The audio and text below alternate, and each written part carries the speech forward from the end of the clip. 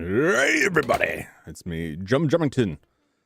I jittered there for a minute. Former CEO of Jumington Dynamics, broadcasting live from the Jumington Dynamics Auxiliary Hazardous Material Storage Facility somewhere in the world. How's everybody doing this evening?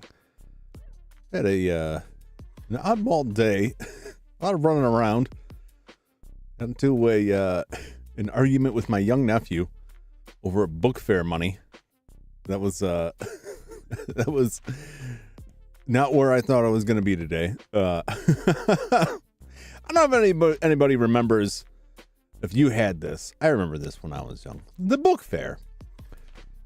Group shows up, got a bunch of books to sell. They shuffle all the kids down there to eyeball their wares. They give them a piece of paper to write down what they want to buy, take it home to the parents, and then presumably come back with money and grab these books.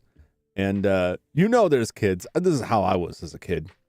Man, my eyes were bigger than my stomach, so to speak. And I would, without really thinking about the cost of anything, just start putting everything on the list. And I'd go home with like a million things circled. My parents were like, no, you can get some of these. You don't need all of these. My nephew's very much the same. He had like five different diaries down. And then I'm talking to my brother, his father. He's like, he bought 5 diaries last year. I don't know what he does with all these diaries. And there's a lot of discussion like, well, did you read the books you got last year? It's like, well, did he buy books or did he just buy diaries? You don't really read those. I mean, you read somebody else's diary, but you don't really read your own. I heard something behind me. Sometimes I put the headphones on and I can't, this kills me if I'm wearing headphones for extended periods of time. And I forget that I have headphones on that do a fairly good job of blocking out outside sound. And then I'll hear something that is like something that picked up by my microphone or something, but it sounds like somewhere in the room. There's no way I would hear that with my headphones on, but I still like, well, was that something there? It happens out with videos. Someone will make a noise in a video and I'm like, somebody here? No, you dummy, you're wearing headphones. All right. Well, people know the stream is here. I realized just as I was starting the stream, I usually post a little reminder in the community tab earlier in the day that what my stream is going to be this evening in lieu of a schedule, simply because this is so silly. I haven't made like a proper schedule, like graphic to put out there, because every time I try to draw it, I'm very unhappy with the results and think this looks terrible. I don't want to put this out there. And really, I shouldn't worry so much about that because it's just a useful tool for people to see when I'm streaming. They're not going to determine whether or not they're going to watch it based on the quality on a schedule, probably. But I realized that my scheduled post that I create when I create the waiting rooms, I did not set the time for earlier in the day. I set the time for the time the stream starts, so people would be getting a notification of that message the same time they get a notification of the stream. So unless I don't know. It's kind of embarrassing. I had to go quickly change it. But it was only one. I didn't notice yesterday. People seem to really like that Paper Mario. I took apart my Nintendo 64 this afternoon. Also, gave it a thorough cleaning, and the power contacts, they looked a little cruddy. I'm hoping that's all it was, because I looked around and Nintendo 64s are going for a bit more than I'm willing to spend right now, especially since I just purchased a new console, and I think I made a huge mistake. I purchased it through a this went all wrong. My whole thing for buying was buying a 3DO. Right, and I looked around on eBay and found a couple, and it was a little bit more than I wanted to spend. And somebody pointed out one of these services where you can buy stuff off of Japanese auction sites like Yahoo Auctions, and they act as like a stand-in, and they will get it sent to their warehouse, pack it up, and ship it out to you. And really, I used it wrong, because these things make a lot more sense. Those kind of services make a lot more sense if you're getting a bunch of stuff, because you combine the shipping. Shipping can get very expensive. Combine all the shipping together. And so I got what I thought was like, wow, that's a good price. That's quite a bit cheaper than what I was seeing on eBay. And then the shipping came up, and I'm like, oh man, the shipping's kind of high, but it's still cheaper. And I ended up choosing a shipping option that has an estimate without checking the shipping calculator before. Like, yeah, I'm sure this one's fine. And then I checked the shipping calculator, and I may end up spending way more money, like quite a bit more money. So that is a learning experience for me. So I really don't want to have to buy a new Nintendo 64 is what I'm saying. Not right now anyway. So, you know, I had it up and running for several hours today. It should be fine. But that's not what I'm playing today. Today I'll be playing Godzilla, Monster of Monsters for the NES. A game that I did not complete in my younger days. Did not complete as a child when I had it. I'm a huge Godzilla fan. Big Godzilla fan. And in looking into parts of this game, I found the most interesting bit about it was that the majority of enemies that appear on the screen, I'm not just talking the bosses, although the bosses are their own weird thing. The majority of enemies that appear on the screen as you're rampaging through levels are actually pulls from various Toho movies, and they're not, most of them anyway, are not just random things made for the game. And I have a list here, and I hope this won't be too annoying, but I'm going to go through as I play this, at least for the start, and we'll see if people get really tired of it. I'm also trying some stuff with some OBS stuff. That's part of it too. I wanted to go through and highlight some of these things and talk very briefly about the movie these were pulled from. What was interesting is that most of these things did not come from Godzilla movies. They're from other Toho movies that most of them don't have any connection to Godzilla. Now, a lot of the monsters in this game, a lot of the bosses are not originally explicitly Godzilla monsters. They were in other Toho movies, and a lot of them made their first and sometimes only appearance alongside Godzilla in an actual Godzilla movie in Destroy All Monsters, which was like the Avengers Endgame of Godzilla movies, where they just grabbed all of the Toho monsters and shoved them in one place and had a big battle. A lot of them didn't even actually engage in the fight. They were just kind of there doing their thing in the background. At least one of the monsters, one of the bosses that appears on almost every stage, I don't think is ever crossed over with Godzilla at all. I'm excluding comics just because I haven't really read the comics. I'm sticking mostly to the movies on this. But it does appear in a couple Godzilla games, but I did find that it appears in one bit of more recent Godzilla media. A couple other bosses didn't cross over into Godzilla movies until after this game was made. So it's interesting to me, but it was really fun going through and looking up these movies and finding movies that I hadn't seen in a long time, some of which I hadn't seen at all, and like reading the plots of them, like, oh man, like add these to my list of movies to watch here. I'm a big fan of you know, I don't know, the kaiju movies and tokusatsu stuff. So going through all of these movies was really a treat. It was really fun. So I've got some images to put up. I'm going to talk about that stuff when we get into it. I don't know if I'll finish the game. I say that every time. There's a good chance. It may take a while. The game is fairly generous overall with continuation, but you can get stuck in a loop. Now, bosses are one thing. The stages are filled with enemies, and as you progress, you get more and more enemies. So that's another thing. But there's one particular enemy that you will see, particularly as Godzilla and Mothra, because you control both of them in this game, get more powerful. And it is often referred to online as the Horseshoe, the Fireball, or the Inferno Fighter. I always called it the Macaroni Noodle because it looks like a macaroni, piece of elbow macaroni. And this ship is indestructible and will fly through you and slowly fly through your sprite, Godzilla or Mothra, and the whole time it is just chewing down your health. And it is an end runner. It will destroy you. It'll absolutely annihilate you if you don't deal with it properly, which is tough because it's indestructible. But yeah, so I got a fair amount to talk about with Godzilla. I may be talking to myself. I don't know if anyone's super interested in this game. I can't say why I never finished this as a kid. Probably endurance. Once again, it has passwords. It's once again, it is a Nintendo game. I'm kind of cutting out. I'm self-editing things, and they don't make sense when they come out. Like a lot of NES games, it doesn't have a save function. It has password function, but it's not super useful. Because you do gain levels in this, and I believe if you use the passwords, it just starts you out with one level, which can mean you have to drag a bunch of time, but at least you can bump ahead in the levels. I probably just got bored of this as a kid.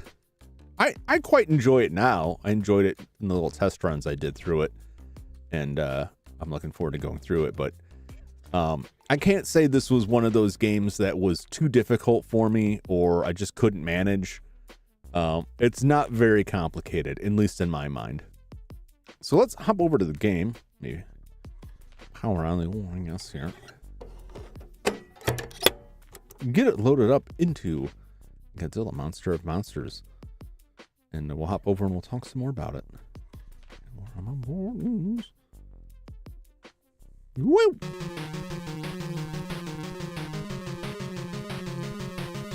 Some nice music.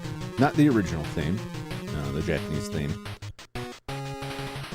It is very reminiscent of Godzilla themes, but it is not like the most memorable Godzilla theme. We can access that via sound test. And we can listen to the original theme. Most likely didn't make it into the American release due to the licensing, I would imagine. And that's why the Godzilla composer, the classic composer, Akira Fukube. I don't know if I'm butchering the pronunciation. Surely I am. But he's the composer who made the primary Godzilla theme, like the main, noteworthy Godzilla theme, the one you always think about if you think of Godzilla. Gonna enjoy some of this tune here. So before we listen to the story here, I'm gonna go do the sound test so I can have this sound playing. I don't think I'll get burned by it. So it's sound with a 0, which is easy to remember because, unless my eyes deceive me, there is no O on this. Yeah, here it is.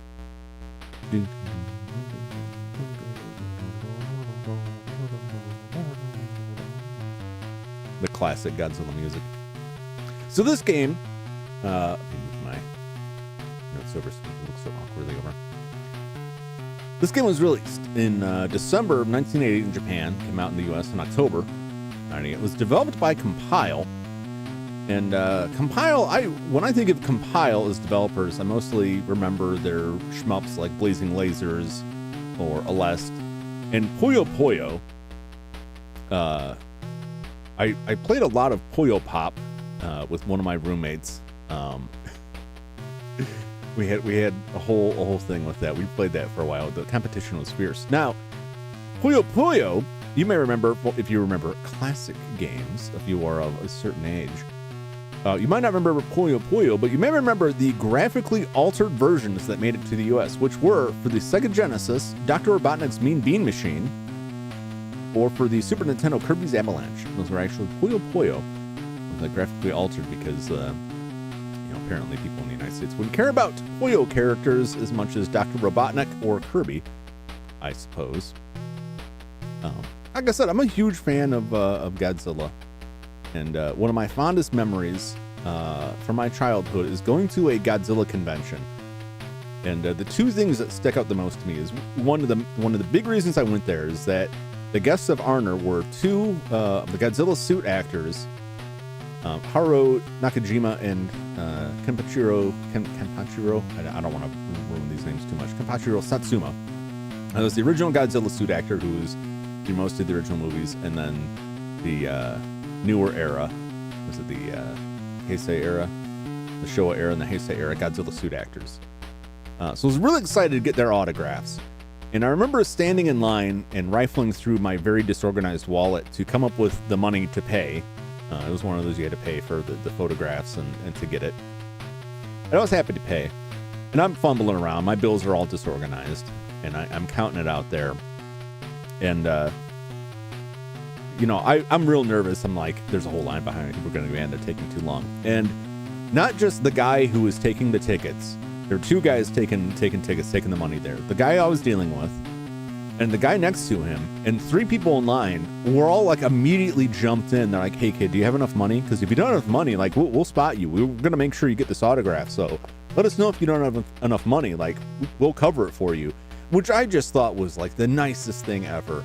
You know, I mean, how often, it's kind of sad to say, how often do you go to like cool fan conventions for stuff and people are like that dedicated to it, to like ensuring everyone's there having a great time, everyone's able to experience this, that they're you know, gonna chip in for some kid to get this. Like, they all got their own stuff to buy. So that really warms my heart still to think about it. I try to live my life like those people. It was very nice. I did have enough money. I didn't have to use their kindness, but that was really nice. So I got those pictures next to the framed photo of Burger King over my bed. Watch over me. They have, sadly, I believe both have passed away, sadly. The second memory was, at the time, one of the last Godzilla movies that got a stateside release was Godzilla vs. Biollante, which released in 1992 in the U.S. Released in 89 in Japan. Released in 1992 in the U.S. Straight to video. And most of the 90s movies did not make it to the U.S. It wasn't until the 1998 American Godzilla movie came out that they had a distribution deal go through and we were able to get those legally. So if you wanted any of the 90s Godzilla movies, or frankly a lot of Toho productions that were never officially released in the US, you had to go with bootlegs. And I can tell you, the convention hall was filled to the brim with bootlegs. But I didn't get a chance to look at any of them for very long, because at one point someone came in and alerted the vendors that some person of authority was there to look for these tapes. Now, I don't know if it was someone on behalf of Toho, which from what I remember was fairly litigious about stuff, or some other authority. I don't know what authority would cover bootleg VHS tapes at a convention, but they came in and gave the word, and these people just like put their arm out on the table and swept like 90% of the tapes into a box, slid under the table, like whoop, and then spread out the rest of their stuff so it didn't look so suspicious. And I remember going up to a table and I was like reaching my hand out, and then this arm just like sweeps all the tapes, and I'm like, I guess I won't. Now, presumably they put the stuff back out, but I was not around to see it. So it was many years before I got to see a lot of the later movies. It's part of the reason that I read for that. I had always thought, because I was very young and wouldn't understand some of this, but my thought was, well, I guess Toho just either doesn't like the distribution deals or can't find a stateside distributor or whatever.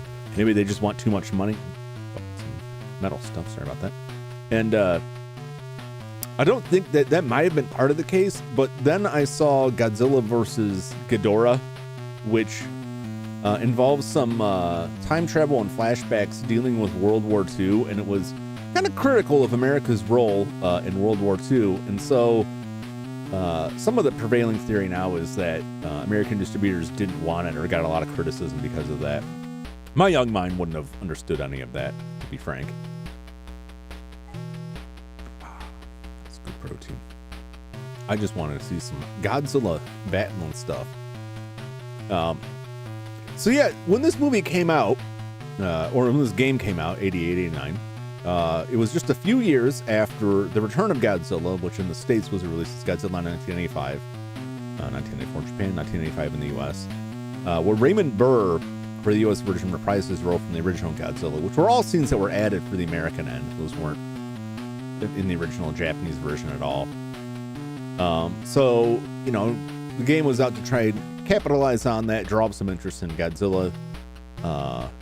And there wouldn't be another Godzilla movie until 1989 with Godzilla vs. Biollante.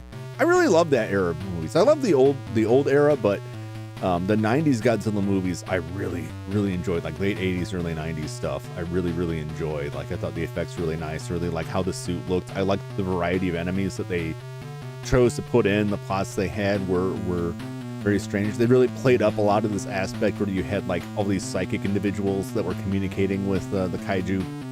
It was very good. Highly recommend checking them out. I don't know where you can see them now. They've got to be on some streaming services. I've looked around. I'm hesitant to shell out the big bucks for a giant Godzilla box set of Showa era movies, but eventually I probably will replace my all super old, bad VHS copies from the way back when. So Godzilla the game takes place, you can see in the background of this image here, the grid. So let's get out of this. I don't exactly know how to get out of this. Aside from, restarting my my cart here. I do own the cart, but as always, I like using the Flash cart for a variety of reasons. So let's hop in. I'll talk a little bit more about it as we get into it. We'll see the little opening cinematic here play out.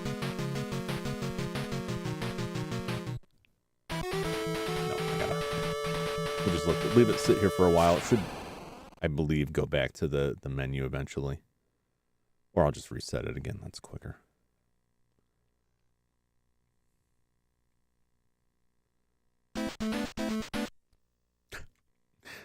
I just want to watch the opening cinematic. It's got a story. You don't need much.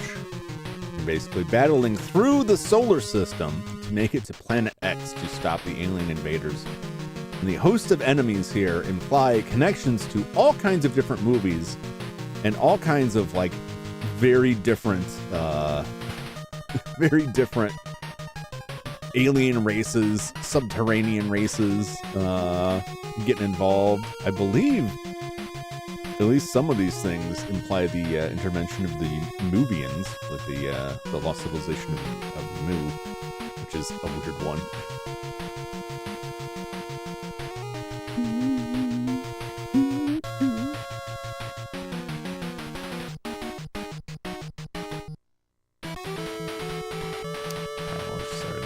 There's oh, okay. I don't know, I was just waiting. In 20XDX AD. The Earth.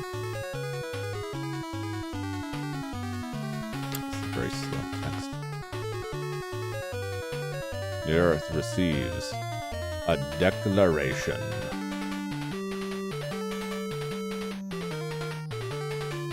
Of war. This ship right there is from the movie Latitude Zero. We'll see this again. It's actually a boss. And then the planes in the background, I believe, are from Destroy Our Monsters. The declaration roll from Planet X. It's weird to all fly around together. With the entire solar system, it's King Ghidorah. It's another Toho pool. Gorath, I think. The entire solar system as the battleground. Battlefield. I should wait for the words.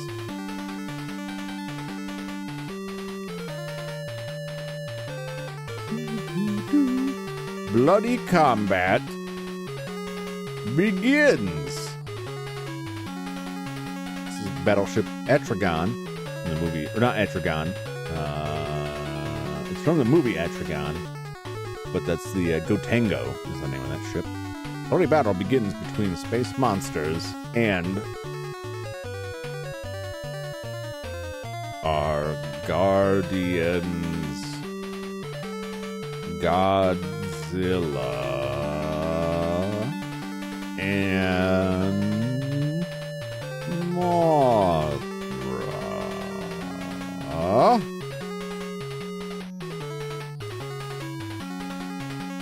That's a lot of those. I don't think they were spaceships in Atragon. I'm pretty sure they were submersibles, but they could fly. They could fly. The Earth. Alright, so here we're going to the game. We're on a hex map, and that's where you'll be doing your movement. Godzilla can move 2 spaces before he must stop and face the level he's stopped on. Mothra can move 4 spaces. You cannot move past the monster enemies. These happy chaps down here. And then this is the end stage of Earth. And once you beat this on your following turn, you can move to the next planet. You will want to move both monsters. You can choose which one you control at a time. You want to move both monsters off the board. If one of these monsters dies, You can bring him back by moving the other monster off the board to the next stage.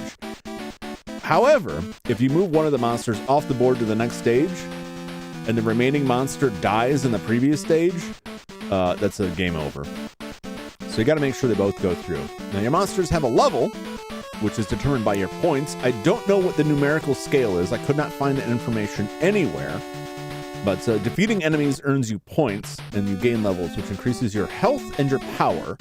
Your power determines when you can use your special attack. Mothra drops his Mothra Dust, or her Mothra Dust. Sorry, Mothra. And Godzilla, of course, has his Atomic Fire Breath. And that consumes your energy, which does recharge as you go. The higher energy scale, the more you can use the energy, the more powerful it becomes. So you want to level up and get those points. On here on the map, each of these tiles graphically represents the different type of area it is, which determines what kind of enemies you will face in that area. Volcano areas, wilderness areas, there's some tech areas. And these bad boys are the hyperspace areas. Hyperspace areas usually have enemies that have a high point total, so these are good areas to go in to grind up some levels. Though some are better than other levels. There are two enemies on the stage. Get used to this Joker. Well, hell, get used to both of them. So this happy chap here, let's see if I can make this work here.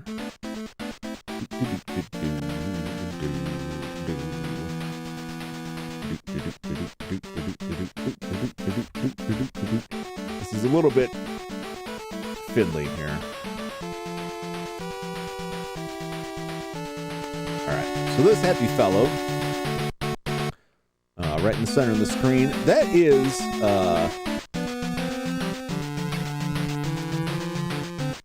Godzilla. Godzilla. Is it not, oh, okay. Look at the preview on YouTube to throw me out. This is Godzilla. Godzilla is from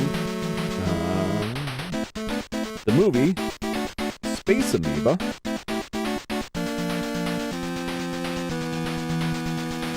Which was released in the U.S. as Yog. Yog Monster from Space. Now you might think, why is there a giant squid monster for a movie called Space Amoeba? And you'd be correct in that. It's actually not even a squid. The plot of Space Amoeba is that a parasitic amoeba from space comes to the Earth, infects wildlife on the Earth. Holy flanges, Batman! What a hand! Don't judge my hand. I've had a lot of surgeries, you know. But there's no guarantees on that. Gimmario got ticked up a couple notches, bit loud. Gotcha. Let me drop that down a touch.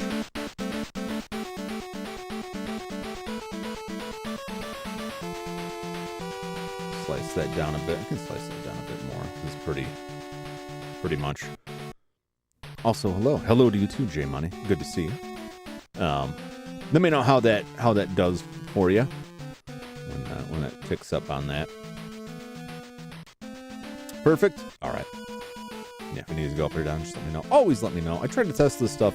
I am a terrible judge of this stuff because I'm eyeballing the levels here, and just like different tones and things will sound differently. And I try to listen to it. And I'm like, well, it's probably okay. I'm a bad judge of it. So I appreciate you letting me know and having patience with me. So in Space Amoeba, or Yog Monster from Space, and the name Yog is possibly a reference to the Cthulhu entity Yog-Sothoth, which is pretty funny. The space parasitic space amoeba comes down to Earth, infects various wildlife. In this instance, it infects a cuttlefish, not a squid. There's a difference, which transforms it into a Godzilla. What's interesting is that Godzilla's name is formed of Gezo and Ra, which is typically a name that was added to the end of kaiju's names for these movies. And Gezo is squid legs. So his name is about squid. He's always referred to, I don't know if it's a he, it's always referred to as the giant squid monster or the squid monster.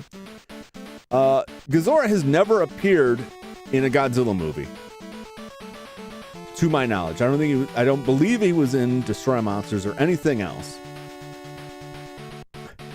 It's only that movie. It was also the last movie of the co-creator of Godzilla and special effects supervisor, who passed away during the filming of it. And that was a whole thing.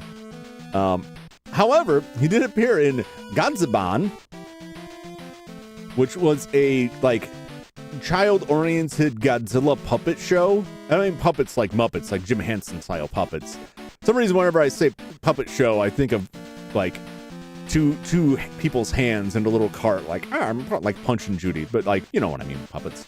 That you can find on YouTube. It was released on YouTube, subtitled by Toho.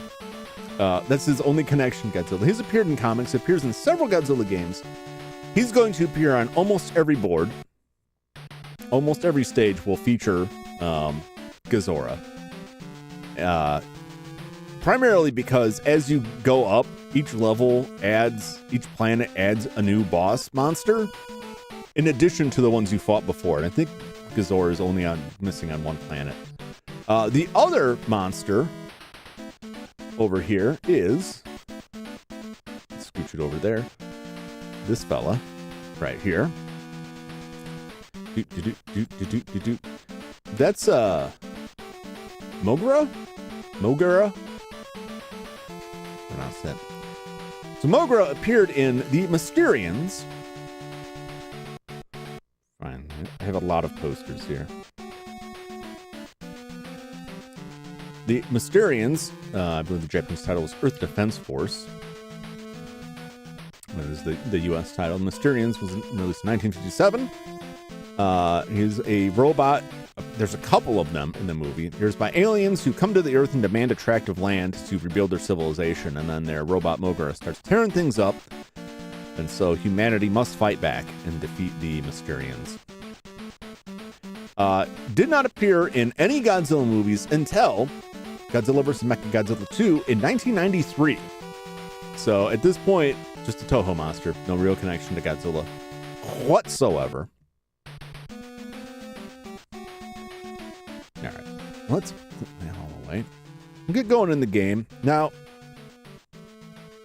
hopefully this won't be too annoying to do this, but I'm going to pause for a couple of the levels so I can do the same thing and showcase some of the other enemies, just because I find it really interesting. I find it really interesting how they pulled so much of this stuff from Toho movies. Because a lot of licensed games, they just slap some enemies in there and they're just, it's like nobody has no connection to anything. And in this case, like, they really put the work into grab stuff from all kinds of different Toho pictures, which I thought was really, really cool. So we're going to drag Godzilla over. I want to make my way over to the hyperspace slot, but I don't have enough moves to get there. So now we're going to get into the side-scrolling aspect of this. And this is most of the game is blasting through here. We got a punch, we got a kick, we got atomic fire. I can also do a little woo! Little tail swap there.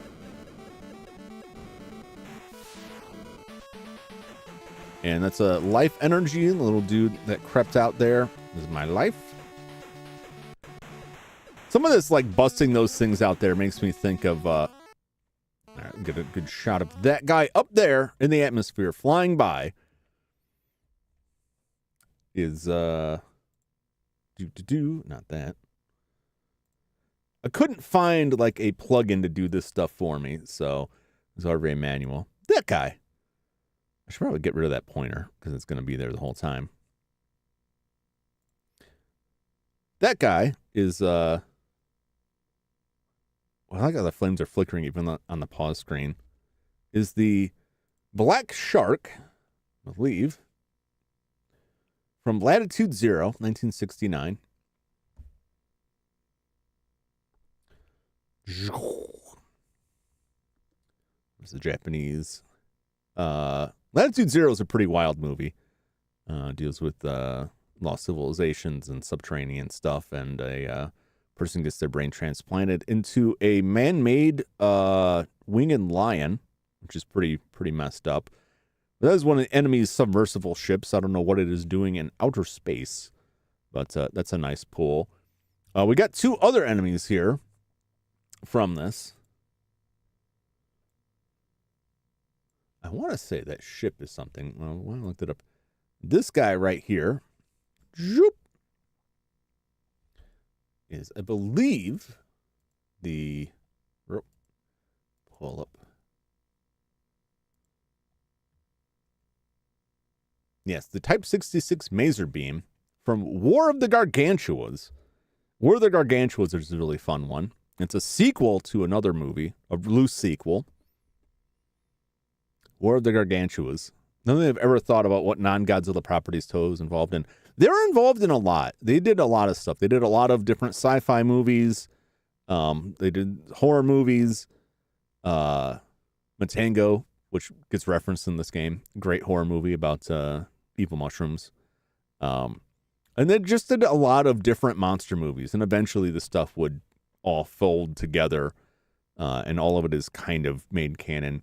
They even had a couple like tokusatsu shows, like Ultraman style shows, and one of them features Godzilla, Gigan, Ghidorah, Gigan, Godzilla. It was like weirdly combining names there, in several of the episodes. But this is the Type 66 Maser Beam tank, which was used in War of the Gargantuas. War of the Gargantuas was a sequel to another movie, Frankenstein Conquers the World, or Frankenstein versus Baragon, which is also the first appearance of Baragon, who appears as a boss in this game. And so War of the Gargantuans is loosely a sequel to that. And the plot of Frankenstein Conquers the World is that Nazi scientists during World War II capture the living heart of Frankenstein's monster and deliver it to the Japanese Navy, who store it in Hiroshima. And then after the atomic bomb goes off, the heart gains the ability to absorb and feed off of radiation and eventually regenerates into a young boy version of Frankenstein's monster with a big, big head, who eventually grows gigantic and must battle Baragon, a beast that emerges from the earth. And in the sequel, War of the Gargantuas, which is what this one is from, you can see two of them fighting there, a green one and a brown one. Separate parts of the blown up Frankenstein's monster regrow into two different creatures. One of them is friendly, and one of them consumes human beings. Like you may consume popcorn in the movie theater, just swallows them down. And they, of course, must battle each other to the death while people try to prevent the military from destroying the good Frankenstein monster, which they actually have names. I know for the U.S. release, they tried to play down the Frankenstein bit of it. But the Japanese, they had names Sanda and Gaira. I think Sanda is the brown one. I may have those backwards. The duality of man. Yeah, you're either friendly or you're eating people. I mean, that's my experience. So we got the beam from that. Oop, oop, oop. Some of this stuff doesn't want to do properly. That ship, I don't know. Yes, that ship, floating off to the side there. Ooh, this happy fellow. That is a NATO Universe ship from the movie Battle in Outer Space, which is about a battle in outer space. I haven't seen that one. But that is, again, from a Toho movie, straight out of Toho. I think that's it for these. Try not to do this too much. It was something I wanted to try out because I've been searching for a way to do like a live zoom in thing, and I couldn't find one to do exactly what I wanted. Gotta bust these mountains out of the way. So you just have like a host of enemies there. I'm sure that missile launcher is from a Godzilla movie. It's not too bad, at least in the early stages. You don't really have a time limit in here. You have a fair amount of enemies. That guy will blast from outer space, and those will hurt you.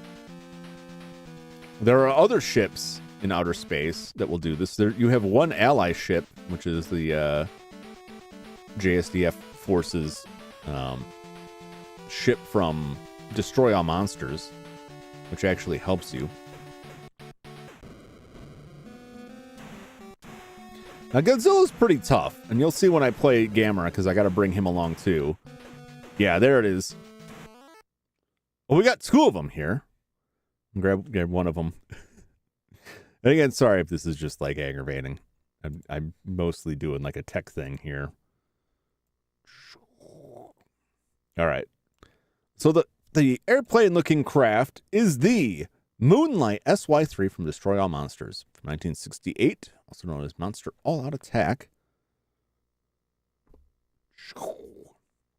Which was, like I mentioned earlier, I like to call it the Avengers Endgame of giant monster movies. It's when all of the various Toho monsters converged in one movie. Many of the bosses were not originally, that appear in this game, were not originally Godzilla enemies, but crossed over into Godzilla territory by appearing on this, where all of the monsters were moved to an island, and then an alien race comes and takes control of the monsters in order to annihilate the Earth to take it over as their own planet.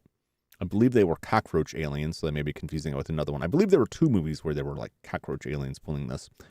And they have to free some of the monsters to battle other monsters. And then, of course, King Ghidorah shows up. He's always the standby alien monster. That other ship in the background there is, I don't think I have a poster for Godzilla Returns, which in the U.S. was Godzilla 1985. But that dude in the background is, you can sort of see him. I lost my... That is the Super X from the Return of Godzilla, the SDF's special anti-Godzilla ship that I don't think does a whole lot of good, from what I remember. Most of the SDS stuff doesn't really do it. But the Moonlight SY-3 will fire those blue beams out, and those will actually injure enemies and produce healing items for us, like so. So that's our friend. The Super X is not our friend. It's very much anti-Godzilla. Just peppering us with crap here. Now, luckily, the healing items are pretty plentiful in a lot of these stages. I'm just going to blast through those. Here's another one. 2 of them, in fact. Let's roll that beautiful bean footage.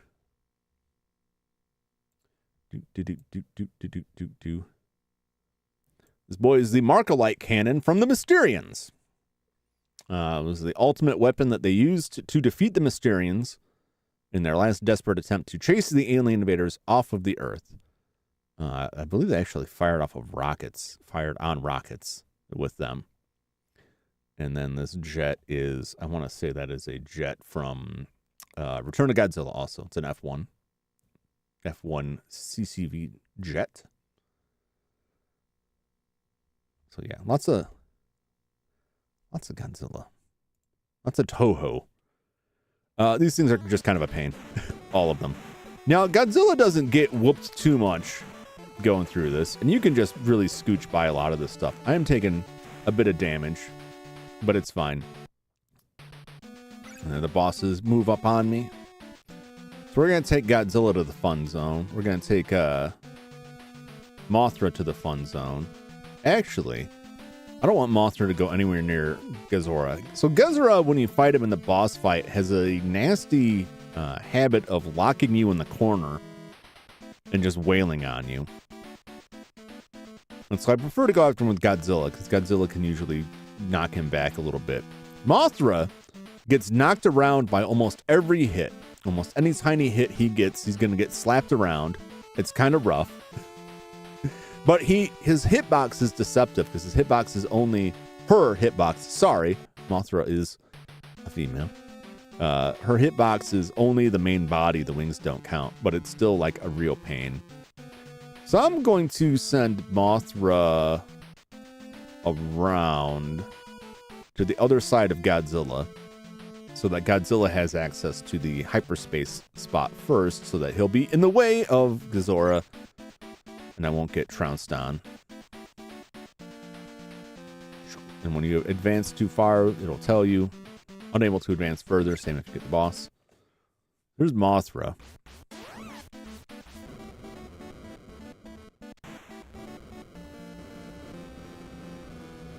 Pretty agile, pretty movable. very much weaker attacks. And there I'm getting bounced. Much less attack power than Godzilla. Has a powder drop, which can be really useful, but it can be really tricky to get that on an enemy. Now, luckily, you can usually destroy beams, but sometimes it appears that when you destroy beams that are fired at you, see, that thing shot me even though I blew it up. You still take some kind of damage for it. It's odd. Get some healing items from our friendly ship there. It's kind of like TMNT where your lives are the different characters.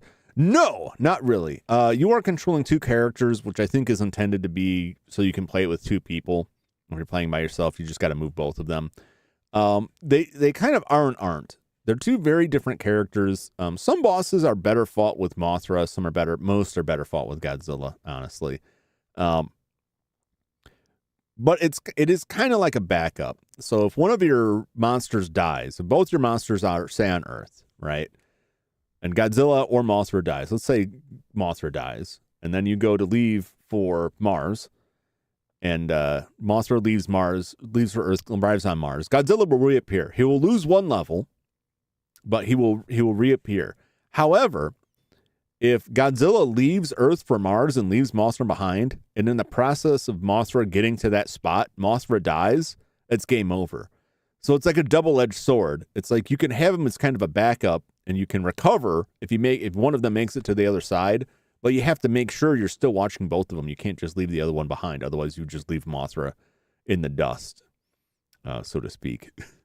Which is not a great strategy because you want to keep them both up there. And I think that was probably one of the reasons I didn't really complete this as a child, was because I didn't quite get what was going on with Mothra. And I was just like, Mothra sucks. I don't want to control Mothra. And then Godzilla would die and Mothra would be like 5 planets behind.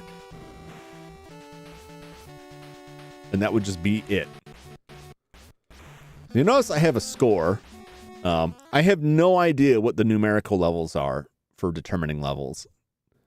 I just get everything I find is just like, go to this planet and that's where you get levels. I think even the instruction manual is like, if you go to the warp spots, you can get to, yeah, it's pretty complex. Yeah, it makes sense once you get going on it, but it's goofy. It's goofy.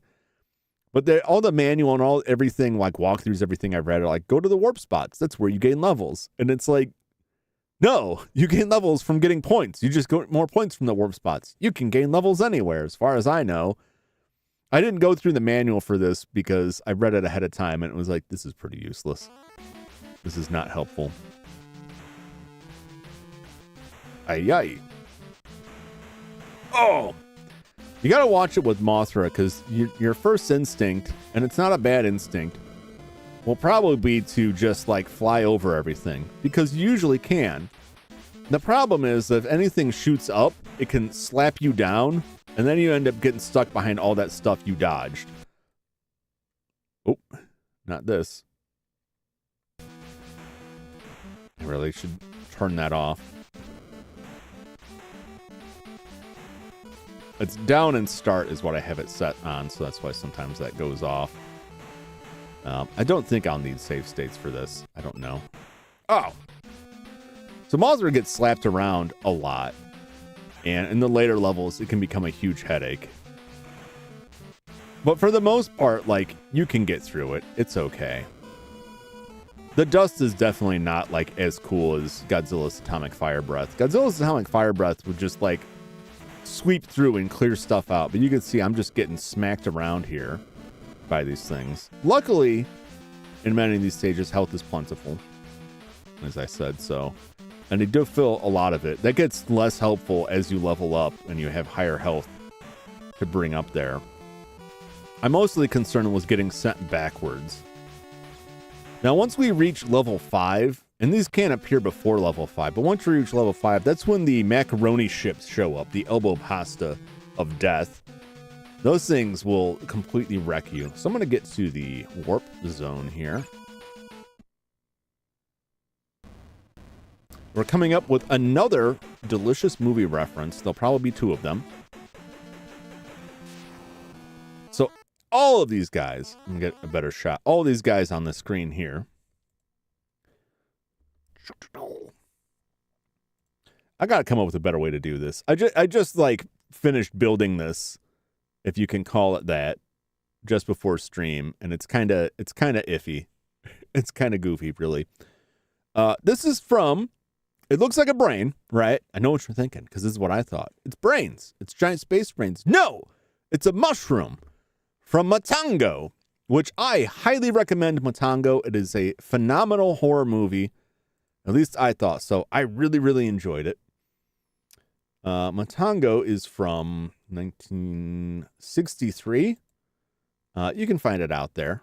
Highly recommend it. It's about a group of people who are shipwrecked on an island when the only source of food they can find are unidentified mushrooms. And so, being hesitant to just eat random mushrooms, they opt not to. And they find another ship, also shipwrecked on the island, but in a better state than their own, decide to fix it up. And they first have to clean off all this strange mold that is growing on it. And the only thing they can find that grows on this island, all these multitude of mushrooms. And finally, one of the crew breaks down from hunger and says, screw it, I'm going to eat this mushroom. When the mushroom immediately colonizes their body, and once it has controlled them, the now mushroomified person convinces other members of the crew to also eat the mushrooms so that their bodies can be colonized. And eventually, all but one fall to the threat of the Matango, the mushrooms. I don't know if Matango.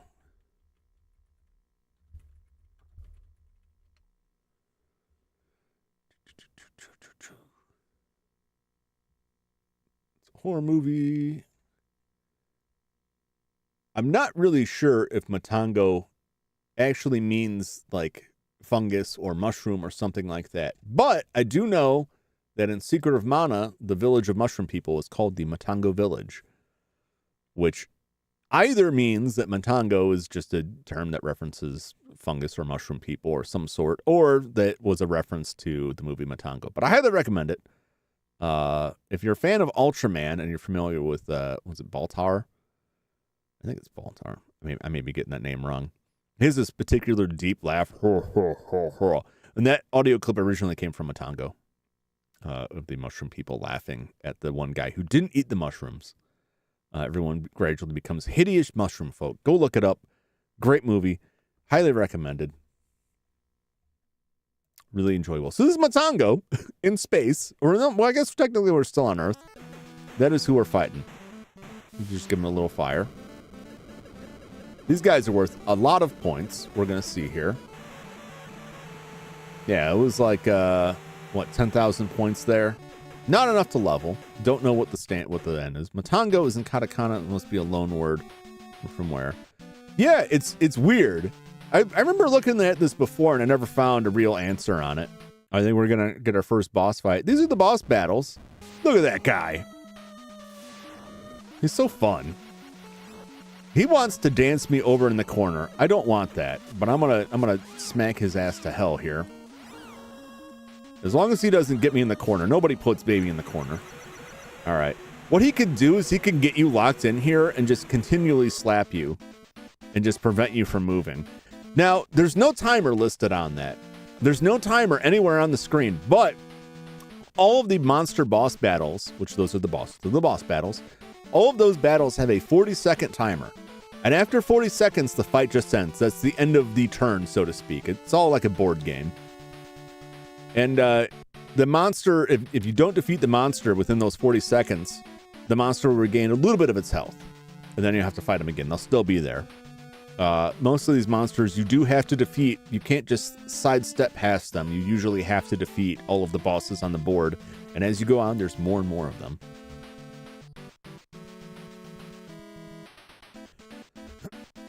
Pardon me. So that was Godzilla. Never run against the movie. From Space Amoeba, or Yog, monster from space. He's a cuttlefish, but he'll frequently referred to as a squid.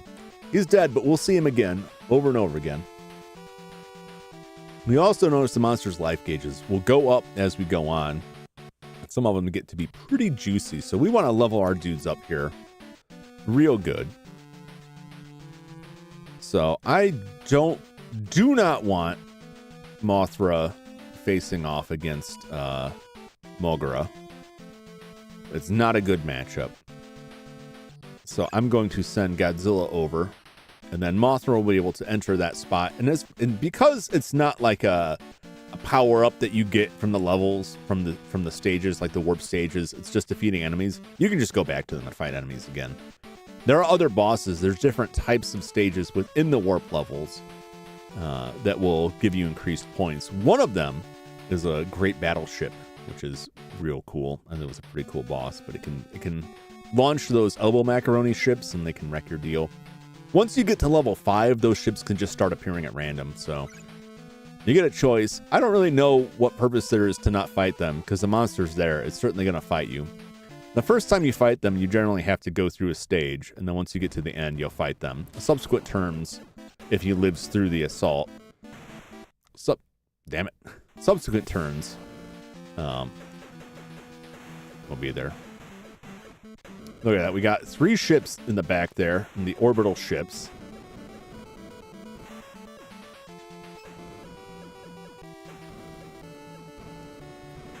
Get out my way.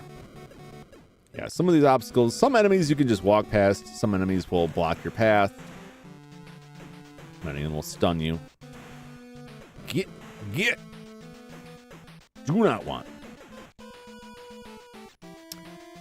We're in the volcano section here. So these things I thought were supposed to be Rodan. Apparently they're not. However, those flying saucers are from something. I'm not going to do the zoom in thing. Again, if you don't mind, it's kind of fiddly. If I could figure out how to make it work better, I would. So I don't have to, because what I have to do is I have to juggle into studio mode and drag stuff around. I need a better methodology to do that. But the flying saucer,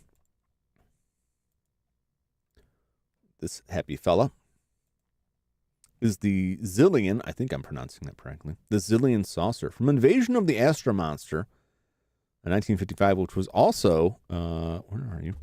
It was released in the U.S. as Monster Zero, which I believe is the first appearance of King Ghidorah. This is actually a Godzilla movie, and the Zillions are aliens that show up. Look it up. Look up the aliens. They have a particular look to them, a particular outfit that looks quite wild. I quite enjoyed them. I thought those birds, those flaming birds might have been Rodan, because there was some times Rodan has, like, it can fly real fast and set on fire. That was not the case. As far as I know, those are just birds. Rodan does exist in the game, but it's an unused thing. Like, there's some graphics in there. Get some of that delicious health. As long as the black shark. Oh, jeez.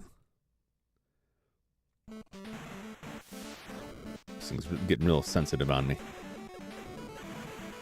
Volcanoes that you have to defeat. Because, you know, Godzilla will just punch on a volcano. Here's another one. This happy snake fellow here is Manda, who first appeared in the movie Etrigan, which also features the space battleship that you pointed out in the opening cinematic. And that is Etrigan, 1963. Also known as Undersea Warship. Manda is a giant snake monster from beneath the sea. They build the space battleship. That is Gotengo, is a space battleship you see on the cover there, or not on the cover, the movie poster. They must use it to battle the Movians, or the Kingdom of Mu, the what do you call it? Like the subterranean world. It's like the inner Earth theory. I think I'm not using the right words for that. Yeah, I mean, like the idea that there's like a whole civilization that exists beneath the crust of the earth, and that's often referred to as Mu, which is also often associated with Atlantis. Manda was the enemy that they had to battle in that. I don't know why Manda's hanging out in volcanoes here. Manda did appear in Hollow Earth. Hollow Earth, that's it. Thank you very much, J Money. Manda did appear in Destroy All Monsters, but most of them did. To the point that it's just like the ones that didn't are the odd ones out. They're the weirdos. How about a little fire, Manda? I know you hang out in a volcano, but I'm sure you don't want to be caught on fire either. Some flame shurikens. Just a peppering the whole screen. So here's Mogra.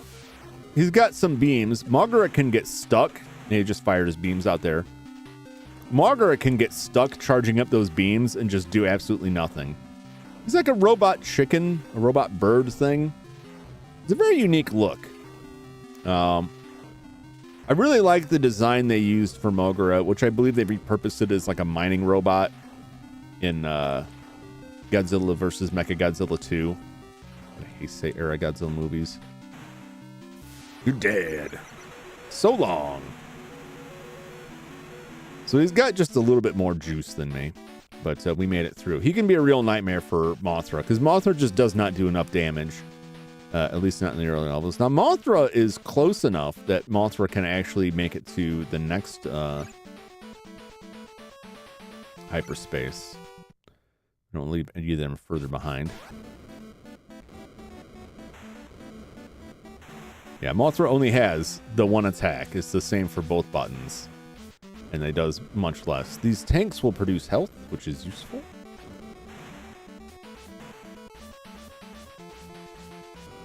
These plant things aren't nothing. They're just weird plants. Same for these. I have no idea if these belong to anything. I don't recognize them as being anything other than strange spitting towers. I have to kill these, which really sucks, because they take a lot of hits from Mothra. Godzilla just chews through these like much quicker. I'll complain about Mothra a lot, just because Mothra is like, she's so much weaker in this. But that was Mothra's thing. Mothra's not like a brawler, you know. It fits the story. However, Mothra's attacks use a lot less power, and they do decent damage. So I can just fly over these without even really tangling with them so much. Yay! Pretty cool effect. Orbital shots coming from the distant Earth. Oh yeah, those are really cool. And for the longest time, I didn't know that one of them was an ally ship. I thought they were all. I was trying to dodge all of the shots. But they did a really good job graphically with this. I thought the sprite work on the monsters is really good. It's kind of limited, like, angle-wise, but I thought it looks really good. The animation is decent. Godzilla's got some really nice animation frames. And just the care they put into pulling the stuff from the movies. That's why I keep putting up these posters and showing the stuff, because I just really love that they put so much effort into getting, like, pulls from actual stuff instead of just randomly making up some junk to put it in there. It gives it this, like, level of coherency to the Toho Godzilla universe that I really love. But yeah, the graphical effect of those shots moving in, really well done. Really well done. You know, this is one of those games that doesn't seem like it's going to be super impressive, but they get little stuff like that, like, really sells it. Really sells it. The Super X, who's the Super X, right? I always call it, right? Yeah, the Super X actually is not just an orbital enemy. It'll come down out of space in later stages, and you'll be fighting it in person, which is kind of a pain. It takes a lot of shots. Ooh, help me, Moonlight. Yeah, you can get really jammed up here. I'm stuck in these mountains. That's why it pays to break this stuff beforehand. Mothra can just get hard locked in this stuff. And you might make through it health-wise, but, like, it'll take a toll on you mentally, having to, like, sit through the vicious beating that Mothra is taking here. Wait!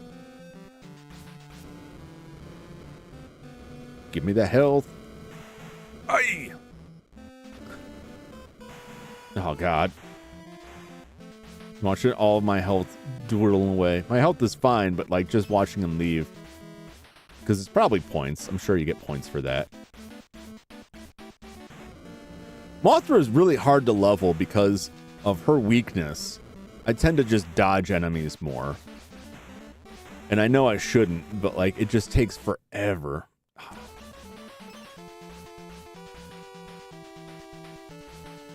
All right, we got some other enemies here. This purple guy here. I am gonna zoom in on this one. Oh, it's already zoomed in. All right. That is a Dogora cell from the movie Dogora the Giant Space Monster, or Dagora the Space Monster in the U.S. from 1964. And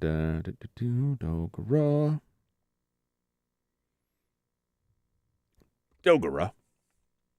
Weird jellyfish-like monsters. The story of Dogora is that some space cells, some single cellular organisms in space become mutated by radiation, make their way into Earth's atmosphere, and grow into these strange carbon-devouring tentacled, like jellyfish-like creatures. And they start eating a bunch of coal and also diamonds. The movie involves a plot with some thieves and a diamond heist and some counterfeit diamonds or fake diamonds. That ends with the Dogora monsters eating the actual diamonds because they are carbon. And they end up defeating them by discovering that after Dogora destroys a wasp nest and is stung to death by wasps, one of the Dogora cells, they discovered is weak to wasp venom. So they set factories across the earth to work creating synthetic wasp venom, which they use to spray into the Dogora cells, which causes them to crystallize and they're able to defeat them.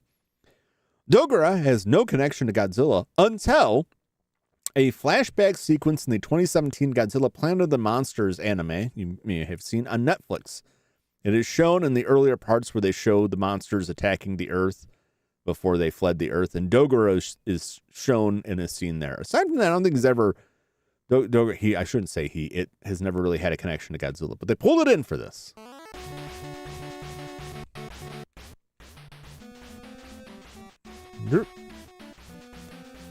Those rings are just rings. They're just space rings. And actually, it's Dogora in the background too. This whole area is just Dogora town. Those other things you may have noticed, these guys, these little dudes with the legs, they look like the health power-ups, but they got more legs. Those replenish power instead of health. Dogora cells are good for those. Power does just like naturally pop up on its own, so it's not that big of a thing. Send Godzilla to the zone.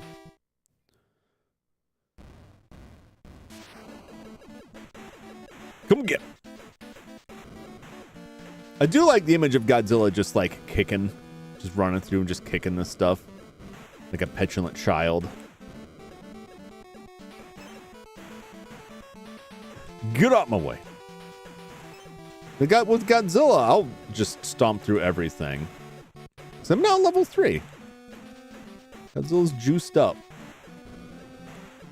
A little bit more power, a little bit more health. Your maximum level, I believe, is 16, which I've never seen.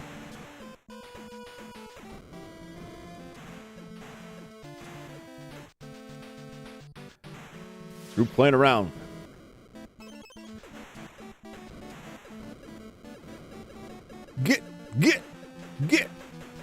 Get out of here. Also funny is the image of Godzilla leaping through the air to kick stuff. These things right here, like having to wait for them to come out, gives me real strong Rampage vibes. It reminds me of it being in Rampage and having to punch out the sides of buildings. I do not like you. Mark-like cannons are a pain. I'm gonna need to juice some health. Look at these guys are good for that. See how much health I get back from that power up. Going old school. I am. Welcome. How you doing, Sky? Enjoying some classic Godzilla. Going over where all of the stuff in this game comes from, because most of the stuff in this game, while not from actual Godzilla movies, the majority of it is from actual Toho pictures. Like these guys in the background, those enemies I just fought, and these things in the background from the movie Dogora. About some space cells that were ultimately defeated by wasp venom. Just grinding up here. I'm going to send Godzilla on. Gotta beat this level first, and then we can move on to the next world. Mothra is fairly safe. Yeah, I'm super nostalgic for the NES. These games, what I've been doing for the past couple Wednesdays, past several Wednesdays when I'm playing NES games, these are all games that come from a box of games that were all the games my brother and I had when we were kids for the NES, or most of them anyway. These things are ripping me up, and I'm getting revenge on these games I was not able to finish for one reason or another as a child. So they all have a bit of meaning to me. Some of them less than others, because my brother didn't like to share, and there were some games that I just never played because they were his games. Batman was like that. I never really played Batman when we were kids because that was a brother game. He would not let you touch it. Well, Godzilla I played a ton of. I just never really knew what was going on, which is funny because it's not that complicated overall. Yeah, see, there's the Super X from Godzilla 1985. Now he's joining the scene. Just a whole world of enemies here.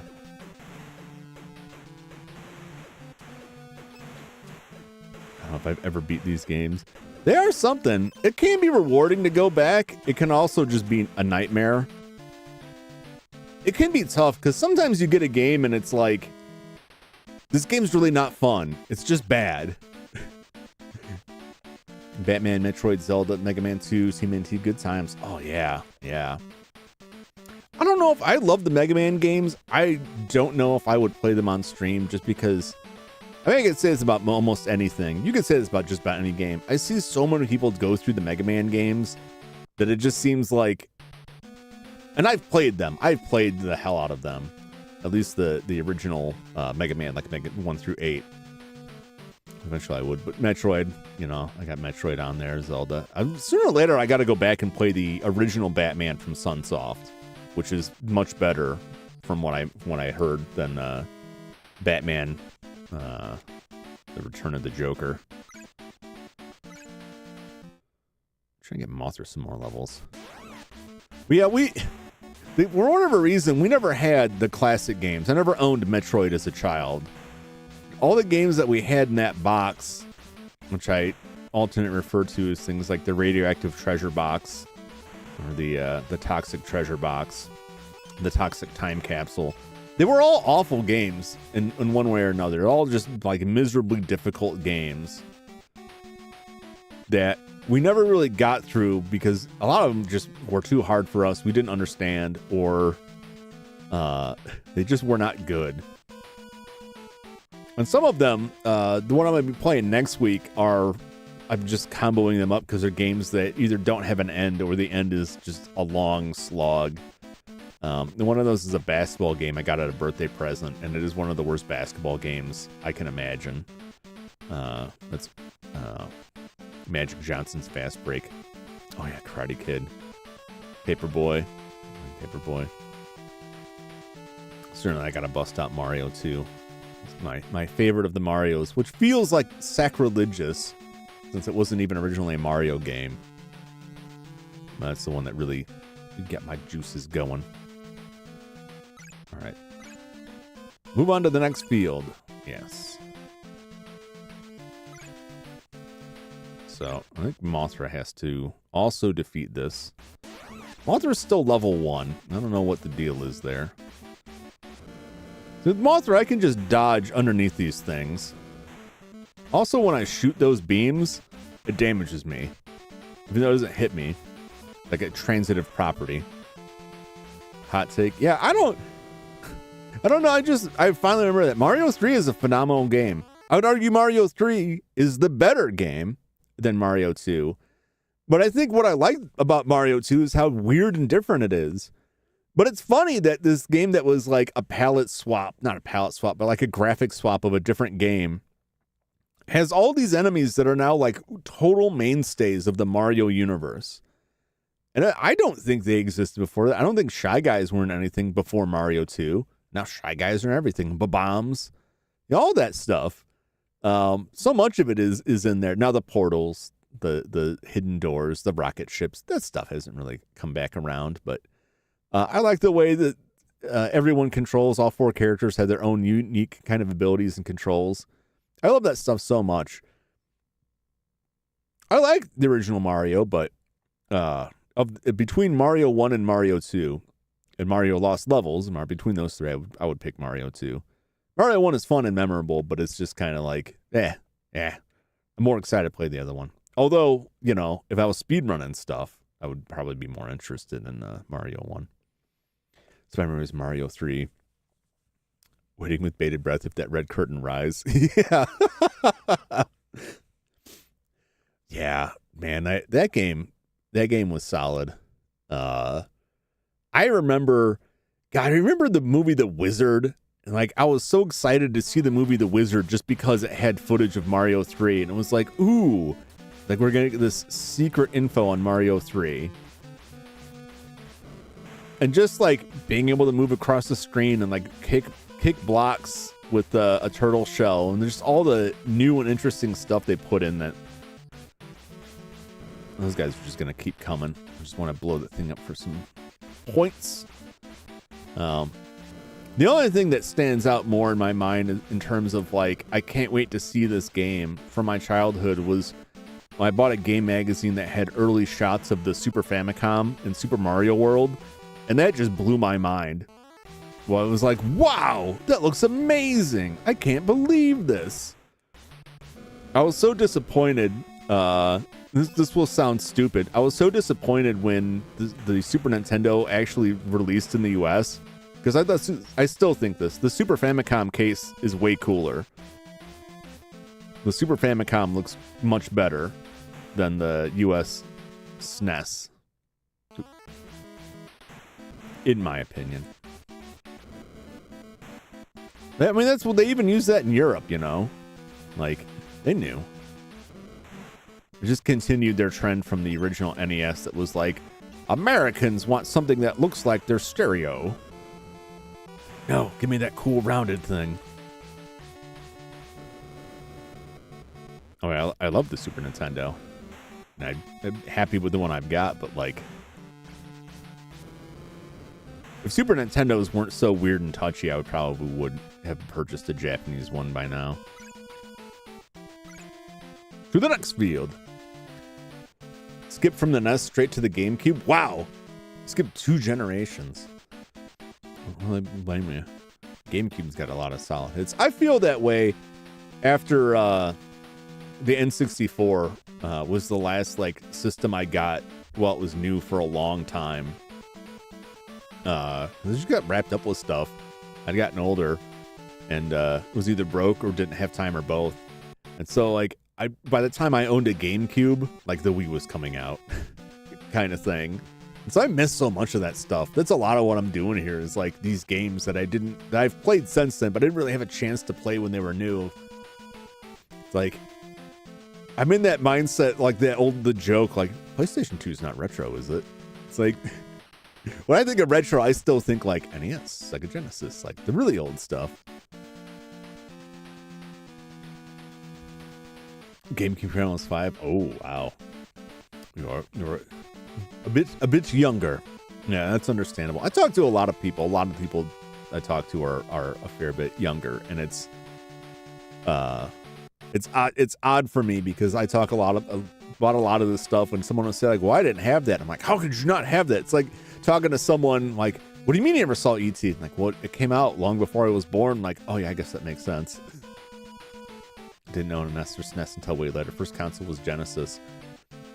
Yeah, my brother had a Genesis, which again I was not allowed to touch. Didn't have many games for it. I think I don't think he was super interested in it. But then he wouldn't give it up because he ended up playing my Super Nintendo more than the Genesis. Genesis has some good stuff. I really love the sound out of the Genesis. It's very interesting. It makes me say when I was a kid, I definitely got sucked into the console wars. Because you kind of like whatever your parents said, like, this is it. This is all you're going to get. Now we go to Mars. Was like, all right, I'm Team Nintendo now. Welcome to the VTuber world. Considered an old fogey. Yeah. Yeah. I love when I am on a stream and it's someone who's considered like, I hear the term hag thrown around a lot for anyone who's older. And then I'm like, oh, yeah, these sound like my people. And then they're like, you gotta be 15 years younger than me. Like, man, if that's considered old, I must be the Walking Dead over here. Pretty up there, unfortunately. But that's just my thing. I'm always in that because I'm always like, find myself in like interest groups that mostly align with people much younger than myself. And then the people my age are like, well, it's time to settle down with my 7 children and 2 mortgages. Like, yeah, no, I'm just, I still got this old Nintendo. I'm going to be playing this Godzilla game. But that satisfies me. I just realized I just started out on a hyperspace spot, which is good for the leveling. Man, get out of here. Do not want.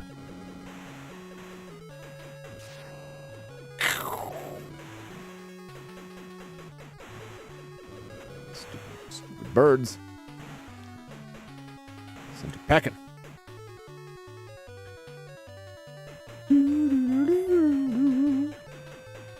Yeah, I've like really been enjoying since I started this. It's a lot cheaper, a lot more fun for real. That's how I feel. But I've also like, I just kind of wasted that.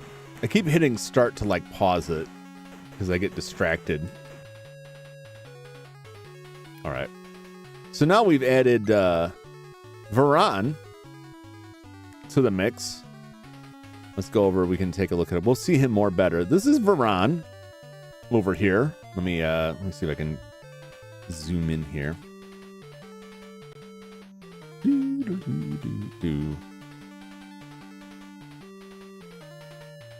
Oh, I just clicked.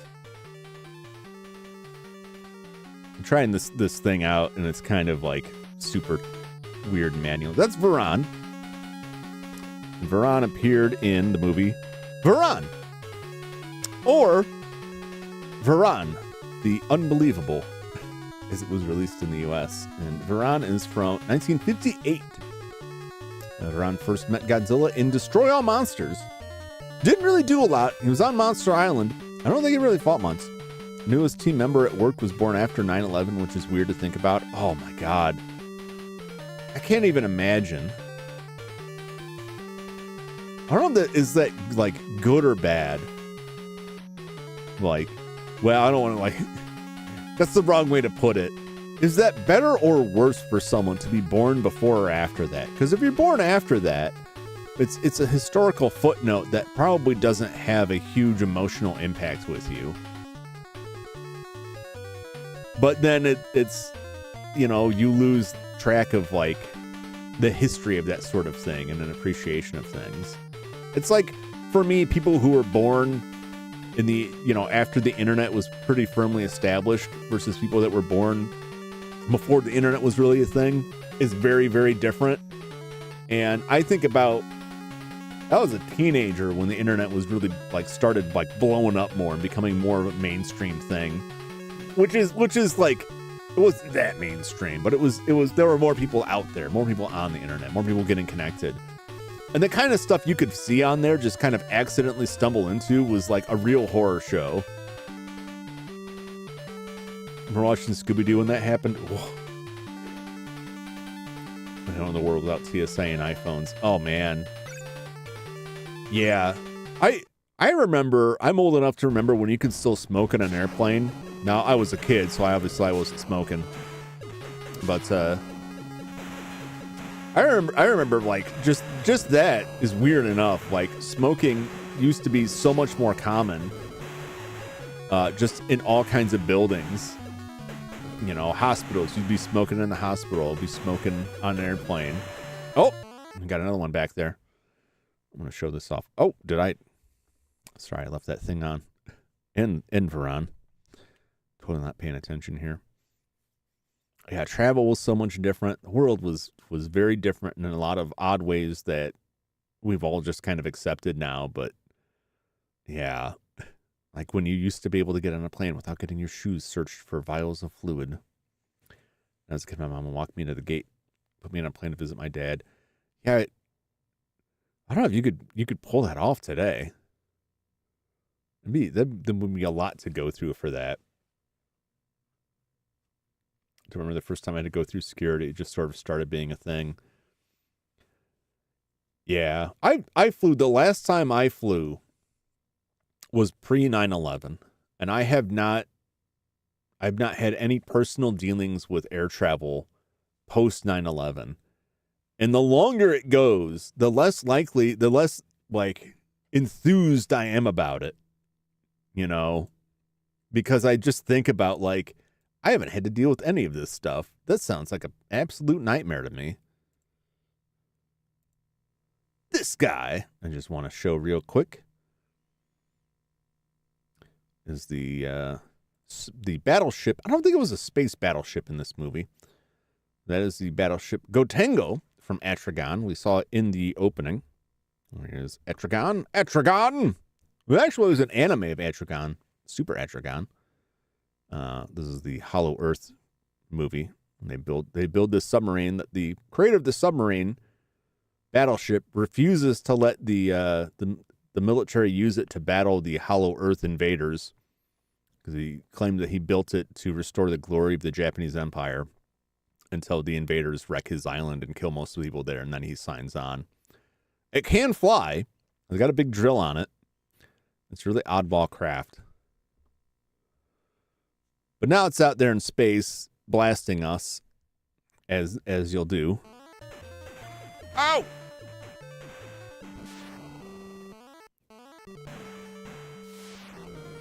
Yeah, when I was a kid, like, I had a transistor radio. It was my father's transistor radio, so it was already old. I remember the first time I encountered a computer. More Matango here. More Mushroom Folk. This will be some juicy experience for me.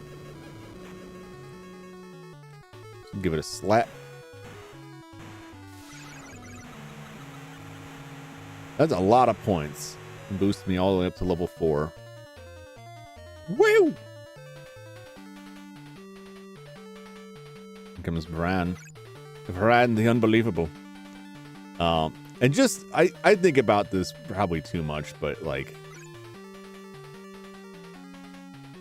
yeah, I got my little nephew. He's 8 years old. And like, he's never not had like a phone or tablet or anything like that. YouTube has always existed for him. And it's so hard. You know, I think a lot of people think this way, depending on their relationship with their parents. Like, I'm not going to be like my parents. I'm going to get along with my kids because I like all the stuff my kids are going to like. And then your kids get older and they're like, I don't like this garbage. Your garbage is stupid. I like Skibidi Toilet. I don't have a problem with Skibidi Toilet. I'm just putting it out there as a thing that I assume the kids like.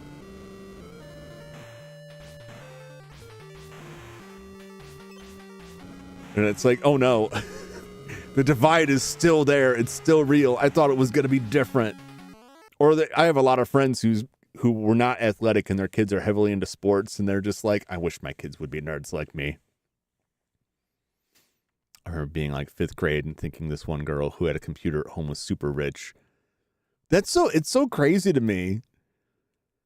Yeah, like, you know, my friends had a computer and like, I'd go over there in my mind. It's like, let me play games on your computer. Like, no, this is for serious business. Like, what? But that was still when computers were like, they were still like a wild variety. Like, you know, they may have an Atari, like an Atari ST. They could have a Commodore 64, an Apple of some variety, or some weird DOS thing, which was often considered the weakest of them all, which is odd that is really what survived into Windows machines. Apple's still around, but everyone else is pretty much toast.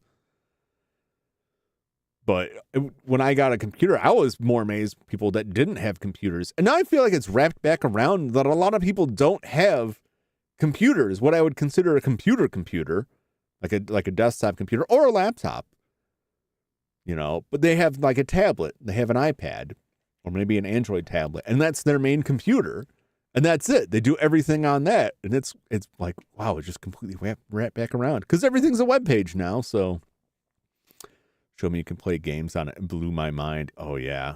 Like we had computers in the classroom and you had your classic Oregon Trail and what was it? Math Blasters? I think Math Blasters, another one, some math games, educational games that were still, you know, they're pretty fun, entertaining. I was in high school, yeah, when I got my first computer, I had dial-up internet, and yeah, you could just access anything, like no restrictions, and some of the stuff you could see, there's a lot of it's still out there, but there's a lot of stuff that has been fairly sanitized, and also the internet, in my mind, has shrunk a lot. There's a lot less weird, interesting stuff out there now, which is kind of good and bad, but like. I remember when Rickrolling started, and people were like, "Oh, I hate these Rickrollings. Oh, this link is just a Rickroll. Oh, I can't believe this. This is so annoying." Live leak. Oh God, yeah. I saw so much stuff on that, and its predecessors. Real awful stuff. It will never leave my mind. But I remember like Goatsy and Tub Girl. Don't look either of those up. Don't look either of those up. Those were horrific. The period of time where every link was suspect and people would get more and more clever on how they would hide it so that like you would have to like really carefully examine any link you were going to click in a forum or in a Slashdot post or in an email. You had to be very careful, not because of viruses and such. That was a little bit later thing, but because any one of those things could be the image of a human doing horrific things to their body, and you couldn't close it fast enough. Just an absolute nightmare. And then to get that replaced with Rickrolling is like the Simpsons episode where Moe's in the woods and like I think it's like a condor or an eagle comes in and starts like pecking him in the groin, and he's like, no, and it jumps up and starts hitting him in the face, and he's like, oh, that's kind of a relief after that. It's like that. Like, yeah, Rickroll's bad, but like, comparatively, it's not that bad. I don't think that sort of exists anymore. I don't know. Is there anything like that now? Anything comparable to the Rickrolling?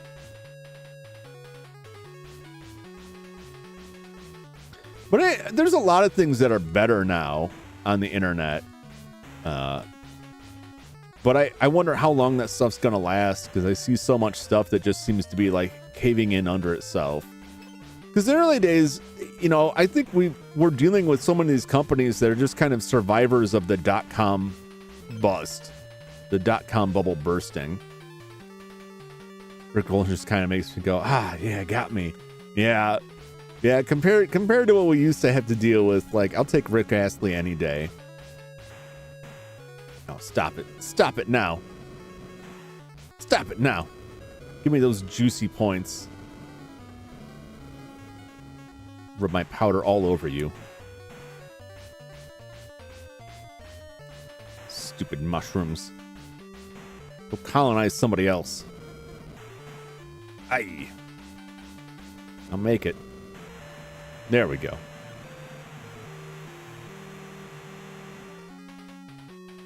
Does that even get me a level? I don't think I was. I'm probably maybe close-ish. Here comes Mogra.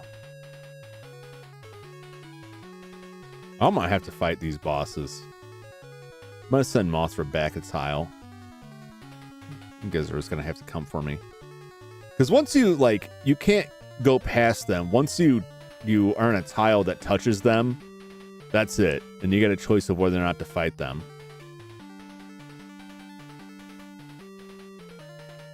And I mean, I would rather let them come to me in a fight, because then I don't have to spend time going through a level to fight them. Otherwise, Godzilla could make it down on this hyperspace spot and get some sweet points. Just gonna send Mothra back. Woo!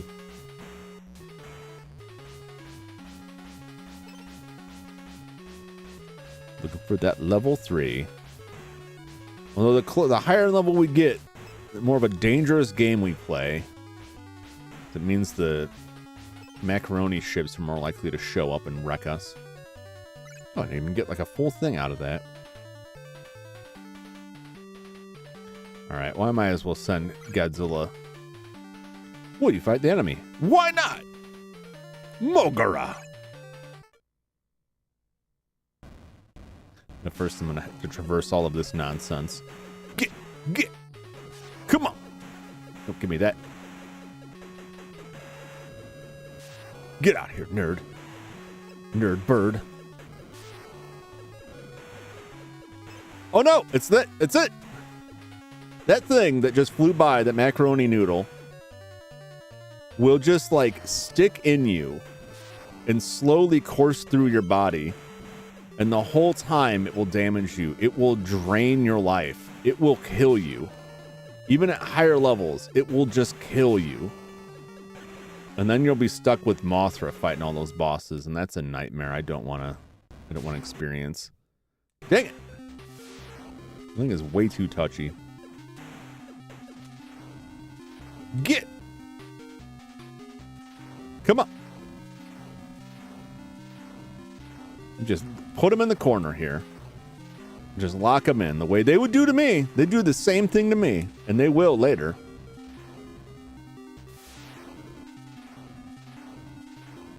The good old-fashioned tail whooping. Yeah, boy!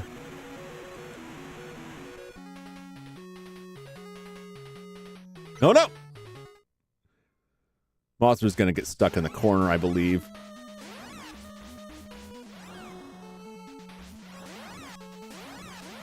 Oh, no! Get out of here! I'm trapped. Getting the Godzilla special here. Look at how little damage I'm doing here. Or I get slapped in the corner. Get out! Yo, Kaiju! How appropriate. Thank you for coming. Oh no! And the 40 seconds are up. And that's what happens. I will have to keep fighting him. Bring Godzilla in. Get some more Godzilla levels, and then we'll get them both ways. You can't, like, double team them, so to speak. But you can get both enemies adjacent so that you get 2 tries.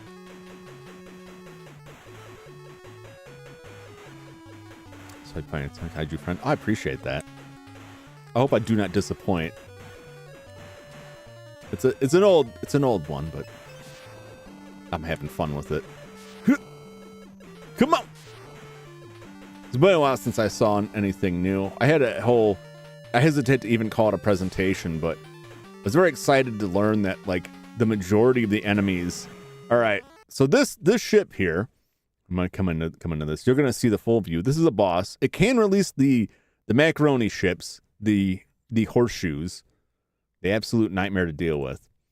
But this ship is the Goten from The War in Space.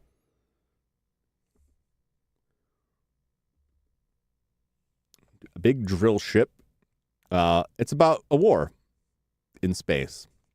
That's about all I got for that one. I don't think I've seen that movie. But it looks a lot like the ship from Atragon. Similarly named Gotango. I believe they're kind of referential to each other. This ship, is it this one or the... It is this one. No, it's the Gotango. The Gotango from Atragon 1963 did appear in a Godzilla movie in Godzilla Final Wars, which is well, I shouldn't say fairly recent one, a much later one, much past this game. All right, as long as I can keep... Oh, no, that's it. So there's a strategy to deal with those, and that is not it. You can see, give me that health. The problem now is that I probably won't get points for fighting this because I moved too far. And I can't go back. Those things will just keep showing up. Yeah, I've moved too far back, so I won't get points for this thing, but I will survive that. They'll just keep coming out. They will, those ships will just keep rampaging through you. Luckily, they only move one side. I'm just gonna have to leave. There's a very particular spot that you can get into where you can dodge those things. The usual trick is to jump up in the screen to get it to fly up, and then very quickly duck under it. Get! This is another guy that likes to lock you in the corner, and he's also a pain to damage. He is quite unbelievable, just like the title. Getting a real Godzilla slap fight here. How about some fire, Scarecrow? That's right. Just got to get him locked in, like everybody else. Don't slap me. Don't slap me. Dang it.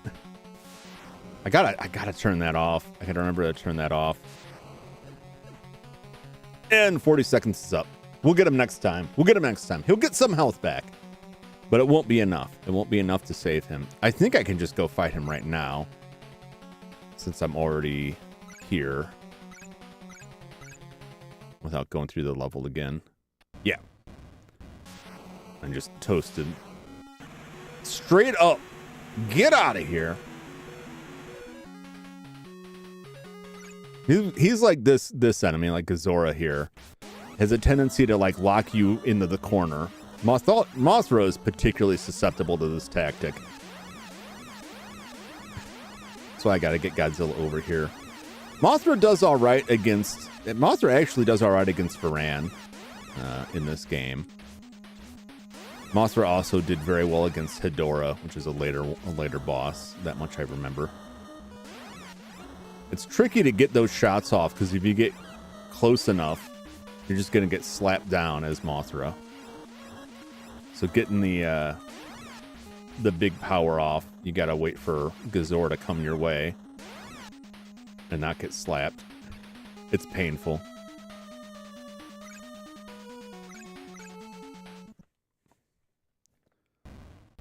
Stupid cuttlefish. It's not even a Godzilla enemy. It's the most annoying boss. He's not the most deadly. It's just aggravating. And just eat up your time. And there's the Atragon. Not the Atragon. No! See, it gets real dangerous, because you get other enemies that will knock you back, and you'll go right into the macaroni noodle. The macaroni ship, and it will wreck you. And it is quite indestructible, which makes it all the worse. Once you hit level 5, those things become more apparent.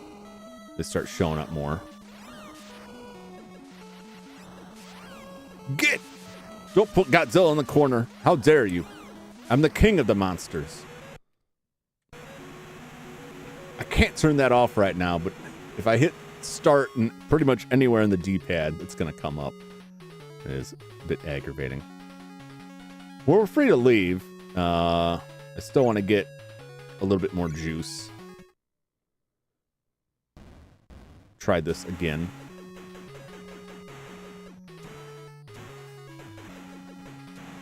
Oh!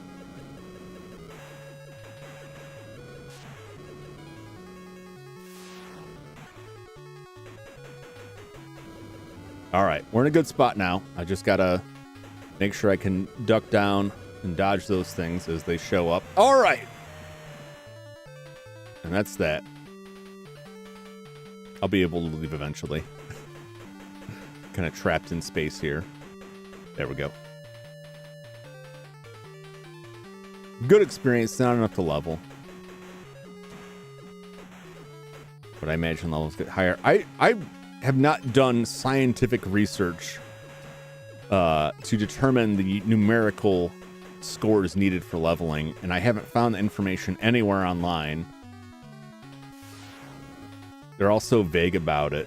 It's like, just go here and you'll get a level. Like, no, it doesn't work that way. You get levels by points. But what's the scale? Ooh. There are some games that people get very interested in, right? And they'll like pull it apart. And they could tell you anything about it.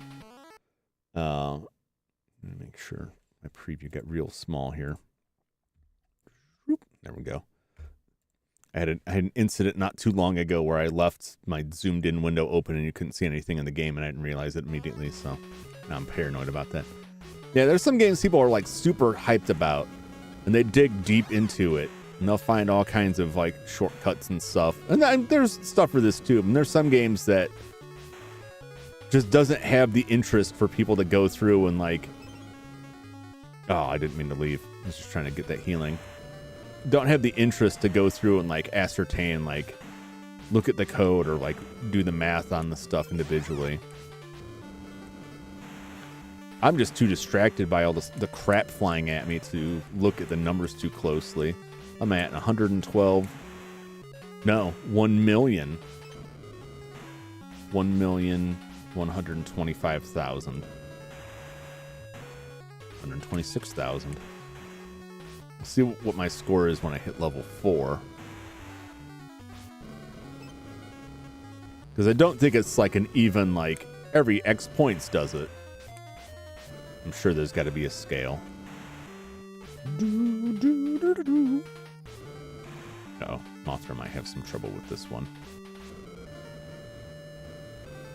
Mothra's not a high enough level, but it can still pull out the, I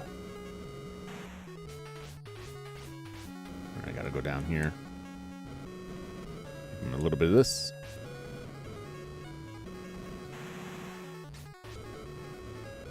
Go.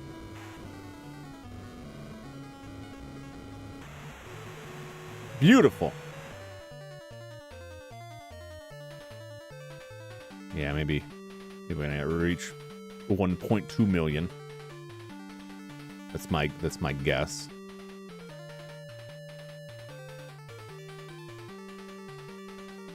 I'd like to get Mothra higher up, but I suppose I can do that further in. Start making our way downtown.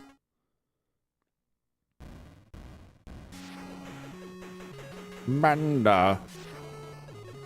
There are so many Mandas on the Earth and other planets. We're not on Earth anymore. We're on Mars. What are you doing on Mars, Manda? It's a cool satellite rocket. There it comes. Oh, I gotta be real careful about dodging those things.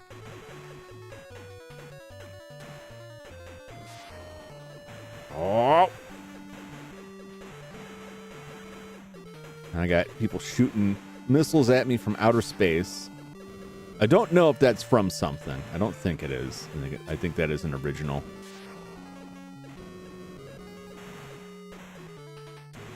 Oh! Right in the face. Dodged it in time, though. Right, that's it.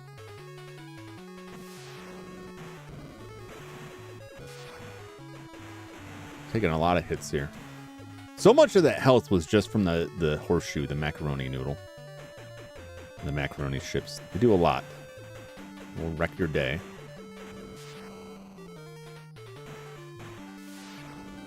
No, you! Gimme! Get! Stupid zillions.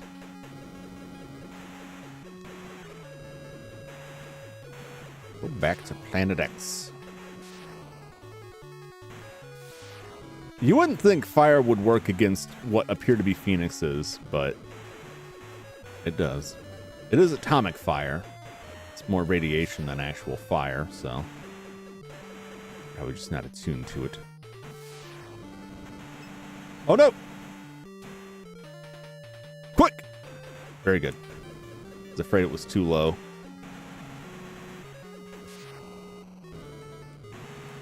Get out. Yeah, those ships become like you need to level. You need to level in order to make it as you go on. You'll just get out health by everything, by every boss you fight. But it is rough. Once you hit level 5, those ships start showing up. And that's when you really need Mothra. Because Mothra is pretty good about getting out of the way of those things. Mothra is pretty agile, maneuverable.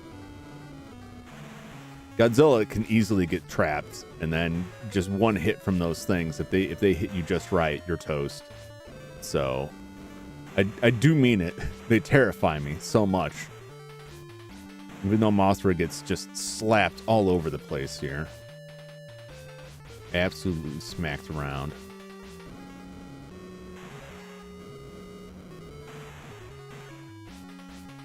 Donut rings. Those are the rings from Metroid. Mother Brain involved somehow.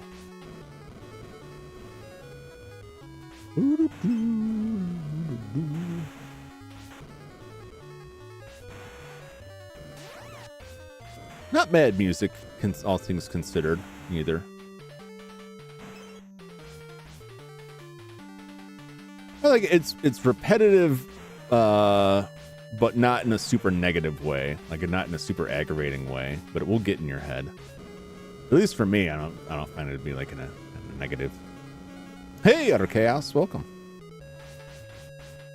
Godzilla, monster of monsters. Godzilla is not on scene right now. It's Mothra. You gotta keep Mothra up. Back up Godzilla. No, Mothra is powerful weak when it comes to facing this stuff.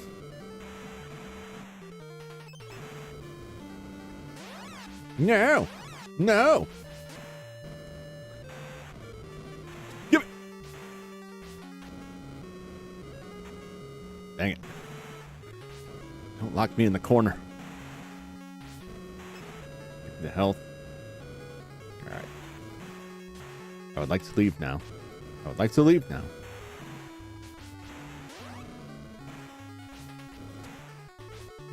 Jeez. It just takes so many hits from Mothra to take stuff out. It just... The contrast between Godzilla and Mothra is wild in terms of their strength. You get through areas so much faster with Godzilla.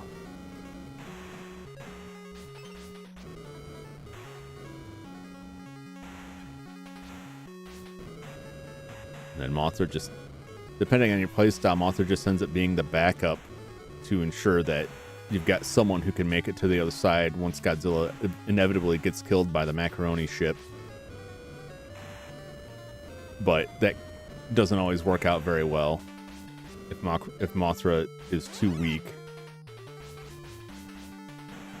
Come on, Moonlight. Get me through this.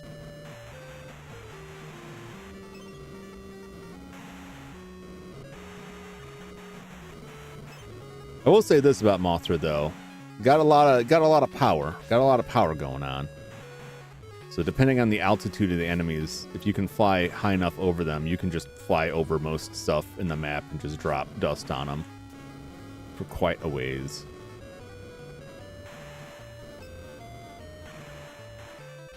Yeesh.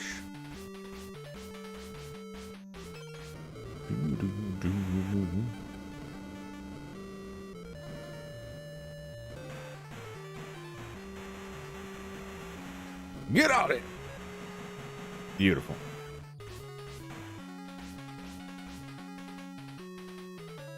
$1.3 million. Still on level 3.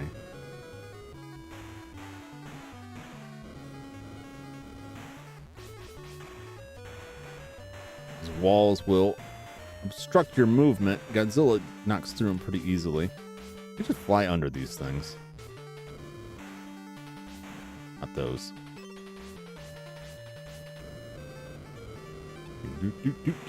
Come on.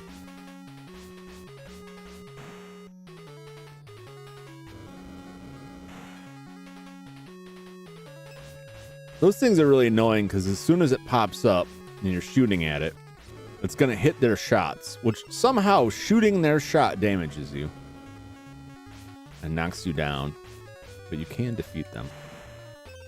Don't troll me, wall.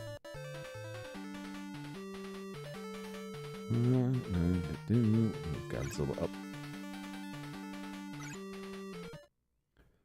Not doing too bad. I don't know about time-wise, but like we're making it through. We're already heading our way off of Mars. And as long as we don't have any unfortunate incidents with the macaroni ship, we should make it off of Mars just fine.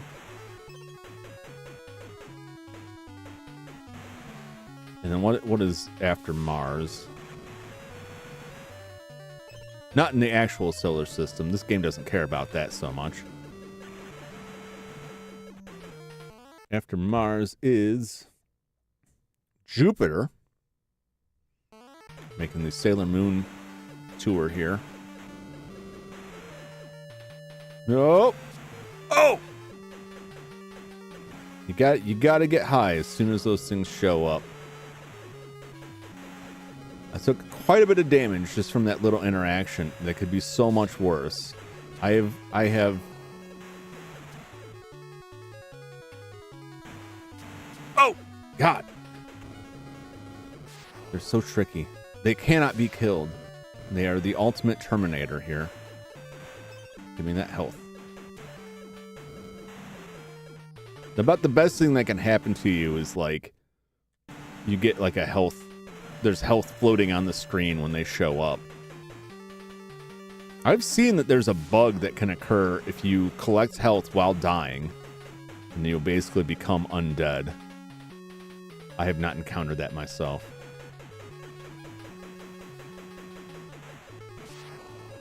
Yeah, I was just waiting for the door.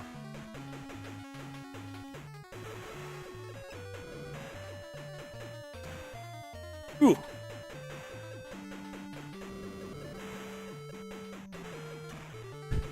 Jeez. It gets worse. Like, oh, those are cool. When these two are connected, you can break one of them and it will carry down the pipe to the other one. I thought that was a nice touch.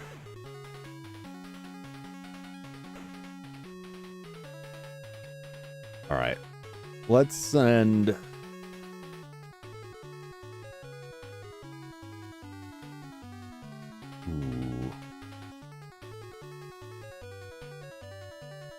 We'll do Godzilla first. Let Godzilla carry it. That way, if Godzilla doesn't live through it, Mothra exists to carry us through. But if I send Mothra through first, and Godzilla gets noodle shipped to death, while Mothra is in the next planet, it's game over. Huh! These things are an absolute nightmare. These things are a pain too. Why don't you die? Just a little tail action.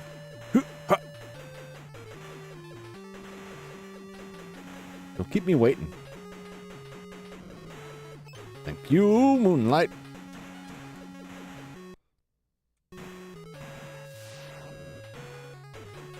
I think I can turn that off without exiting the game.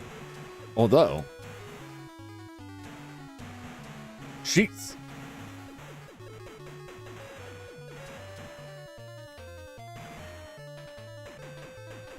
Oh, so this is a bad thing.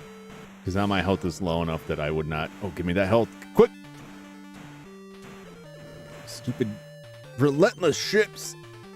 It's bad if your health gets real low naturally. Like that. As opposed to the noodle ship. Because then when a noodle ship shows up, you're less likely to survive the encounter. Alright, move to the next field.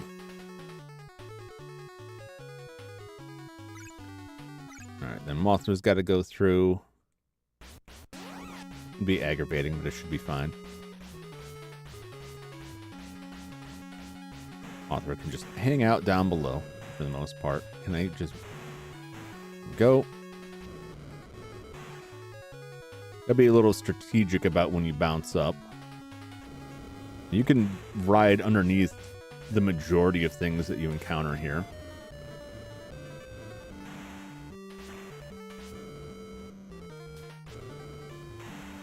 There we go. Now just leave that. Leave it alone.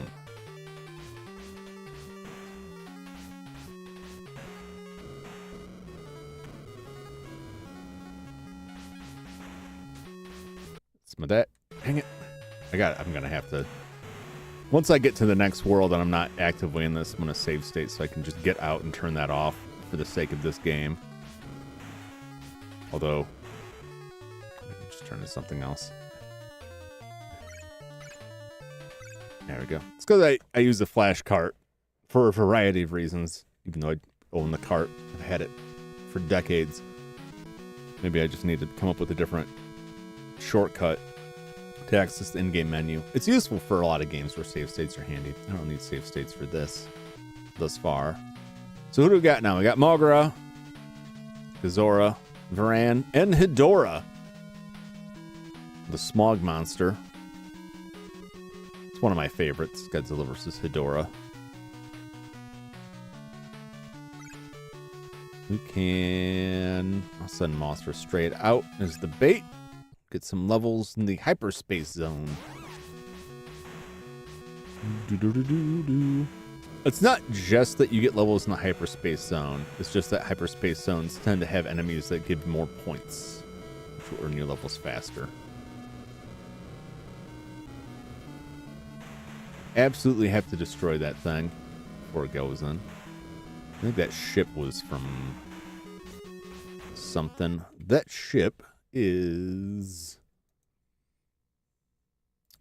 This is the jungle. Which one are you? I don't think that is the P1 ship. Ruins, are they? No.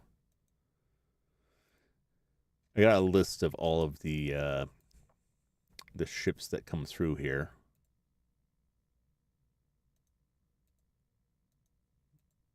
No, we're not that. Oh, this is jungle.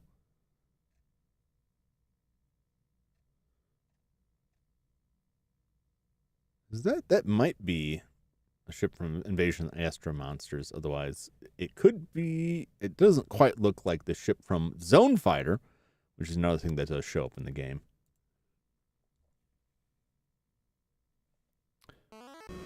Oh! The Zone Fighter was like a... As a tokusatsu show, was like a... I think Ultraman. If you're not too familiar with the tokusatsu stuff. It was like Ultraman. But it did contain appearances by Godzilla, Gigan, and King Ghidorah. Those are the P1 ships. Yeah, it was that ship. It just wasn't scrolling. Those are the P1 ships from Invasion of the Astro Monster. Or Monster Zero. That's the Zone Fighter ship. That one that just zip by. They'll zip by and do like a loop-de-loop and like throw blast at me. I hate these things. I hate every enemy with Mothra just because they take so many Mothra hits to get through. But I hate those things because you can't bypass them at all. Those aloe vera looking dudes that roll up and down and shoot lasers. It is very difficult, if not impossible, to just slip by them. So you got to eat up so much time just like digging past them. Give me the health. Get. Snap. There we go. Want those points. I'm at 1.5 million now. Right? Is that, remember that? Yeah, 1.5 million. I still haven't reached level 4 with Mothra.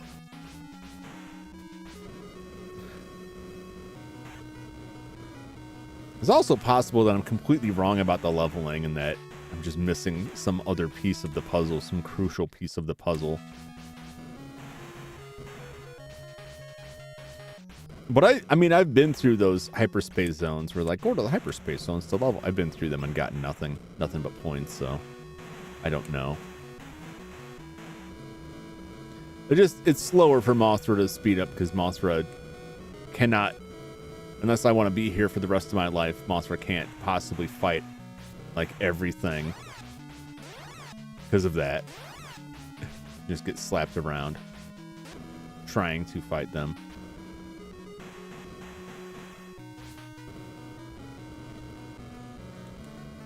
What the hell these things are supposed to be? Mutant cactuses, devil cactus. The devil's own cacti.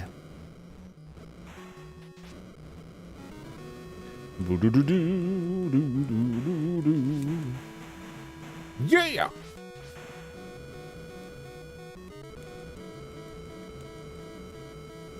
Come on. All right. Ah, the Matango. I'll take a Matango any day over the battleships.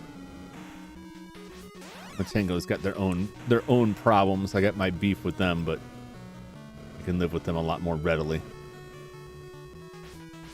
Especially with Mothra. Oh! Macaroni ship.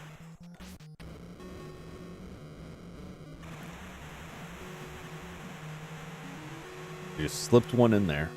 And then we're at level 4 at 1.69 million. 1.7 million. Sorry, that score did not update. I see the game there.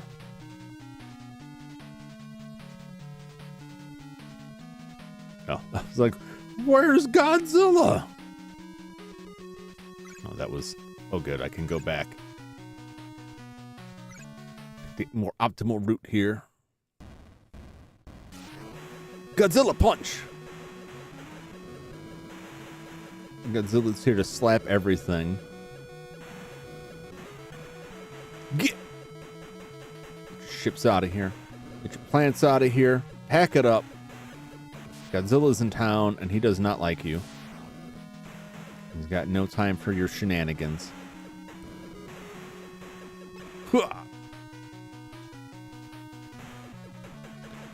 Man, the difference is just night and day between the two.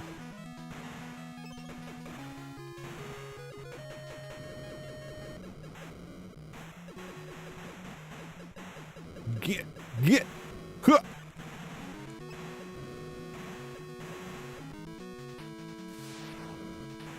Little fire. As long as the macaroni ship doesn't come from me. Doing good. They're making their moves. Let's blast off into hyperspace.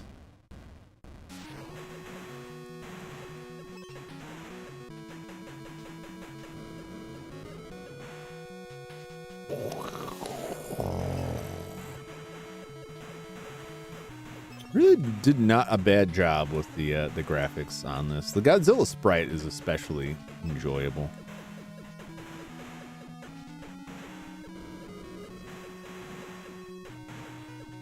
Good movement cycle. The fire attack looks cool.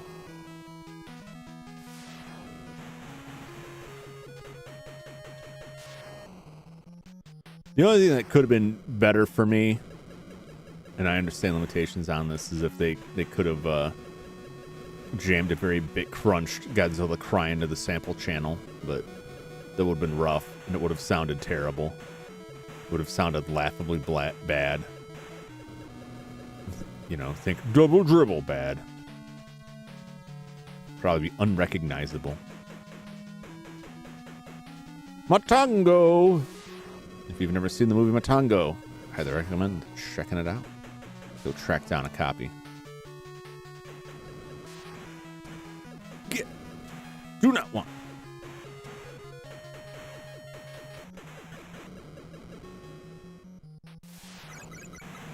Oh!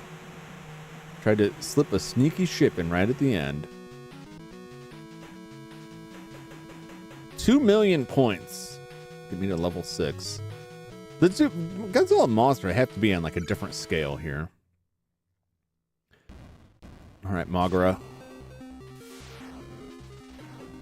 Peace out, Mothra. I'm gonna slap you silly with my tail until my power fills back up, and then I'm gonna burn you.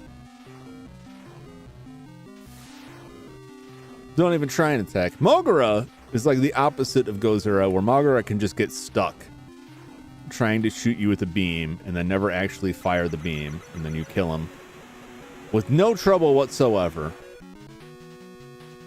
A lot easier with Godzilla than Mothra, though, I'll say that much. Well, we got a whole host of friendlies here.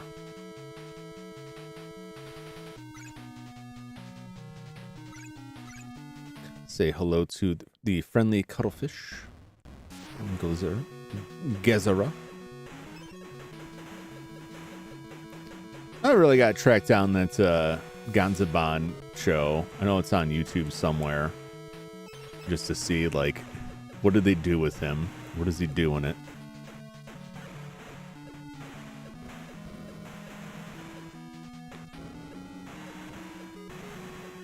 It was really funny to me when I was researching this stuff and looking up, like, what movies all these monsters came from.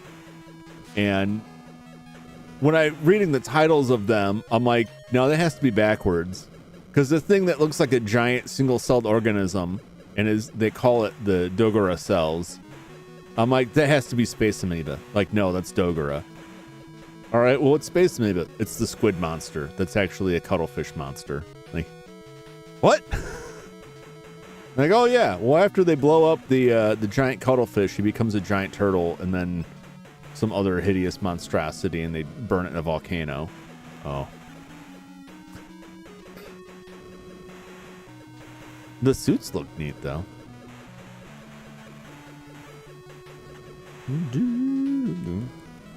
Take some of that. Yeah. Level 7 now, clown. Got no time for you. Don't put me in the corner. Don't you dare. Don't you dare. Oh, my God.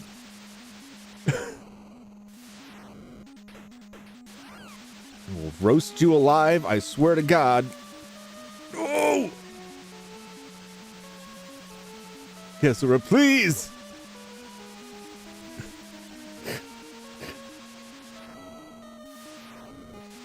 No!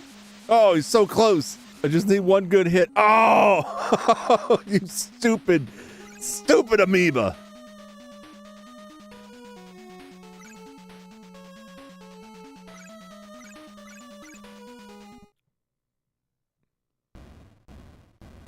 Check this out. Huh! Yeah! Godzilla may seem like a cyclopean beast, but it does have 2 eyes.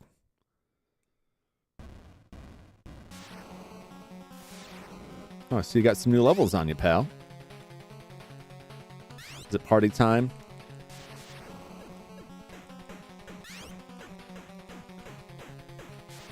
I don't think it's party time, buddy.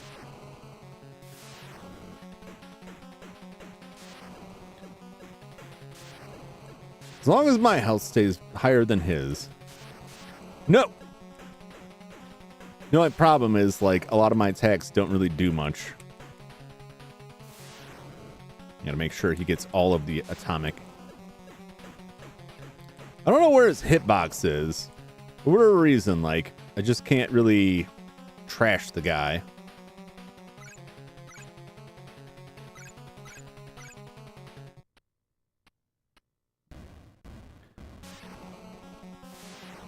My feet just don't seem to connect most of the time. Oh, I am damaging him. Nope. Back off. Back off, man. Nope. There we go.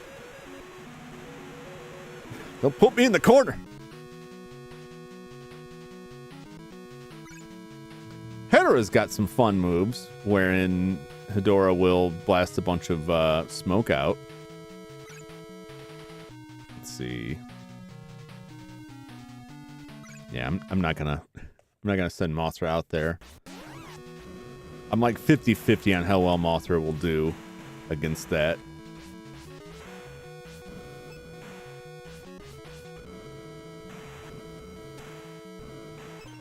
Jeez. It's triple button time. Relax my thumbs a bit with the soothing efforts of the turbo switch.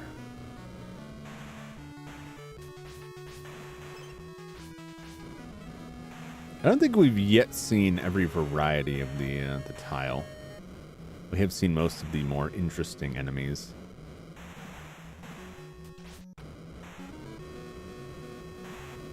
At least the ones that I found interesting for their place in the Toho-ness. but also like the odd connections that they maybe someday form that don't have yet. Like I didn't even catch Dogora in the opening, like flashback bits of the Godzilla anime. I went back and had to go back and watch, and I was like, oh yeah, there he is. There's Dogora. I guess they forgot about the wasp venom. It's a pretty dumb weakness.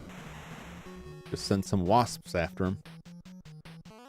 I don't think there's... Yeah, that ship that's flying through that's a ship from Zone Fighter. I already mentioned that. I think I've mentioned all of the different things that they brought in there.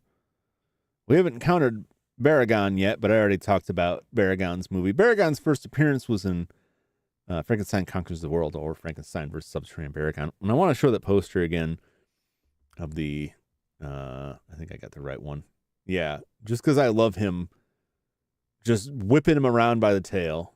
He's got such a gleeful look on his face.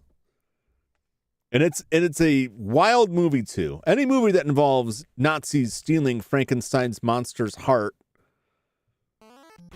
to send to the Japanese Navy right before Hiroshima is, you know, that's pretty up there.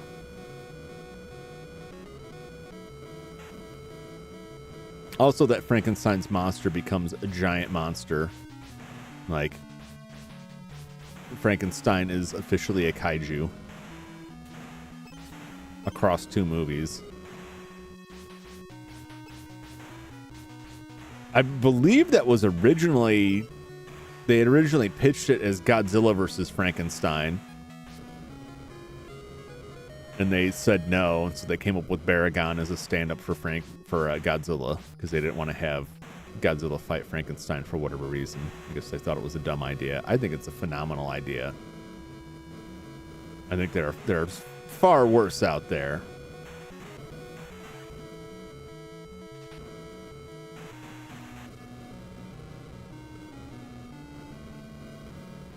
Do do do do do do.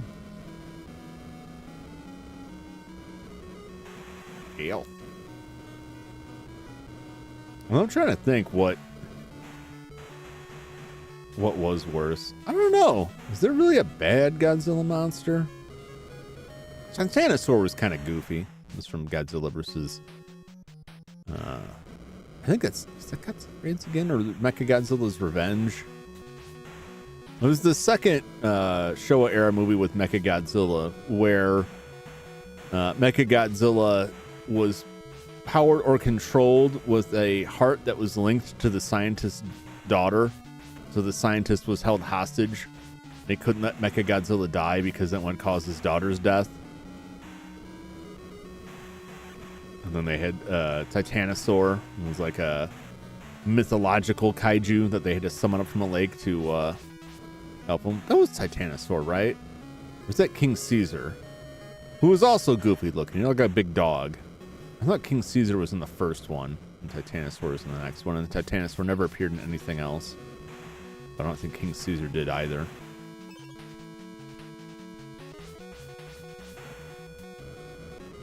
King Caesar's pretty goofy looking,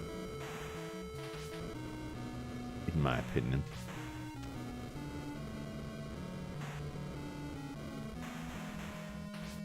We were kids. We owned a singular Godzilla movie on VHS.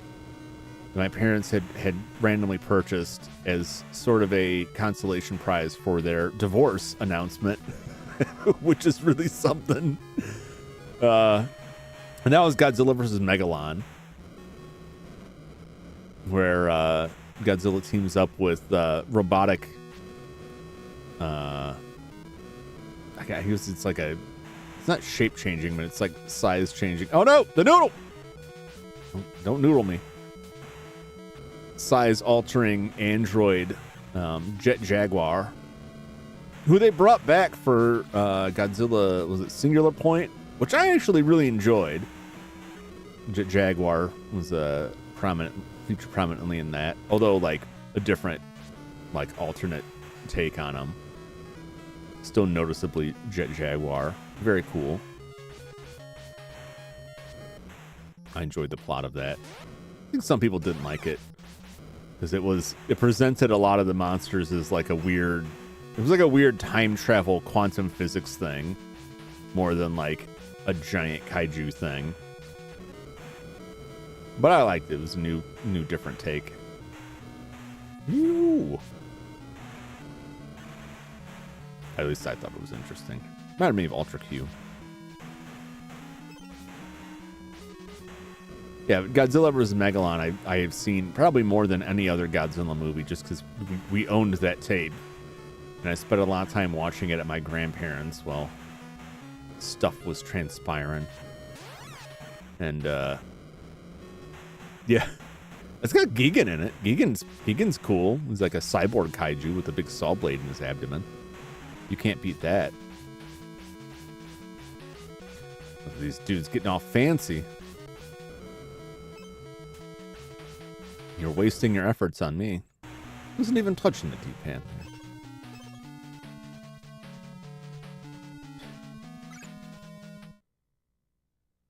there. Uh-oh. All right. This has worked for me in the long ago. It may work for me now. Just stall him. Let's see if I can drop some dust. Get some more damage out. Oh, I don't want that. I don't want that smoke.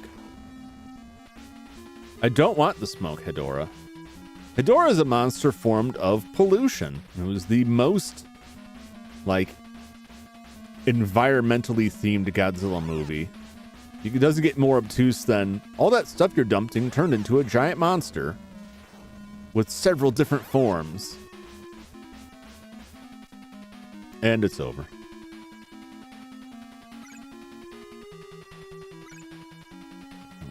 I want to get up here, get him in the hucklebuckle, as my friends would call it, the D&D days. Get him pinned in.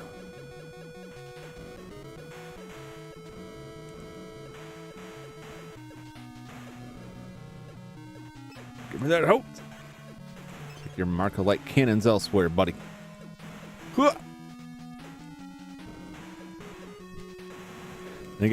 Oh no! Oh no! Oh my god, I barely survived it. I got pinned out. I couldn't, I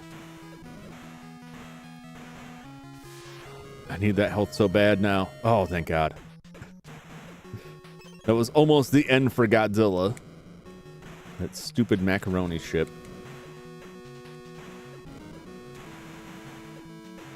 Is this... I'm gonna have to do some work on this controller. I'm happy with it so far. This is the Retrobit Origin 8. It's a wireless controller for the NES. I like it for the most part. But I'm starting to notice as I get more aggressive with it, the A and B buttons are starting to stick down into the case, which I don't like. That's not good. It's not conducive to winning it. Get.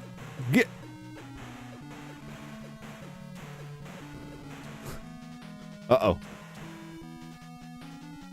Woo! Nope! Of course, that jet flew in right at the right time to just, like, headbutt me back into my death. That's what happens. That's what happens. You start getting up there in level and that thing shows up. And they'll conspire against you. You'll never feel safe again. Traversing alien worlds.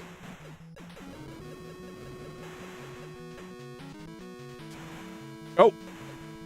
Couldn't completely dodge it, but I think I did okay. Health is alright. Alright. We made it.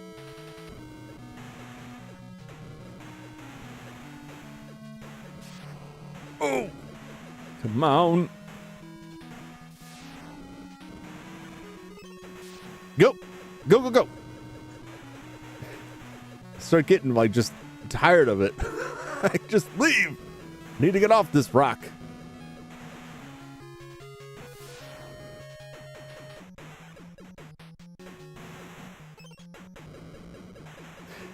Godzilla kicking stuff just cracks me up. Like, it's just such a, like, I'm tired of you. Because it's not like a martial arts kick. It's not like a, you know, a practiced fighter kick. It really is just like the energy of someone like, you know, kicking a rock that fell in their path. Like, oh, get out of here. I'll burn you. And I'll give you some tail. Give you some kicks. He's got a lot of reach.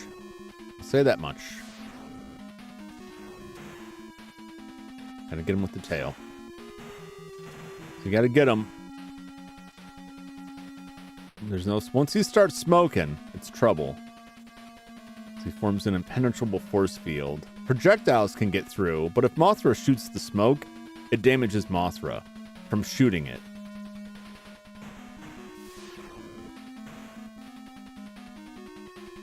Okay.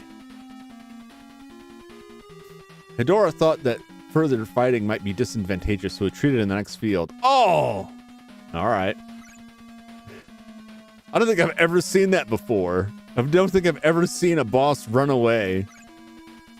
I didn't know that was a possibility. That is hysterical. Alright. Well, let's just make our way out of here then. On to the next planet.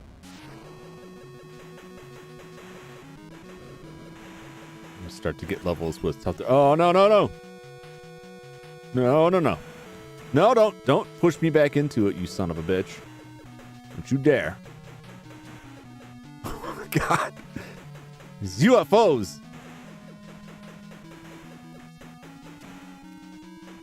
It's like just being wailed on with a frisbee.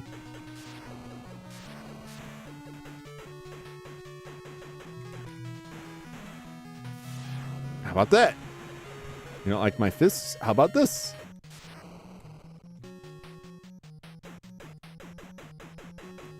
What do my fists not connect?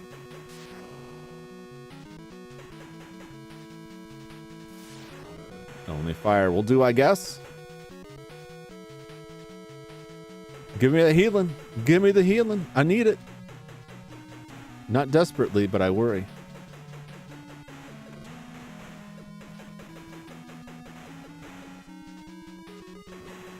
You're dead. You're dead. You're so dead. Open up the gun chute. I'm so tired of you. You're dead.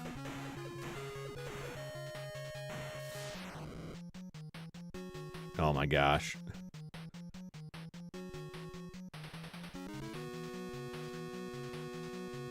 Oh, let's bring Mothra up. Get Mothra prepped.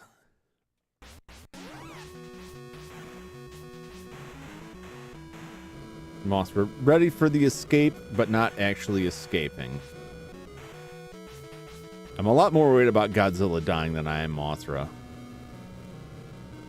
Just because Mothra can't go toe-to-toe with most of the bosses. Not really.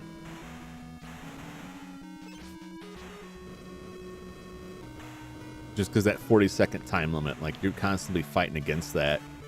And every time that 40 seconds counts down, their health just gets a little bit higher.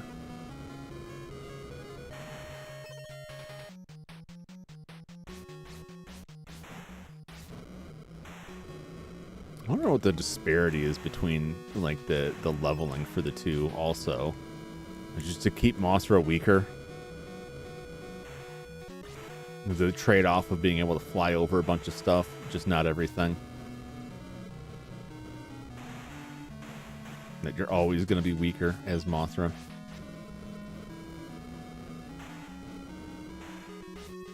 What even was that? Sometimes I feel like Mothra's not even getting hit by stuff. And Mothra is still like, ugh, like falls backwards. And I don't know why.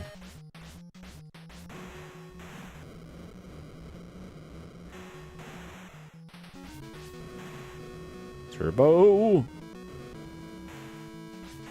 Save me, Moonlight.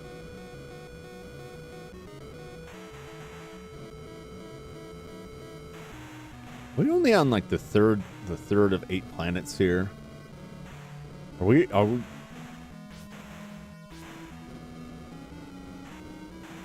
Unless I'm mistaken. Yeah, we escape Mars. This is Jupiter, right? Not crazy, right? Like, why do I ask that? Every time I ask that, someone comes in and says, yes, you are crazy. And then they'll bring out something crazy I said. They'll bring evidence. They have the receipts. I don't like that. Much prefer it. No. No. Noodle ship. Pushing me into it. Be a dude, not a dick. I much prefer when I ask whether or not I'm crazy, if the response is no and not yes, and here's why. I think we can all identify with that to a point.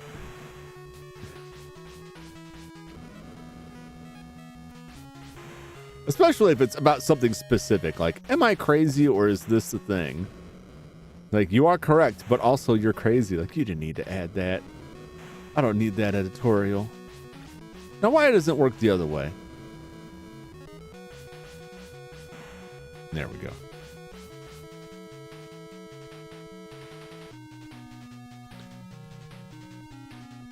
Password. I can probably just compare that to an existing password. No. No, because the passwords that are out there are not these passwords. There are passwords that are just out there, and it's like, you want to go to Jupiter? JUP. That takes you to Jupiter. You can guess the rest. You can guess the rest.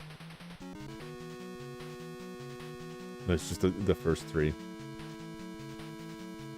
Pretty sure this is Jupiter. Oh God. The turbo button. The turbo button does not do you any good on the map.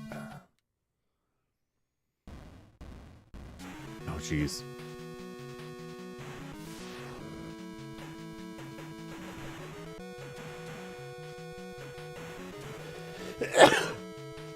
Pardon me.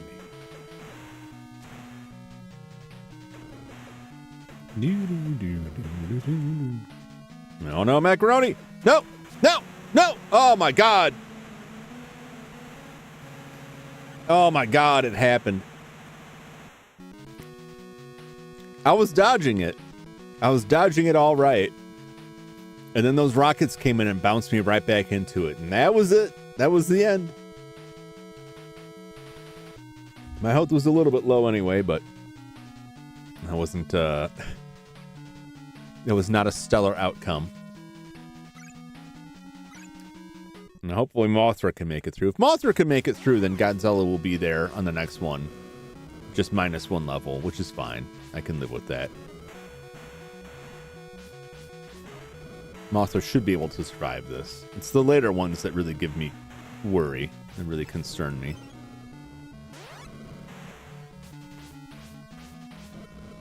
Man, those rockets. When you get wave after wave of those things, whoo boy.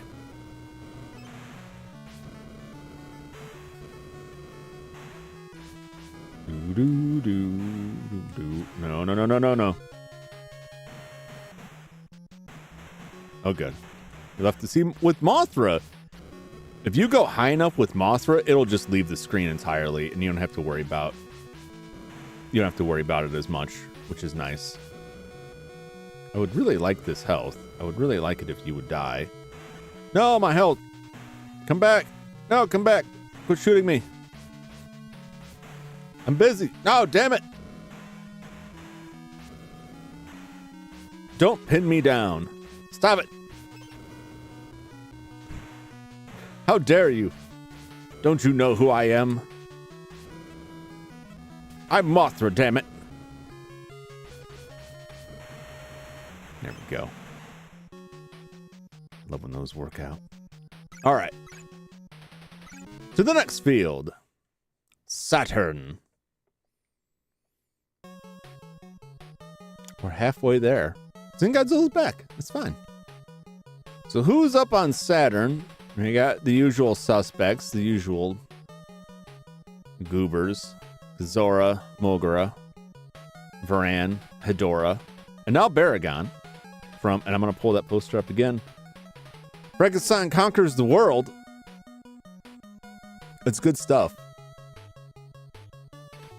If you leave the stream with the desire to watch only 2 movies, I recommend Frankenstein Conquers the World and Matango. And if you can go for a third, War of the Gargantuans. But between War of the Gargantuans and Frankenstein Conquers the World, I recommend Frankenstein Conquers the World more highly. I need to take a quick break because I could not grab a tissue in time, and I sneezed over here, and I gotta go clean this up real quick. Otherwise, you know what happens when you sneeze on stuff. I'm surprised I still have those capabilities to talk to the, I was gonna say talk to the engineers about that, but they're all missing. But anyway, I will be back in just a few moments. I even moved this button around. I can never find it. I can never find my be right back button. It's where I put it. I moved it to a new spot. Like, this will make it easier. Still couldn't find it. Makes it real hard when I gotta leave real quick. And then it's like, wait a minute, wait for me to find this button. Now I found it. So I'll be back momentarily. Thank you for watching.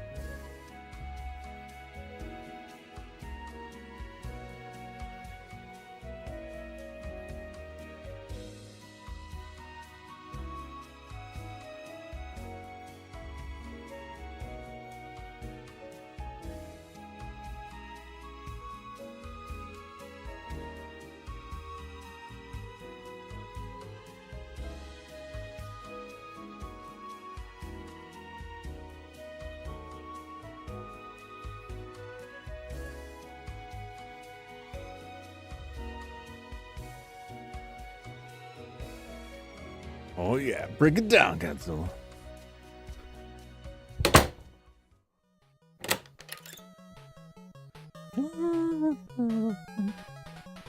The song sounds suspiciously like another song, which is why I chose it. And I'm start, not that I'm any kind of singer, right? Every time I hear it, I start like, I have to stop myself from singing along with it because it's gonna flag something.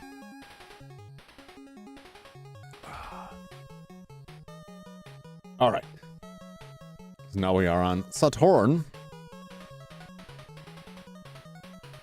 These oh, controller went to sleep.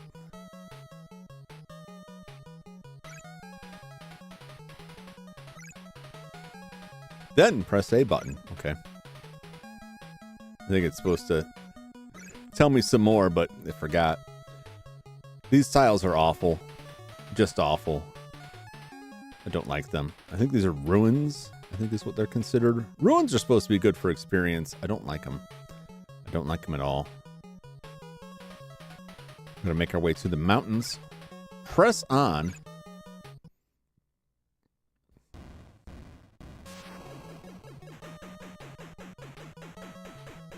Nice space shot.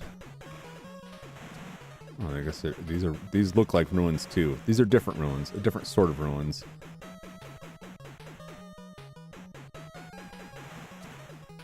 Damn zillions. I don't know how to take care of these things besides the fire. I don't think you can.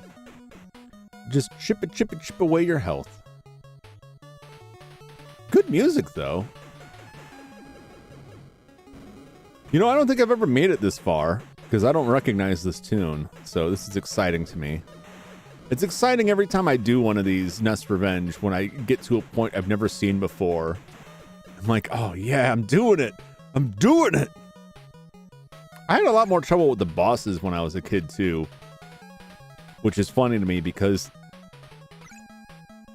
like while there is a strategy to them somewhat, like Baran will try and lock you in on your side, but if you're Godzilla and you jump at him and kick, he'll usually flip back. He'll usually back up in response to certain attacks. And with Mothra, I found you can just kind of like fly and shoot at his ankles and like chip him down. Mothra is not great for taking out the bosses. Mothra is good for holding up the bosses though, and if Mothra can not take a bunch of damage, it can hold a boss in place, but you will have to take care of it eventually.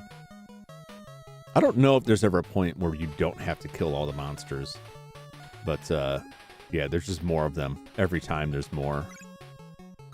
I will fight Godzilla again. Again and again, I will crush him.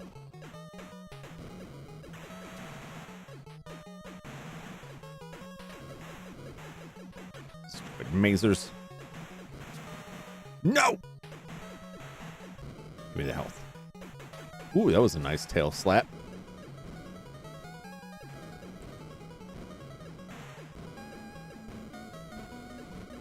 All a little slap. Get! Get! Noodle ship! Thankfully, very clear on that stage.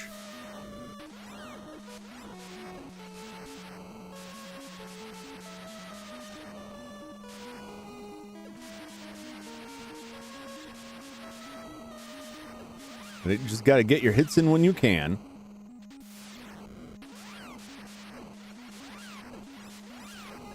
Doesn't really do much damage. He locks me in the corner. I don't think he's really even damaging me. I'm just stuck until he decides to back up.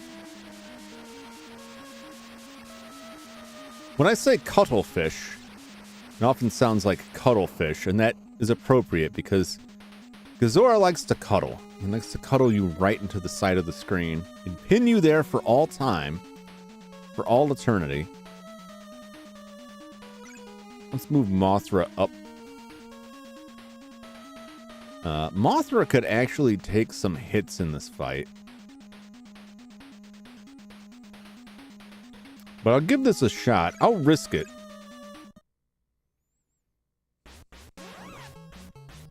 For the biscuit.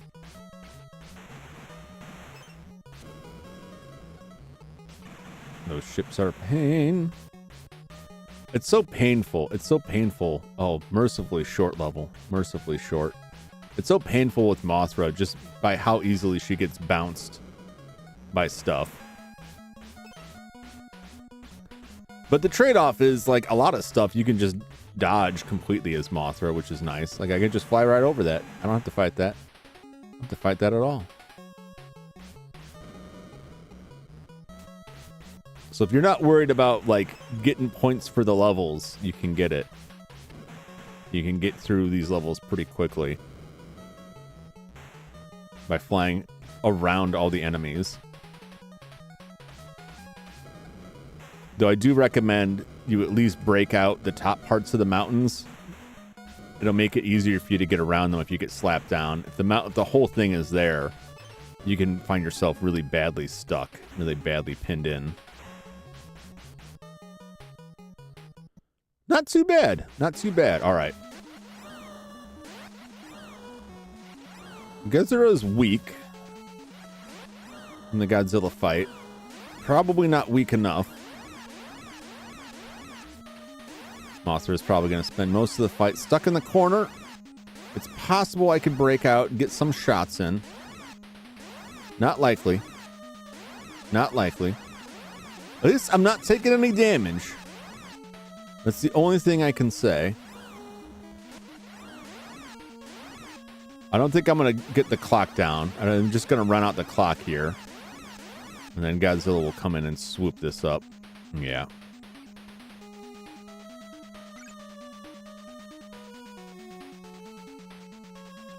They're creeping around, man. They're creeping around. You know what? I'm just going to hit this with Mothra again.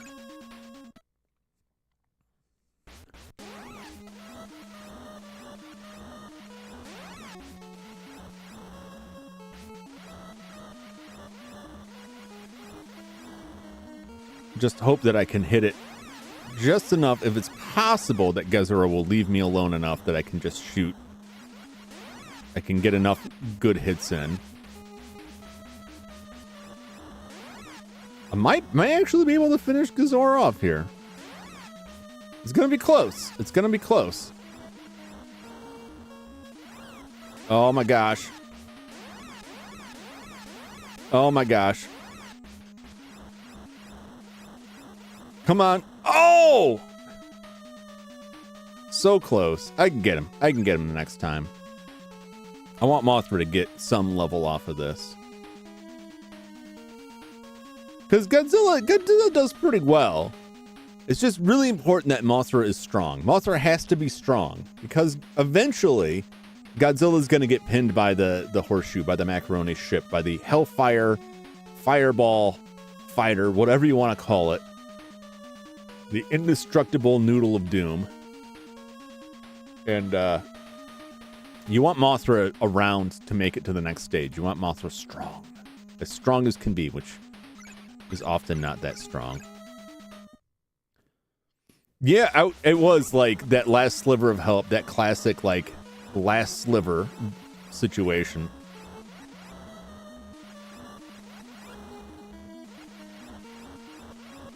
This time for sure. Yeah, boy. Get so tired of dealing with Godzilla. Godzilla more than any of the other ones. Like, Varan can be a pain, but there's a strat. Godzilla is just like, it's on you. It's on you. And I don't like it. I'm going to test my metal. I'm going to send Godzilla up the two that I can. And he's going to get attacked by somebody. And then I can bring Mothra in to back him up if he doesn't finish any of them.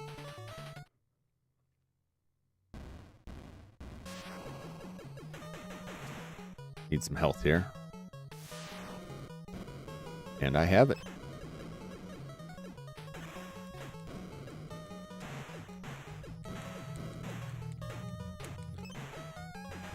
Mercifully, like, the health pickups recover so much health that you don't need a lot of them, even if you're low on health. You don't have to have a ton of health pickups to get back up there. Oh god, this is a bad situation here. Oh! Stop it now.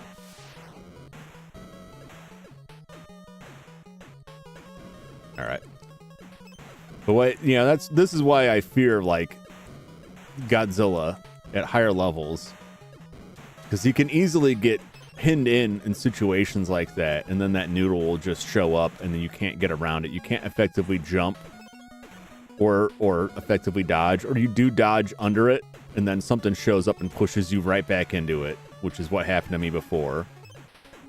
And that's usually how Godzilla dies.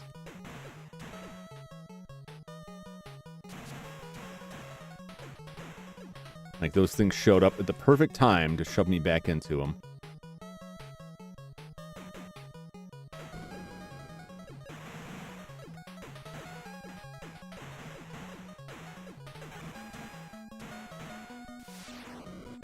No, it's kind of a waste. Oh, man. They're chewing me up. Moonlight, save me! Moonlight coming through, baby! Yeah! That was beautiful timing from the Moonlight SY3.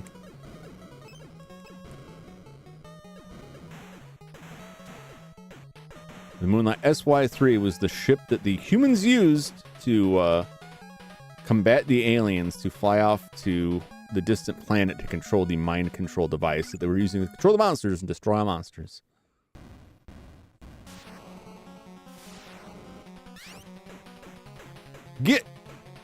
Get out of here.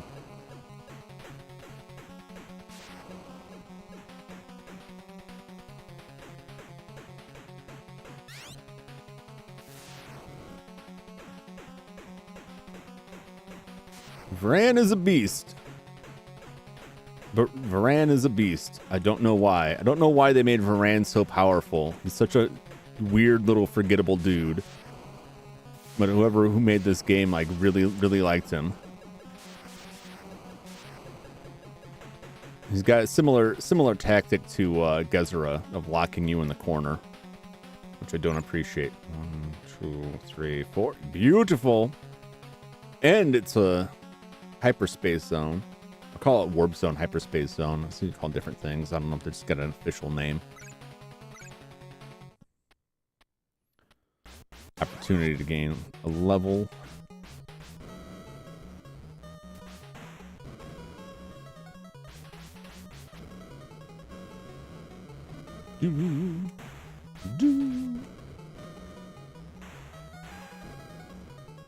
Ugh.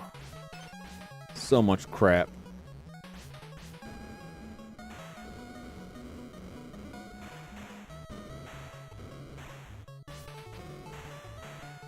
Oh, I can't. Never gonna try with those things. Those mountainside things, like, they don't come out enough. Oh no! Expert dodge there. Probably not. You could probably do better. But I lived, and that's what matters.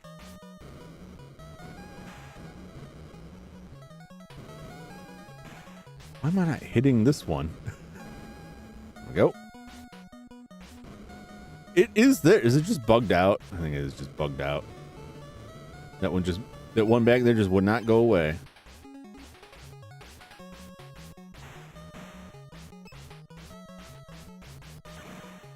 Ugh.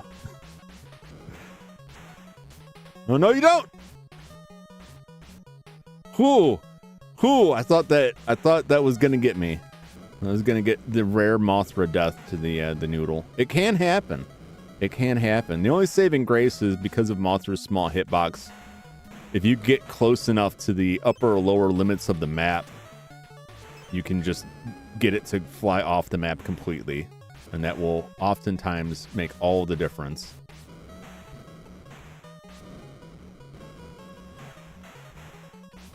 Oh!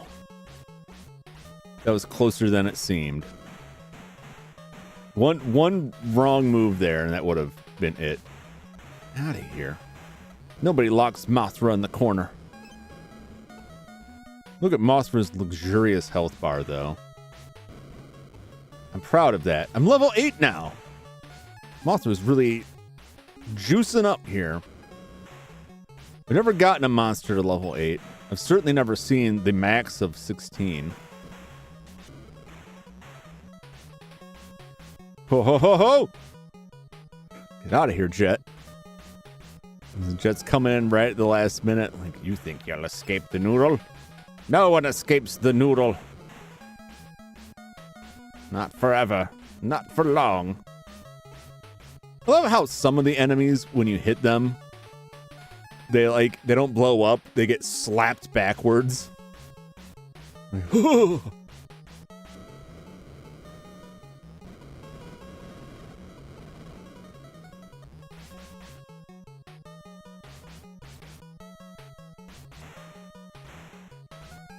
Now you gotta watch this, because they will launch the ship, and it will look like one of those fireballs. See, there it is.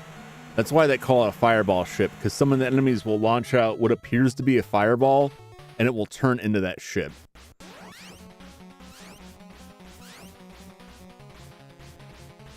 Triple button it. Usually he'll keep his distance pretty well. I just gotta stay just far enough out. I don't think I'll make it.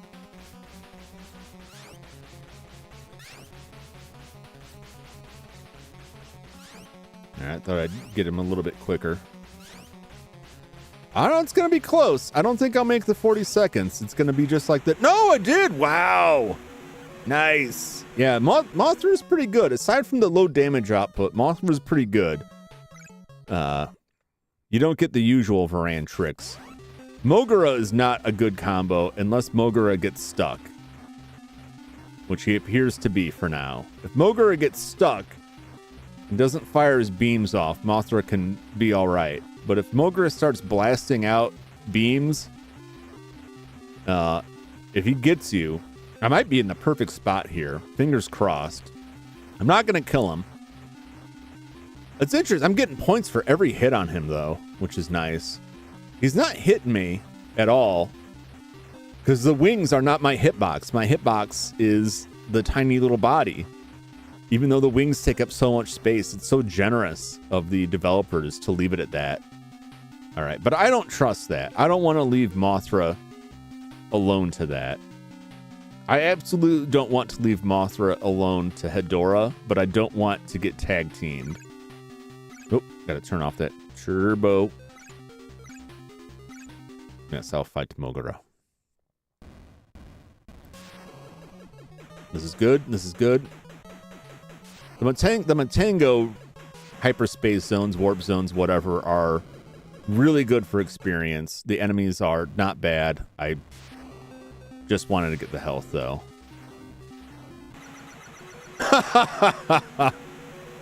That's a victory that Mothra built. Let's be honest. Mothra got that one. I don't think I've ever fought Baran, because I've never made it this far.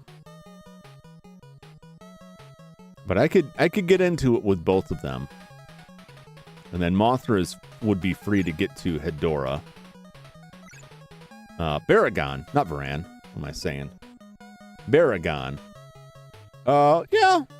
I'll give him a shot. We'll see what he's all about. Come on, come on, come on. Tell me what you're all about, Baragon. I just get Baragon confused with Anguirus. Anguirus is in this game also, like Rodan, is like an unfinished character. You can use a password to play as Baragon, but the game just crashes frequently from what I've read. I have not tried it. I only learned about that recently. Ooh, level 8 baby. I'm going to this fight pretty strong then. As long as I can make it through here without getting noodled.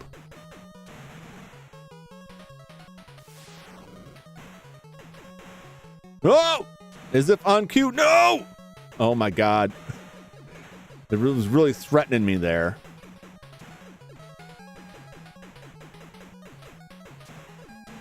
Oh.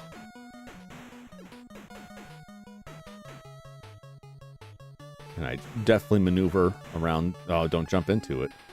That's not the thing to do. All right.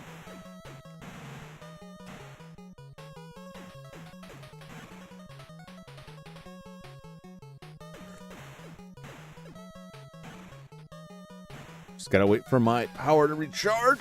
There we go. I'm gonna hang around for a bit and see if moonlight comes by. I don't think it will. I don't think we'll get that lucky. All right.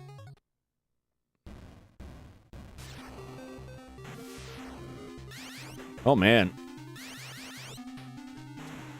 Oh, that's rough. Oh, he does a healthy amount of damage there. I'll say that much. This is gonna be rough. And I'm gonna have to tag team him here.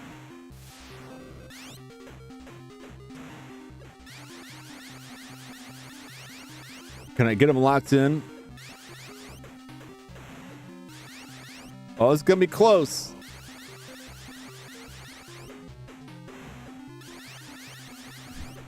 They use their own tactics against them. Oh, that's good though. That's good for me. This is less good.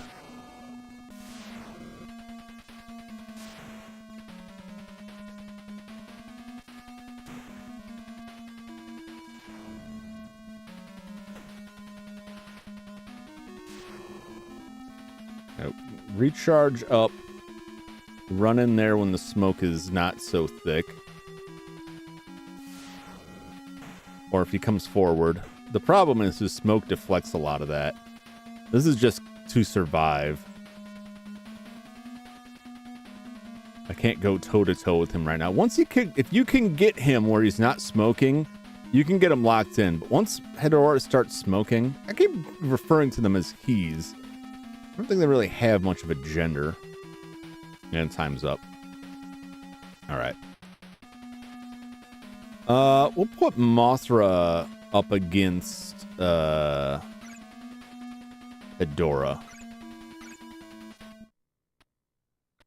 Mothra did all right before against Hedorah.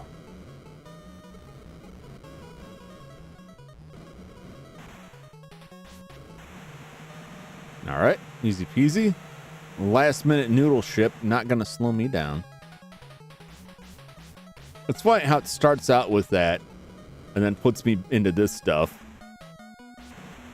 Here we go. Oh!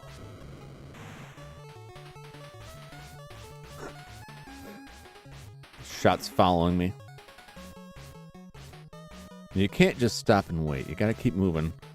Once you just keep getting these UFOs over again, the zillion flying saucers. I don't like them. Oh, gosh.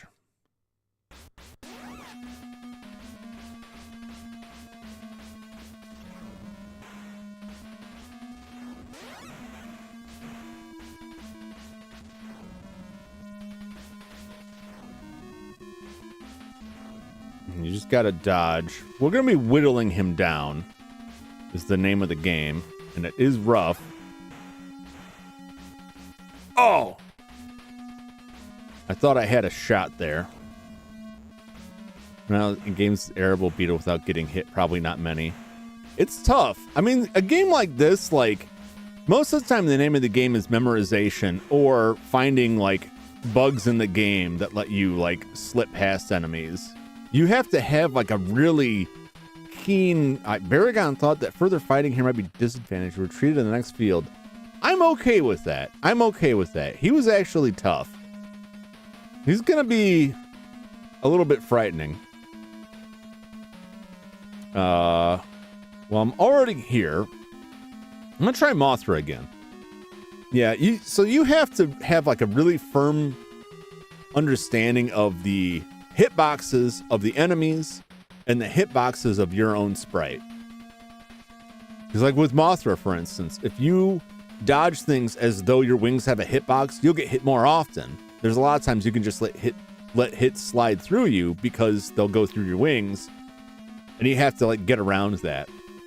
The trouble comes when there's just like so many enemies in a game like this, where the enemies just keep flying out and there's shots coming from all over the place.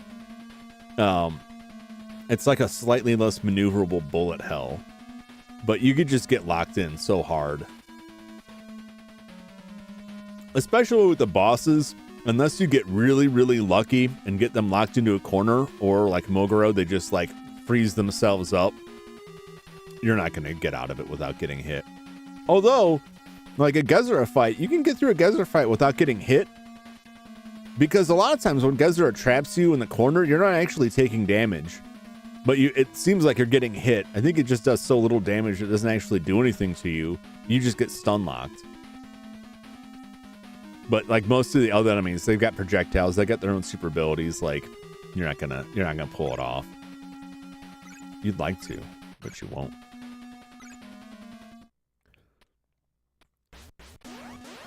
If I can get in there, yeah, as long as I'm damaging Hedorah like this, I found if I'm out of the range of the creeping hand there, but I'm just sitting here constantly pelting it with damage, constantly pelting Hedorah with damage, they'll never let the smoke out, which is what I want, because the smoke becomes a real pain. If Mothra shoots a smoke cloud, Mothra takes damage. If I get Hedorah's health low enough, it's not even going to matter if this isn't the end, because Godzilla can just come in there and like mop up with the atomic fire breath. Yeah.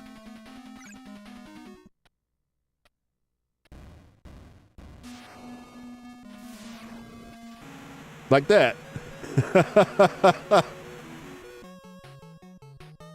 That's how you double team them, baby. So you don't have to kill them with Mothra unless Godzilla's already dead. You just gotta chip their health down enough. Mothra, some of the fights, Mothra's at a real disadvantage and things can go ugly real quick. But a lot of the fights, because of Mothra's weird hitbox that the enemies, like the bosses especially, don't seem to be able to handle, you can just float down at the bottom and shoot their ankles, and they're just like, I don't know, what am I going to do about that? I don't want to touch it. All right, we'll go. This is just as quick. Move Mothra in as usual. Get Mothra prepped to flee the scene, but not flee the scene just yet.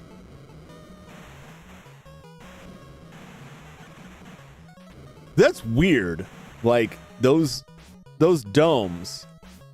I've tried with Godzilla. Neither his punch nor kick seems to have any impact on those domes. Now, Mothra is a higher level, but that shouldn't impact whether or not you can damage it. But now Mothra is just like one-shotting them. Yeah. Things that Godzilla could not take out except with his atomic fire breath.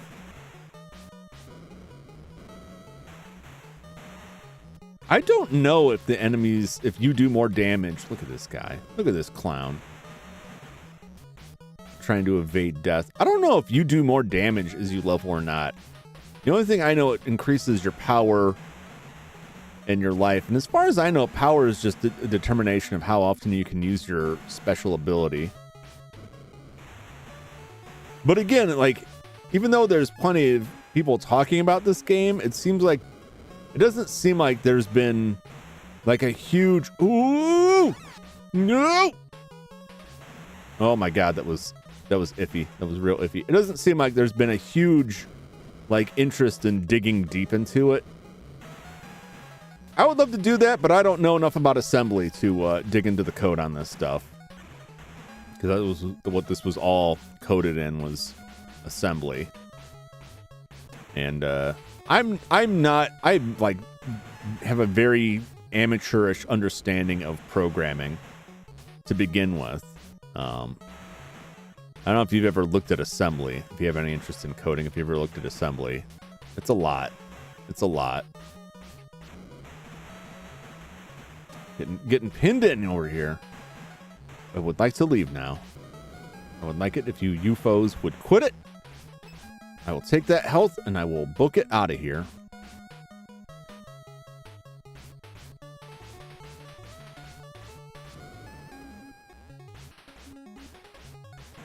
These things are such a pain.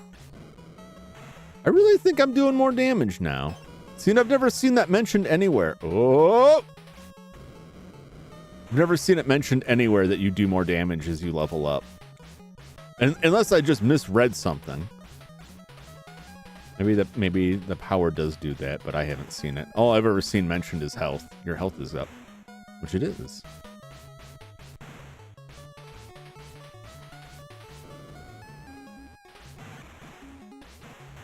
Super X.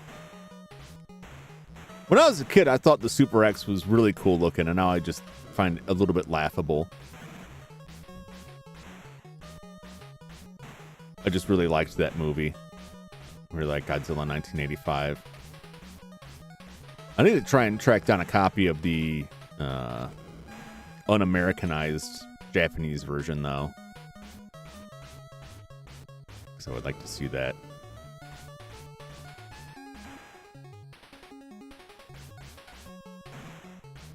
Huh!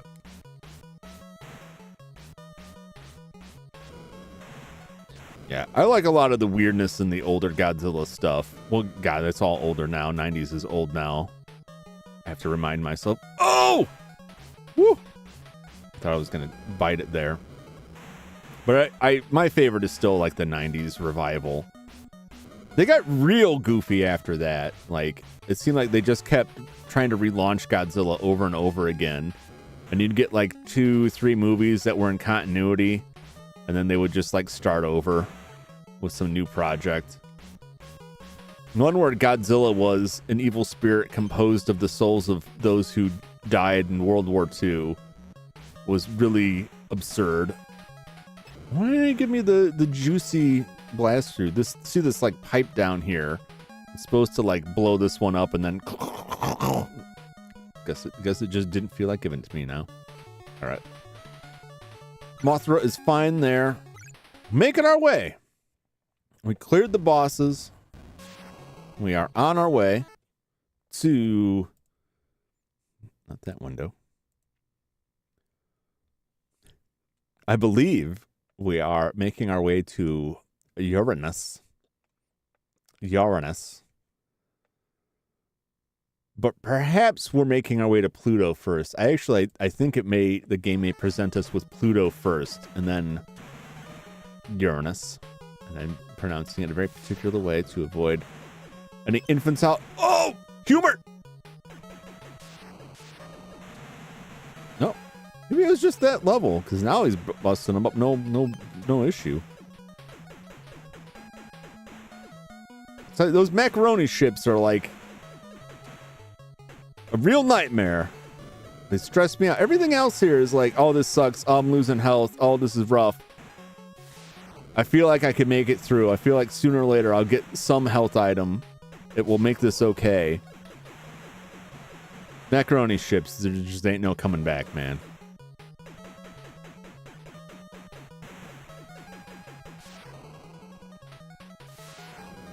Just can't find the hitbox for it. I better find some health. Otherwise I'm gonna be biting it. Gotta get more careful with these UFOs. Get out of here, UFO. Damn it. Damn it.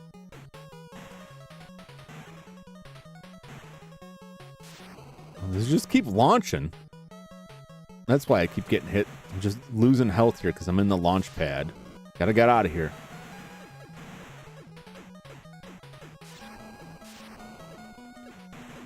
Oh, that health could not have come at a more opportune time.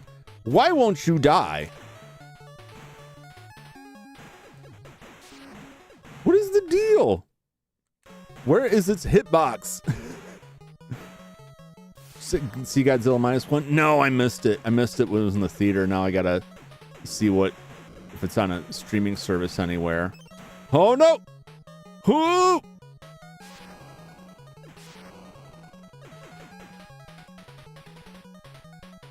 Waiting.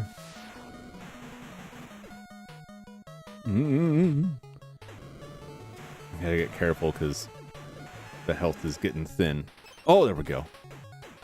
And am I at the end?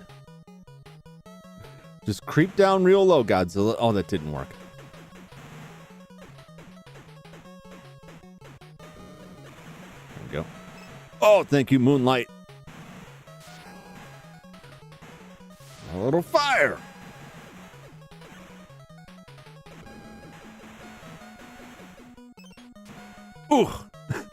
couldn't let it go.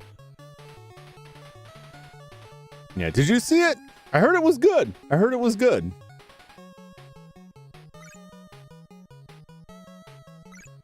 I did enjoy Shin Godzilla. Shin Godzilla was really, really wild, but I liked it.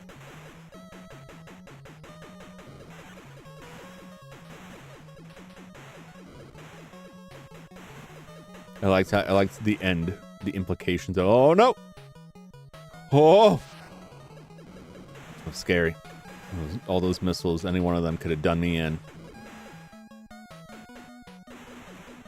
It was very good. I'll have to see where I can really focus on people. Yeah, that was like Shin Godzilla was like that.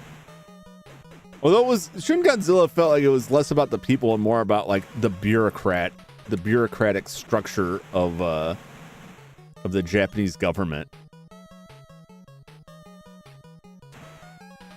But I did enjoy the dynamic with the people. I liked how like the people at the top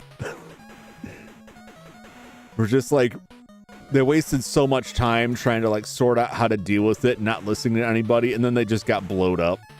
That was very satisfying.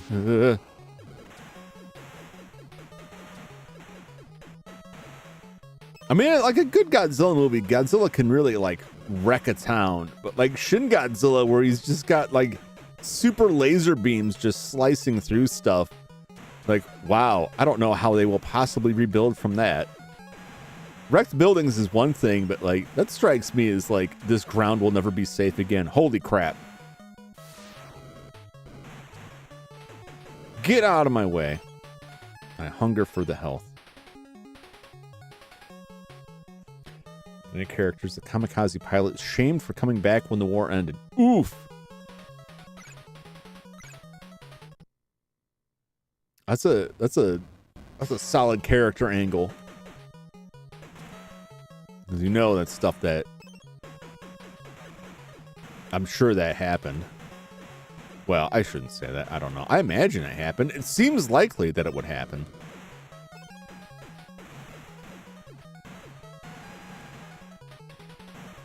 Woo.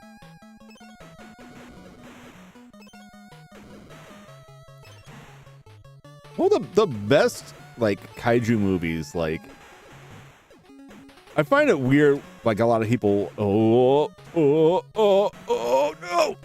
Okay, I thought I was gonna get stomped back. I feel fortunate to be alive. Holy God, get out of here. You stupid rockets. So tired of you. So tired of those rockets wrecking my day. But then say stuff like, you know, oh, they focus too much on the people. And like, no, that's the good stuff. Like, the monster is like, there's this cool monster going on wrecking stuff, and that's awesome. But also, there's a whole plot with diamond thieves, or there's a whole plot with psychics, or there's this whole plot with other stuff, like, that is also good and cool. It works. It works. Like, it's a spy thriller with a giant monster. Beautiful. Beautiful. Give it to me. Move to the next field. Yes. Cool, they shoot people coming together to defeat him because they are tired of the government doing nothing. That was a lot of like, I mean, they were still within the government, but that was a lot of like Shin Godzilla was like, so much stuff happened because the government, the bureaucracy in the government held all this stuff up. And then once those people were annihilated by Godzilla, the people that were left who had all the real ideas, like, were able to pull things off. Because very low screen time, legitimately scary when he's on screen. See, that's how it should be. I mean, I like a good, like, kaiju flick with a lot of kaiju action, but I think you can do new stuff with it too, and that's not, there's nothing wrong with that. It's not, like, inherently off. I think some of those things, like, there's an issue that there's not, like with a lot of horror movies, there's the issue exists simultaneously that people stick too close to a formula that is kind of tiresome. But most of what makes it tiresome is that they're picking the wrong things to be formulaic about. and ignoring like a lot of the stuff that was good. Ugh! A lot of stuff that was good that you can just repeat, while also being afraid to do anything new. And the best bet is like do something completely new and different, or find the things that actually worked and repeat that.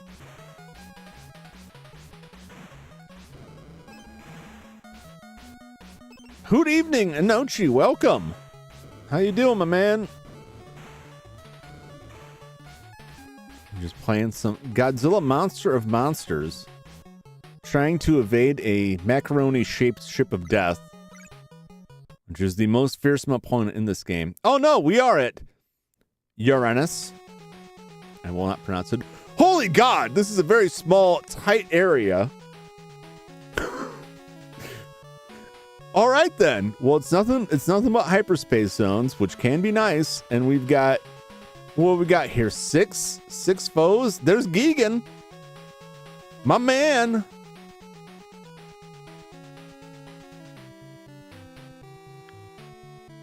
Who will we tackle first? I like Mothra versus all of these three. I think Mothra is okay on. Sleepy today. I mean, pork chop and cheese wrap. Nice. Nice.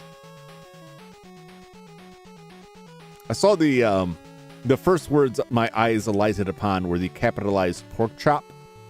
And my first thought was the Pork Chop Express from Big Trouble in Little China. My favorite movie, my all-time favorite movie. Mostly researching information necessary to collect unemployment. Ooh, I fortunately not. I've never had to deal with that. I haven't been in your situation, but I have. When I have been unemployed, it was never for anything I could collect unemployment for. So it's like, well, I'm glad I didn't have to deal with it, but it would have been nice sometimes. It'd be nice right now. I'm not getting any. I hope you're able to get that hashed out, though. I know how much of from other people I know who dealt with that. I know that can be a huge headache. So I hope you're able to get that together. I know people during the pandemic who I know one person who was out of work because they worked retail and the store was just closed for a bunch, and they're out of work for like a solid month.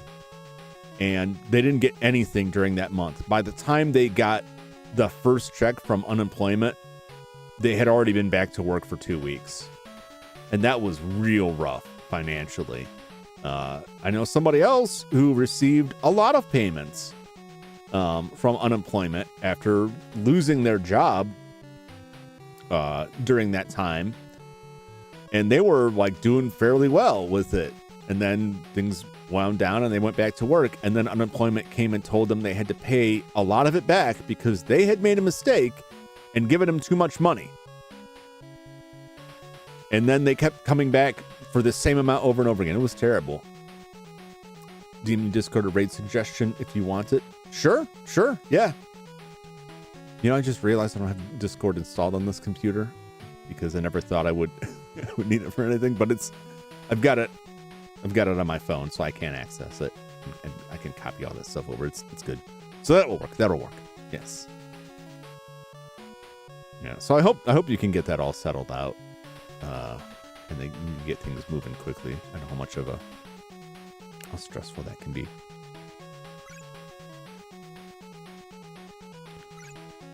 Hedora first. Okay. I'll do it. Oh. This first, huh? Okay. Oh, Noodle. No, don't do it. No, don't do it. Oh, no. Oh. Taking massive noodle damage from that one.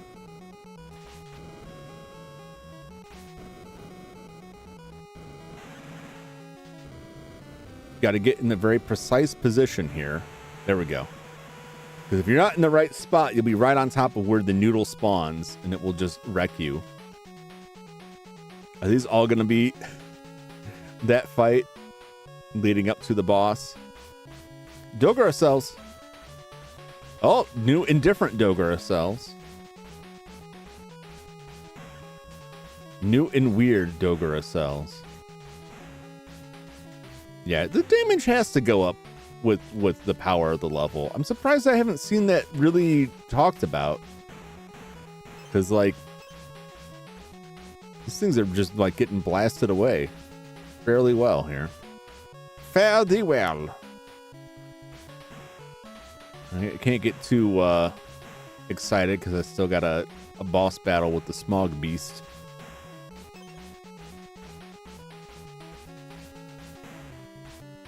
Music's good. We get new music. Never made it this far before. As most of these games, like, I made it further than I ever have before.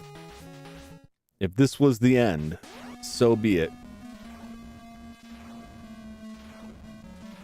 If I could just keep baby in the corner, this fight may take me a while. But in theory, as long as Mothra doesn't get roughed up in other fights, I just have to do enough damage to offset whatever healing it gets. And this will just take time. However, what is interesting to me is that I'm getting points. It's only a little bit of points, but I'm getting points for every hit.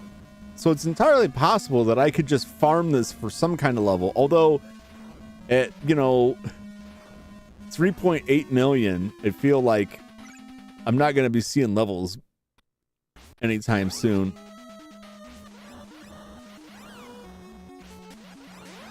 Of course.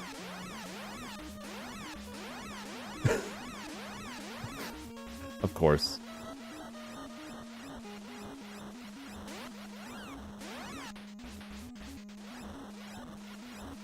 Get out of here, you stupid cuttlefish. Squid monster, whatever you are. You space amoeba powered buffoon. I do not want.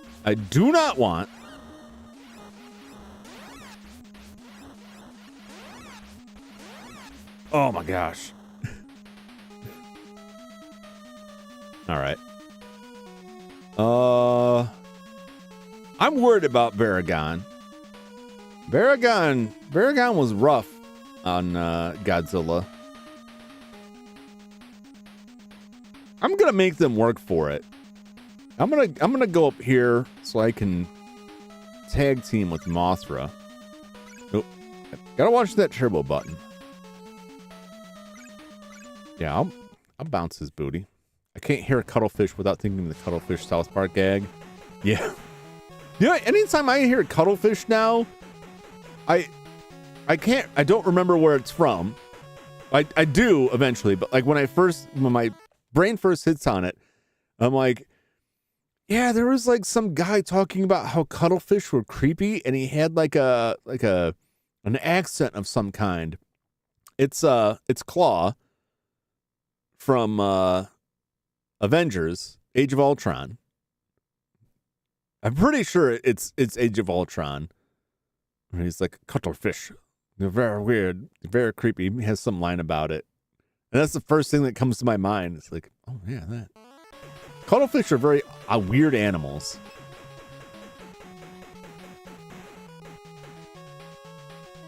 I had to look up, like, after reading that, like, wait, he's a cuttlefish? Everything calls it a squid. Like, are cuttlefish squid? Like, no, not really. They're different. It's like wasps and hornets kind of situation. Like, yeah, you might think they're the same. You're wrong.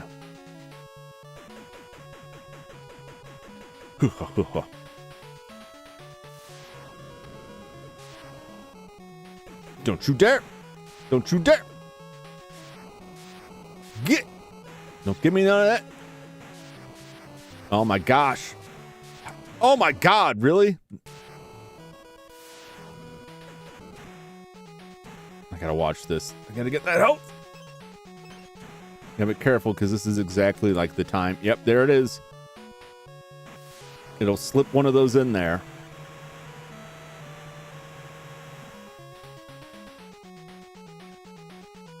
I think I'm good. All right. I'm gonna cook you good, buddy.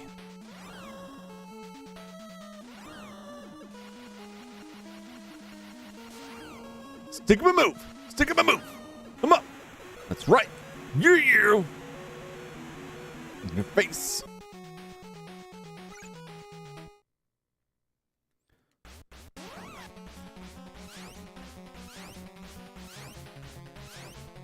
That's right. You just stay over there. Don't kick me. How dare you? How dare you? I'm royalty. People worship me. Who worships you, Varan? Nobody. Look at this totally unbelievable posing he's got. He just throws his arm up. I'm unbelievable. That's what he's saying.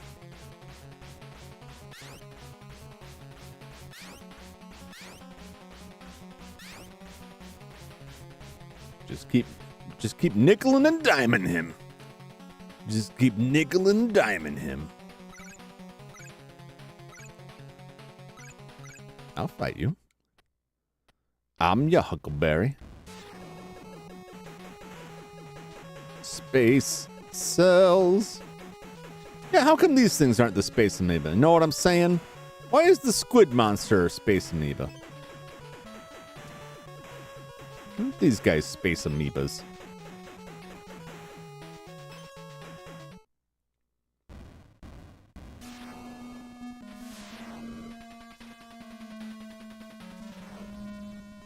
Oh, baby, I got your number. I got your number. No, not the smoke. As long as I can take some of it. Just take it. No, he's spitting more smoke out. How dare you?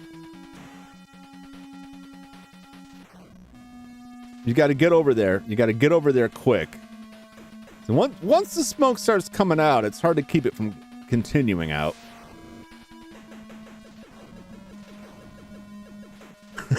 Or I could just do this. Maybe I was just getting too fancy. No, I was almost had him. This Mogura coming on the backslide. Yes, I will fight Hedorah. In Godzilla versus Hedorah, Godzilla turns around, folds his tail under his legs, right? Blasts the jet out and flies backwards through the air like a rocket-launched football of dinosaur meat. It is the most atrocious thing I think Godzilla has ever done. And that includes in Godzilla vs. Megalon, where he ran and slid upon his tail foot first into either Megalon or Gigas, or both. And that was pretty obscene. But using his atomic fire breath as a rocket propellant was perhaps a bit much. Perhaps. If I don't move Godzilla up, and I'm terrified of Gigan, to be honest. If I don't move him up, Gigan could swoop in and, for all I know, completely annihilate Mothra.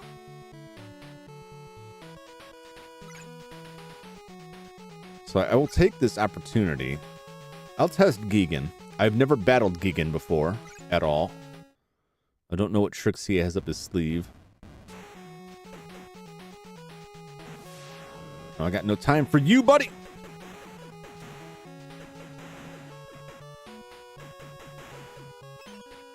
Oh, surprised I could dodge. Oh! No noodle, no noodle.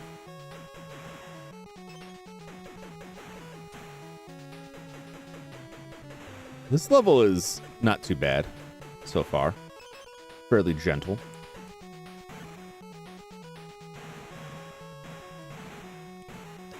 Get the Super X's. They're super duper. Do not want. Yes. Carry it on. I love it when that happens. What's Gigan got going for, man? Oh, God. Oh, no. That saw really hurts.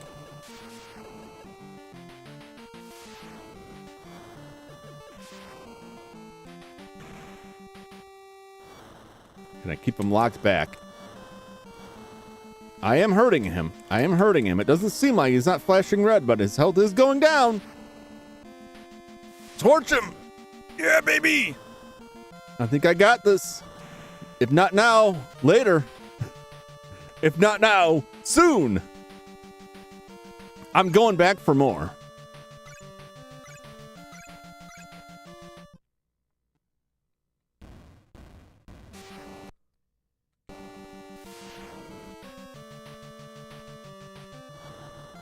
That's right. That's right. Damn you, flashcard. Yeah, boy. I gotta tell you, I was really worried about that saw blade popping on his chest. It ended up being a non-issue. I was quite all right with it. I'm gonna head up with Godzilla because I can still cover Mothra in this scenario. I'm gonna see if we can just leave. We haven't been able to before.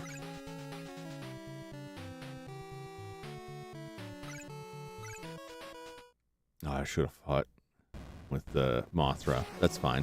Mothra can come back in later. Kick, kick, kick. Godzilla just kicking stuff like a petulant child. Wow! Yeah, yeah, buddy. Oh!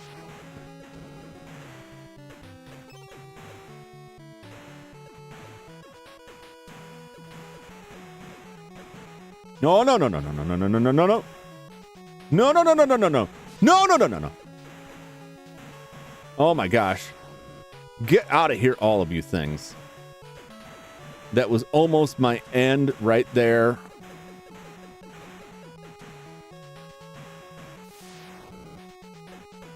Give me health. I swear. Oh, I'm so close. That thing really messed me up. I really got locked in the corner there. Oh no, Godzilla's down. I was so close to getting some health.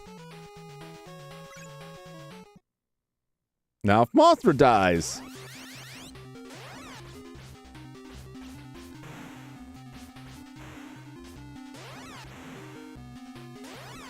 Oh, he can jump. Oh, it doesn't matter how high I am.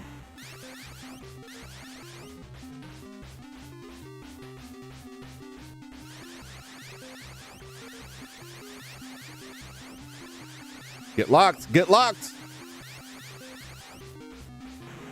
Oh, Lord.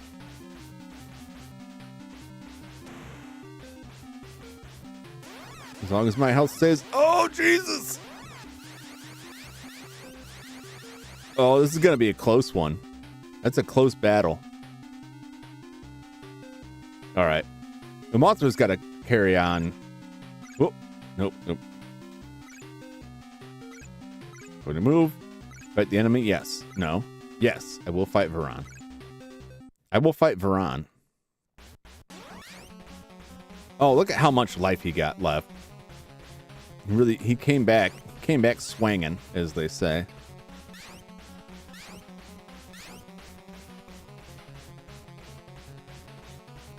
You're unbelievable. Oh! I really don't know what's so unbelievable about Varan. I feel like it's a terrible secret that I don't want to know.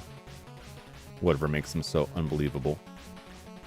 And the question is, can Mothra pull this off? He's got some tough fights. She's got some tough fights ahead of her.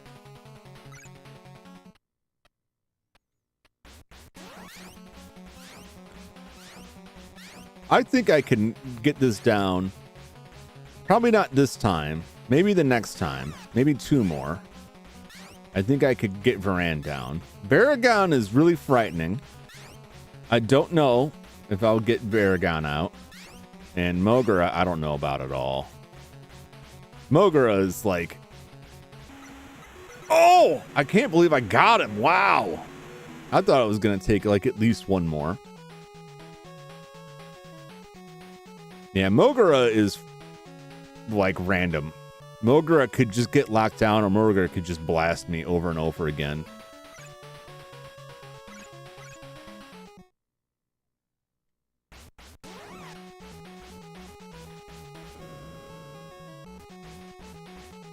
Come on. Whatever happens, I got further than ever before. I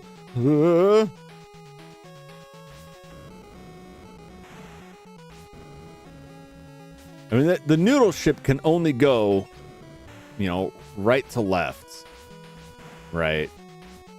But it does waver up and down, and it takes its sweet time getting where it's going.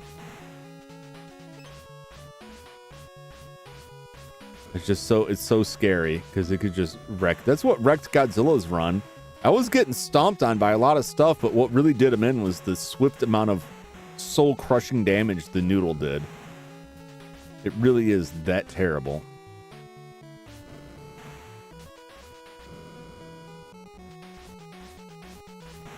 Yeah, right. You better give me that.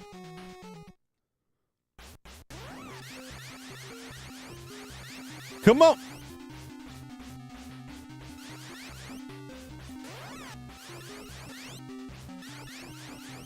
I just gotta stay ahead of the curve on the damage.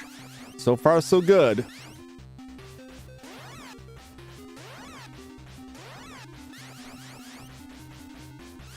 Just max out that, all right. Dust off as much as we can there. He doesn't know how to react to this. He doesn't know what to do. He's bouncing back and forth and shooting me. I will flip him around like his tail, just like Frankenstein. You see Mogura? Mogura's like, I'm getting as far away from that as I can. Mogura knows what's up. He's on the run. It's on the run. She's on the run. I don't know. It's a robot. It doesn't really have a gender.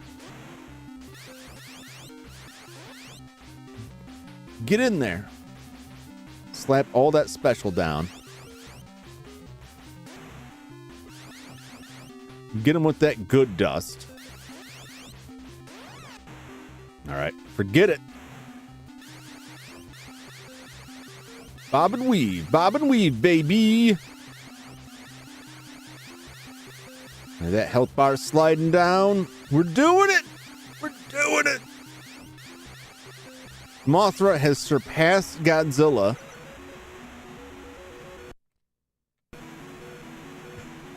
Sorry, I keep hitting that menu.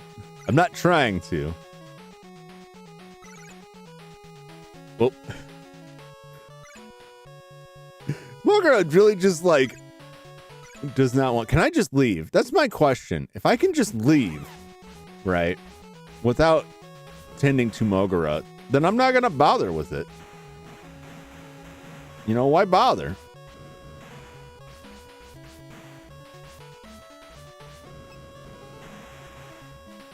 But it's not gonna make me fight him. I'm not gonna fight it.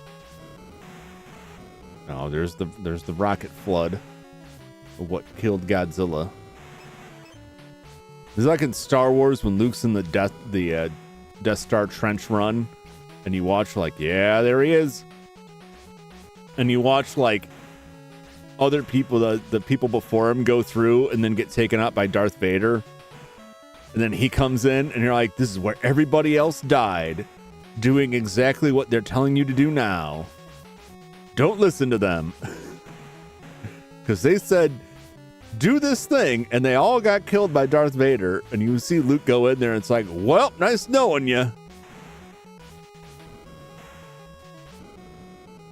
That's how I feel right now. Like Luke Skywalker rolling in there, like flying over the corpses of my friends. Like, well, I guess I'll just do this. Oh yeah!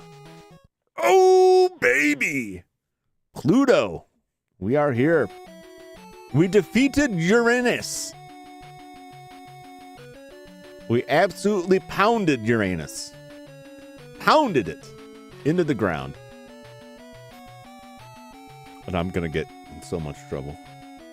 Uranus, the planet, and in the solar system. We crushed it. Don't mean anything else by that. Who do we got now? Is that Mechagodzilla? This is goddamn Mechagodzilla. Look at this juicy slice of deliciousness. Why is Pluto so friggin' hot? Is Pluto full of volcanoes? I don't know. After Pluto, we got Neptune, and then on to Planet X with King Ghidorah. Who's after Mechagodzilla? What else you got? What else you got up your sleeve?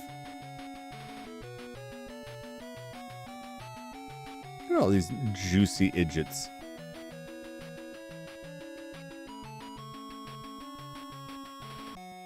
I don't know if we have to beat all of them or what.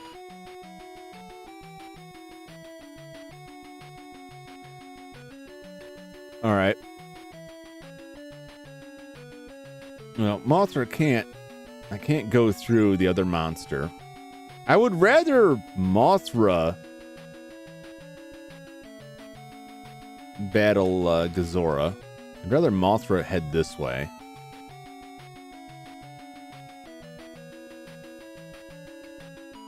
Mothra can, let's see, 1, 2, 3, 4. Mothra can make her way downtown. Godzilla can go here, and then he'll get pincered by, pincered by Mogra. I can live with this. I can live with this. I can live with frying up some more delicious squid.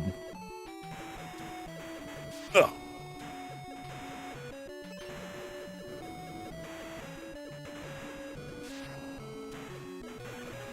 No, no, no, no. Not the noodle. Woo.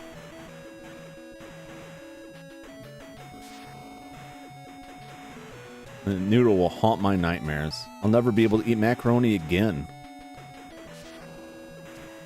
Amanda! Gonna have to ask you to leave. Thank you.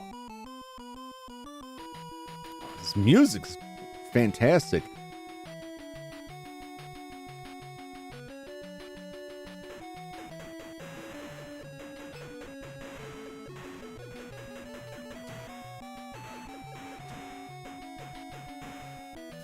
What is up with your hitbox? But it just doesn't want to get hit. Hit!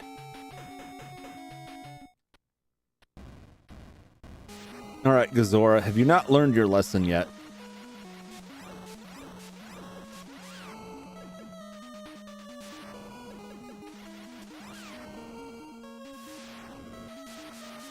Oh!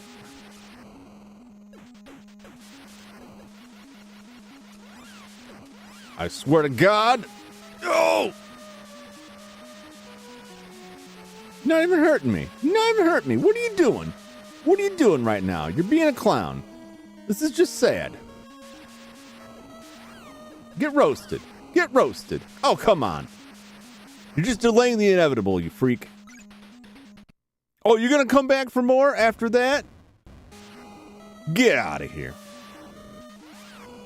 I cook you now. Oh, you. Ugh.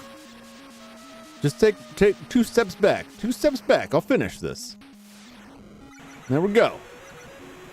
Why even try? Why even try? Why don't you just be like the other ones and just take off? Just leave. Leave this desert planet. Alright. Mogura's a pretty decent fight. We'll head down here. And then Mothra can get up there and ankle slap Varan into next Sunday.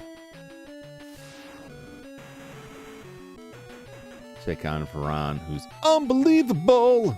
Oh! Those are some short levels.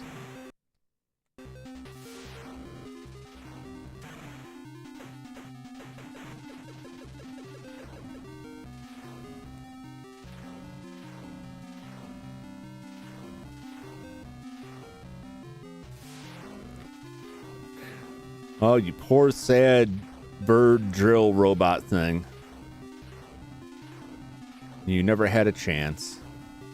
Never had a chance to truly live. And now you're dead. And I'm dancing on your grave. No, Varan, no!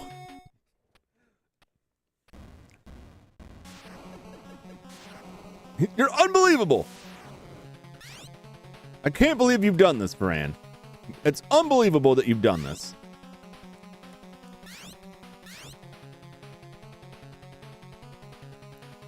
You're unbelievable, Varan! Da da da da da da da da. Oh! He's unbelievable. Oh! Da da da da da da da. Unbelievable. Varan.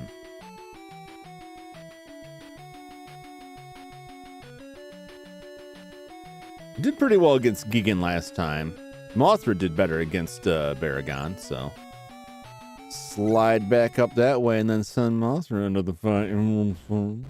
Level 12! Holy cow. Really juice some levels up there.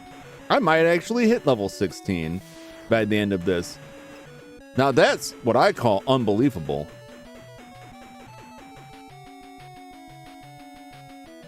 These levels are mercifully short.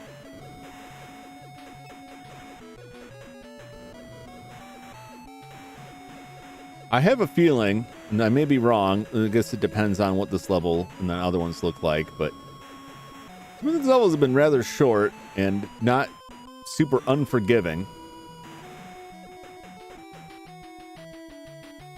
I feel like the developers must have realized, like, look, by this point, they're tired. They're tired. Let them rest. Oh, I can make it. I'll take you on. I'll take the smoke.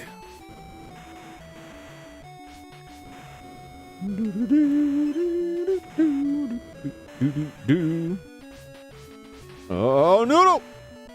No! Don't you dare. Get out of here. Stupid flying saucers. Who wants you? There's too many of you on the screen. The game's slowing down. Where are your manners? I've got a date with a smog monster. I don't have time for you second-rate dragon losers. Whoa!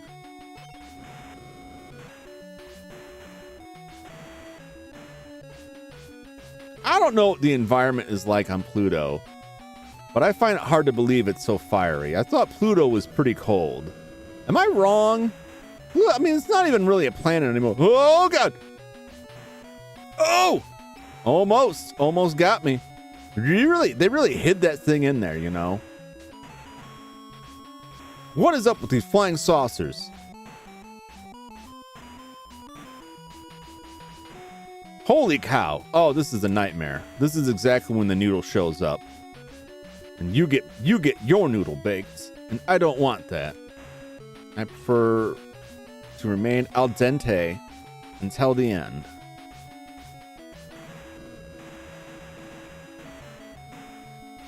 I take back what I said about the developers and their kindness, because this is rough right now.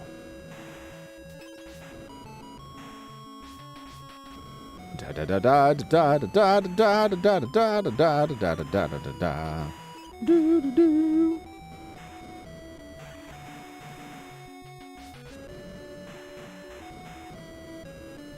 Beat it. Beat it. No, no, no. No. Oh, my God. Oh, the health is too low. I can't get it. Thank you. We got the Doug trio down here. Recently separated. Trying to wreck my world.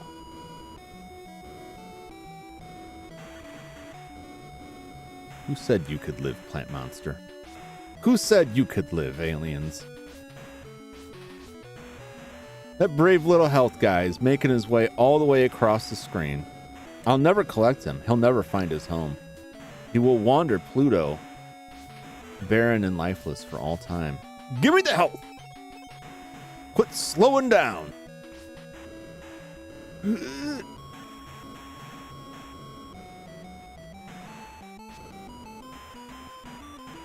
too much crap on the screens. You're grinding the game to a halt. Swear to God. Get out of here. Get out of here. I'm out of here.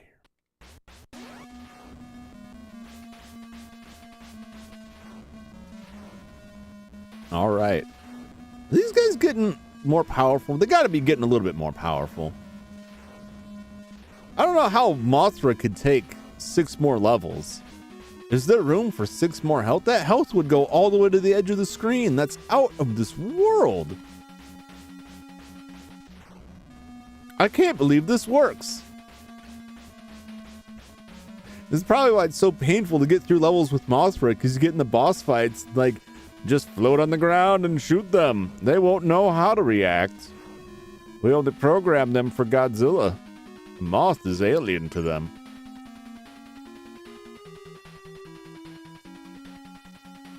I gotta strike while the iron is hot here. I gotta keep working that Hedorah. Also, if the enemies come to me, I don't have to go through the stage when they attack me. Although I think... Oh, no, he got the smoke.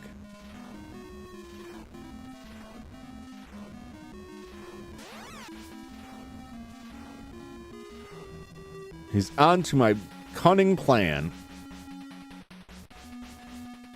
I think my super is gonna get me out of this one. Ugh!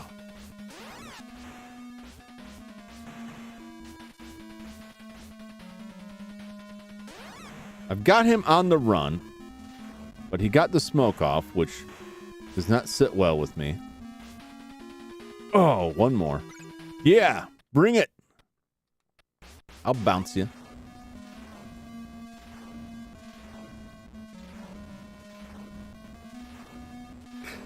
It's so sad. It's so sad. Poor Hedorah, all the way in the corner. He just wants to blow his big cotton, you know. He's got his bubblegum flavored vape, and he really wants to show off. And this is a no vaping zone. Thank you. Take your fruity smoke outside the building. I would appreciate it. I'm gonna let Baragon come to me. You know, I thought this would be a lot more hellacious, taking on all these monsters. Really, the real struggle is just going to be getting Godzilla 2 moves at a time over to Mechagodzilla. That's 1. I'm assuming beat him. 2, 3, 4, 5, 6. It's going to be 6 turns. 6 levels I'll have to get out of here. Slightly less for Mothra, but still. Nope. Yes, I believe I will fight him. Oh, my old friend Matango.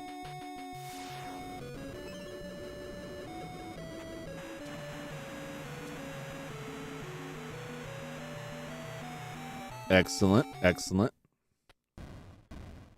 Have some of this.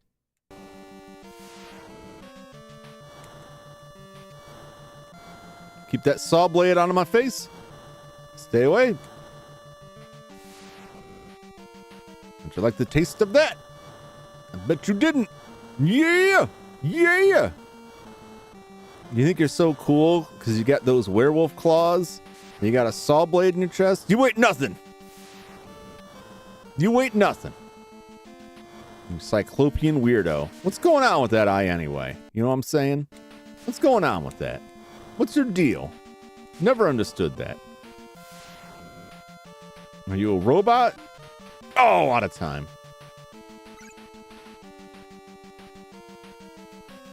Mechagodzilla is backing away from the exit. I don't want that. I don't want that. Yes, I will fight Gigan. Check this out, Gigan. And some of this, too. That's right. I got your number. How about this? Ooh, baby. Yeah. You're not so bad. You're not so bad after all. You ain't nothing, that's what. Uh-oh. Just stick him a move. It worked before. Yeah. Yeah. Yeah. Really, Baragon and Anguirus are like very, very similar. Oh!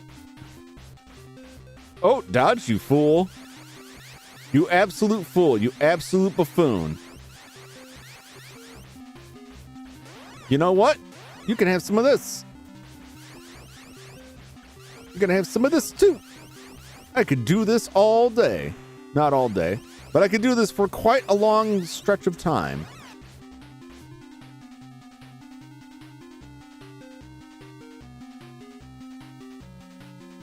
I think I will have to go through the level. Maybe I won't. I won't. Yeah, baby. Just wheedle them down, man.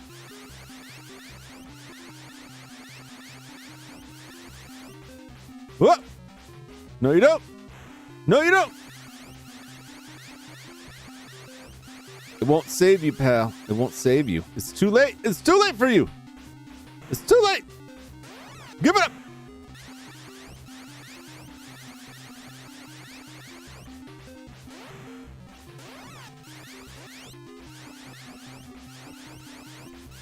Yeah.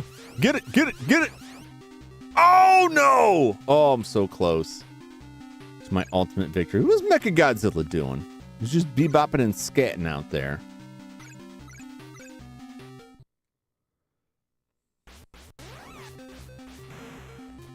Get dusted.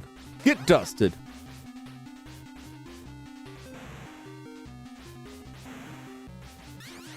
Get dusted. Get dusted. Get dusted. Got a whole lot more where that came from.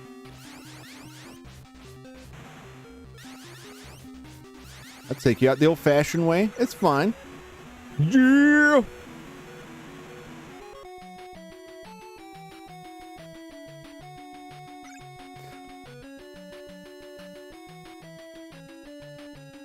Alright. Let's escape this hellhole.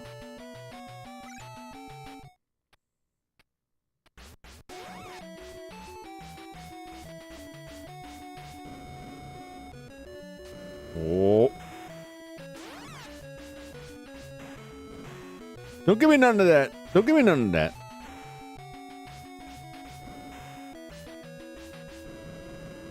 Have some dust. And I'm out of here. I know I missed some XP, but that's fine. I can even call it XP. I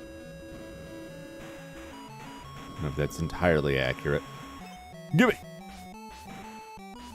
Accurate enough. Points. My score.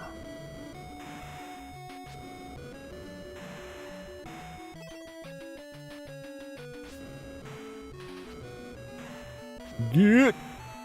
Get. Get. No. All this crap flying in. It's a sure sign the noodle's on its way. That's when they like to bring the noodle out. You're overloaded with other junk. Do, do, do, do, do, do, do.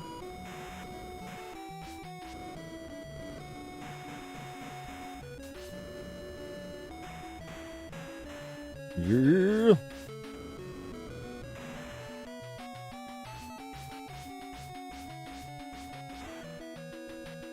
Could not escape that one little flake of enemy there.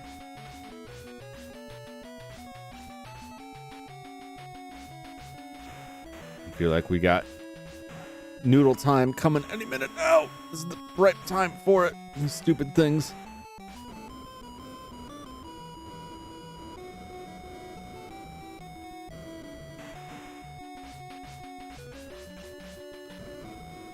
right.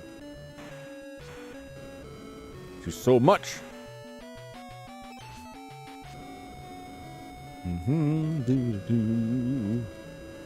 Do. It's making me nervous that I haven't seen a noodle in a bit.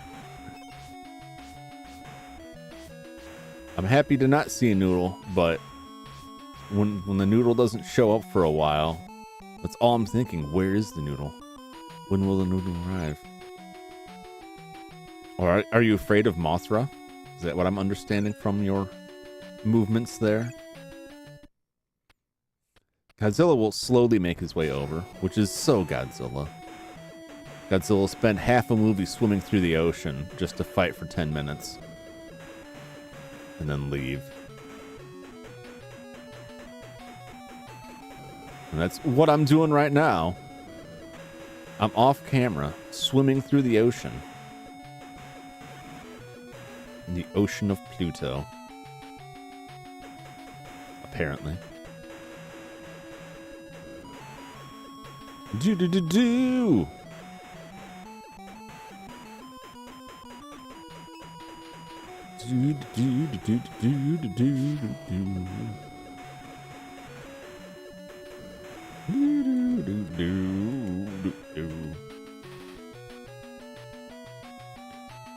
Oh no! He's coming for Mothra. Maybe he craves Mothra's succulent moth body, which is surely delicious. At that size, it would be quite a treat, I have to imagine. I don't know if any of you have the taste for the Hymenoptera of the world. They can be quite delectable if prepared properly. And in larger quantities, why, all the better. Savor that succulent moth meat. No.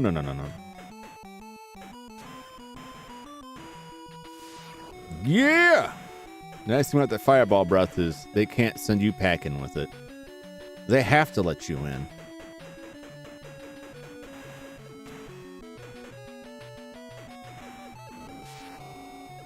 Do. Need that help. Taking too many hits.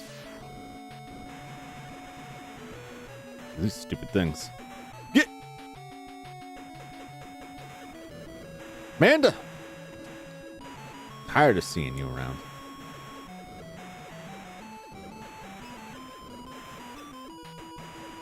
I want to know why, like, Manda... I mean, Manda's just a big snake, right? I'm not trying to diss that. Manda's just a big snake. But it's still, Manda's still cool. In my book. Why is it Manda a boss? Why do they make Gazora a boss? They make the stupid space amoeba infested cuttlefish a boss, and they're like, giant snake? Just slap him in there. He'll shoot fireballs out. It'll be great. The kids will love it. I was a kid and I did not love it. What hell is this? Oh, it's just the same old hell. It's just purple now. Okay.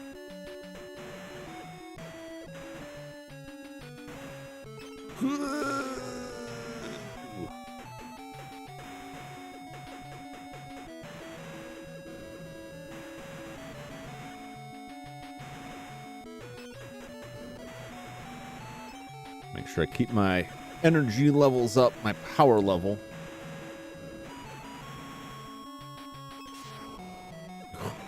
So that if I need to, I can go into the atomic fireball and not get swept away. Oh, God.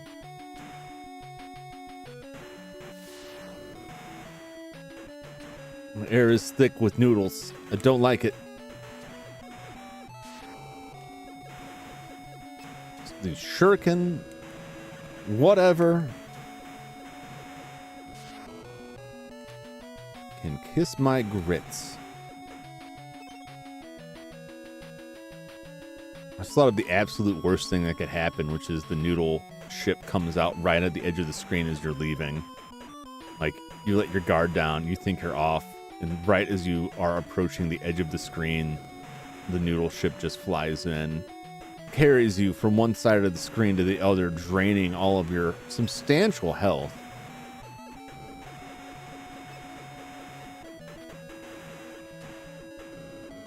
At this point, no, it wouldn't be so bad. We've only got one boss to fight before Mothra could escape, but that assumes Mothra wouldn't get swept away by this nonsense. This sea of awfulness. What flaming space ninjas throwing these stars at me? That's what I would like to know. I would like to have their name and address so I can file a formal complaint against the incessant harassment. Yes, fight me. Fight me, old style Mechagodzilla, which looks really cool, I have to say. Oh!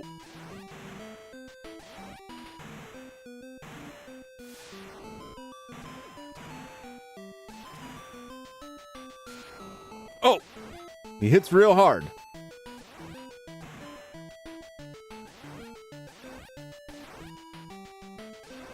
Stay there. Stay in the corner, baby.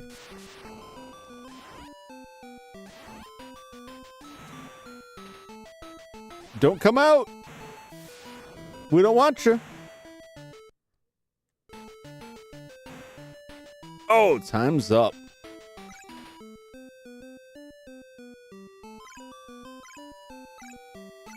I will fight the enemy. I got him on the ropes, I think. Potentially. All right.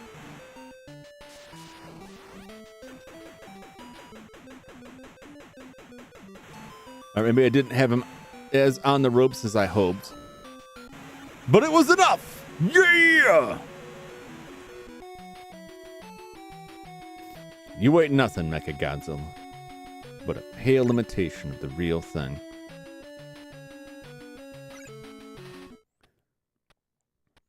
Whew. I'm gonna be running for time here. I'm so close. I'm so close.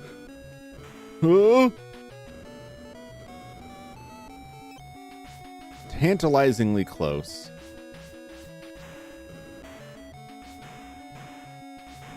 Ugh. Which is why it gets so frustrating getting swept back to the side of the screen over and over and over again.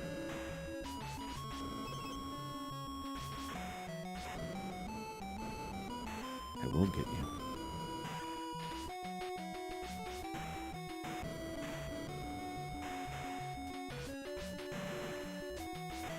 Quit it now. No!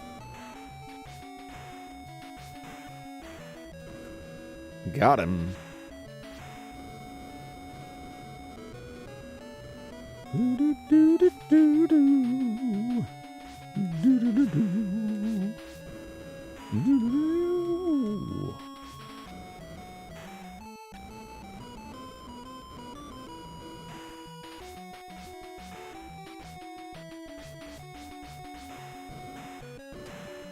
Ooh. I don't know who's after Mechagodzilla in the scale of things. I know Planet X is where King Ghidorah resides. Oh god, Noodle! Oh, this is the worst spot. Oh! Oh my gosh. There's so much crap going on here. Of course it's a Noodle spot. We got two of these friggin' guns here. Their bullets are stacking up on each other, and my health is fleeing the scene. Thank you.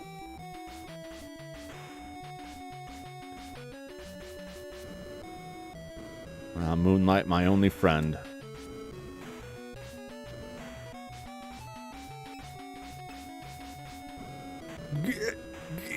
Get. Oh my god. When does it end? I feel like I was lied to by the earlier segments of this planet that were very, very short, to the point that I thought, surely this will be over pretty soon. Oh, MFer. Get.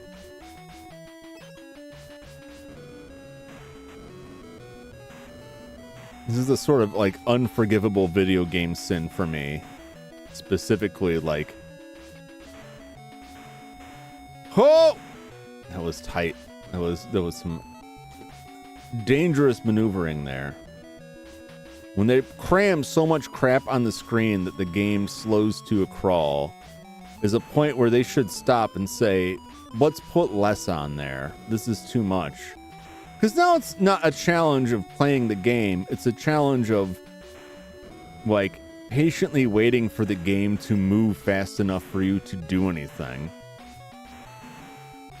And that's not fun. That's not a fun challenge. That's just a pain in the butt. That also makes the hardware you're trying to sell. Look at that! Did you see that? It flew right in off the edge of the screen just as I was leaving. It's happening. My nightmare is coming true.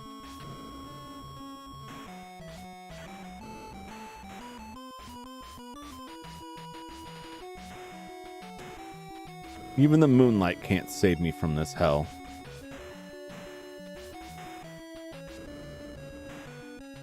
Ugh.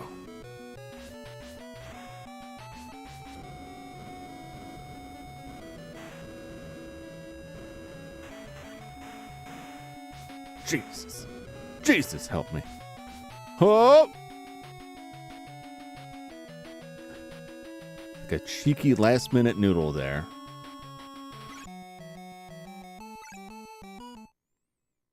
We're almost free. We're almost free of this level. God knows what comes next.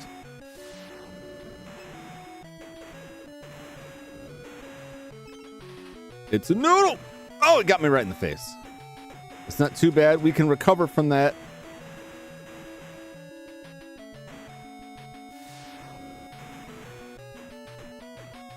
Amanda! Get real tired of you. These freaking space shuriken.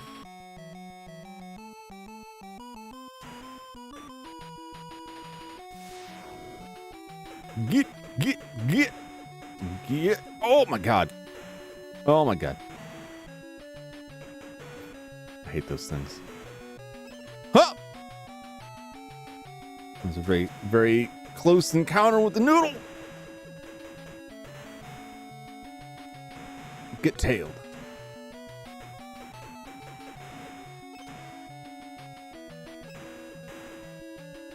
Do.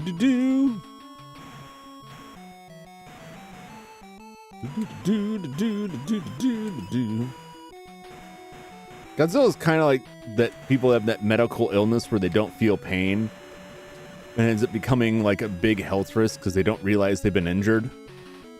It's what Godzilla is like. When he doesn't respond, he doesn't get knocked back by those attacks. You lose track of your health until you realize, like, oh god, I'm really taking some serious damage here.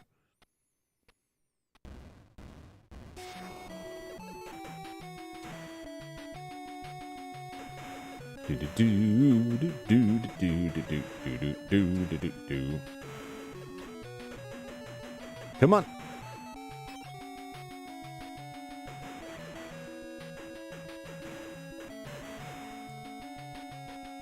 Let me leave.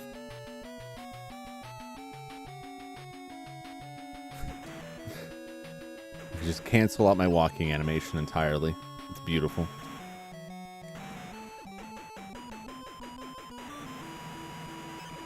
Die.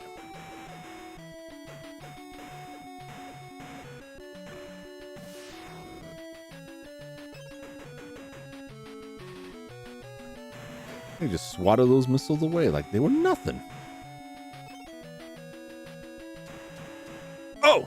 Those he didn't. He took all of those right in the face.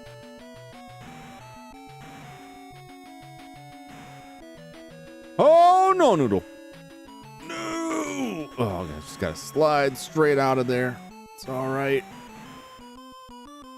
You guys can beat it.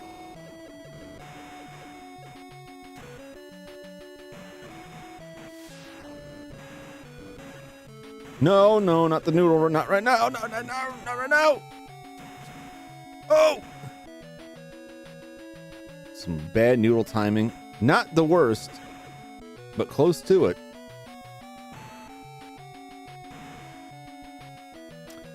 Oh boy. Oh. I could really use some health there, but that's okay. We're moving on to Neptune, baby. I just realized, am I wrong? Am I wrong? Is there no Venus? Did we just skip Venus? What's Godzilla got against Venus? Is there some reason that Venus is not suitable for kaiju battles, but literally every other planet, including a planet that doesn't exist and a planet that's no longer a planet, those are all fine? I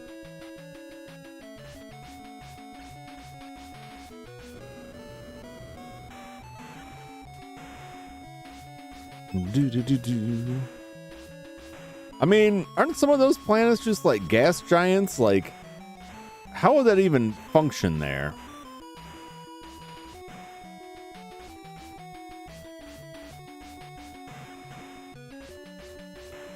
Oh my gosh. Do do do do do do do do do do.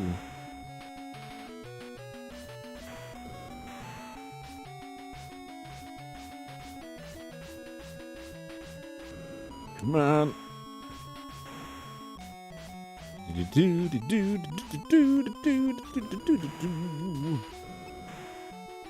Noodle. No bake. Thank you. Get out of here, Super X. You were a failure as an anti-Godzilla craft, and you deserve to be blowed up. You're equivalent to turning a jet fighter into a minivan. That's how I feel. Just die already. No, not the noodle.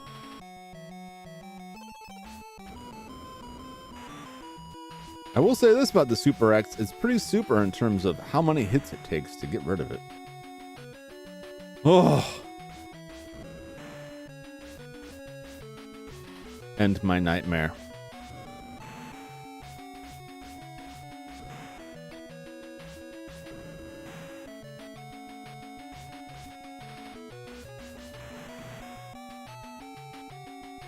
Be gone!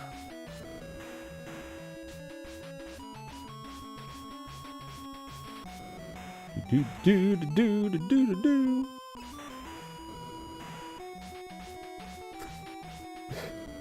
Every 5 feet, we will place a platform with a new rocket launcher. I'd love to know what the military budget of these various alien worlds is and how they're able to afford this. What's their tax structure like?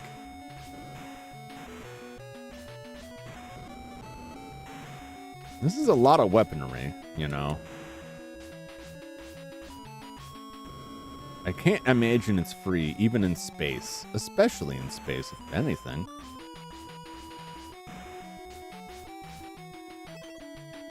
I am leaving on a jet plane. The jet plane. No! Oh my gosh. Yes! Neptune, here we come. Oh, this one isn't too bad looking. Where's the exit is the question. There's no one new here. Are there less here?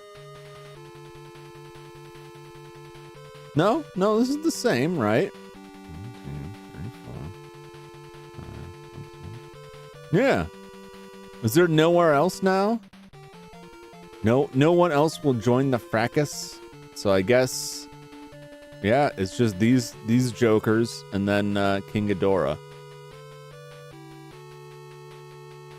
In that regard, I will use this. I will save a state. There's a password. Feel free to write this password down for as much use as it will do to you. do for you, not to you. It's not going to do anything to you. I'm sorry I phrased it that way in a very bizarre, threatening manner. That wasn't my intention.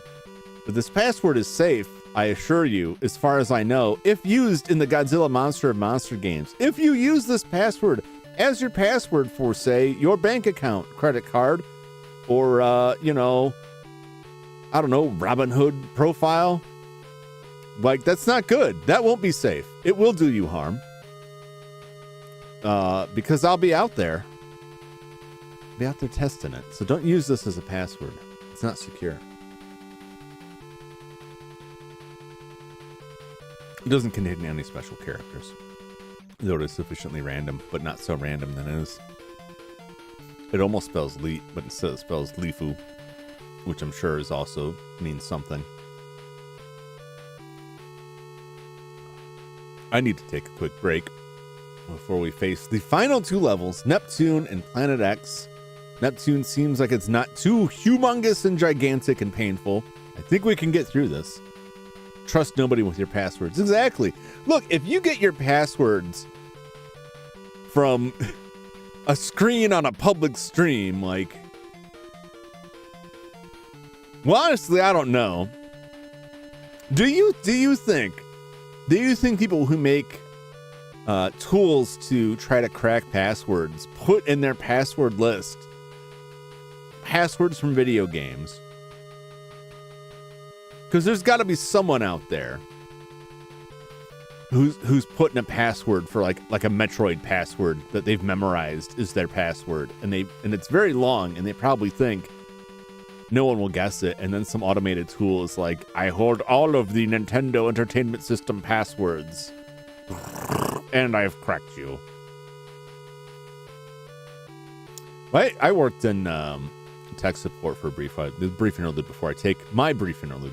I worked tech support for a while, and the amount of times that people would contact the support personnel requesting like a password reset, and then be like totally aghast that they were asked to identify themselves in some verifiable manner.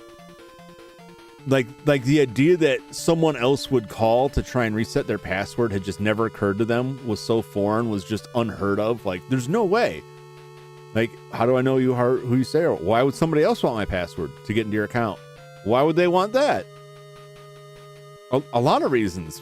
What? Why do you think you have a password? I'm sure they would be like, because you make me. We didn't used to have passwords. I heard that a lot. We didn't used to have to use passwords to sign into computers. Yes, you did. What are you talking about?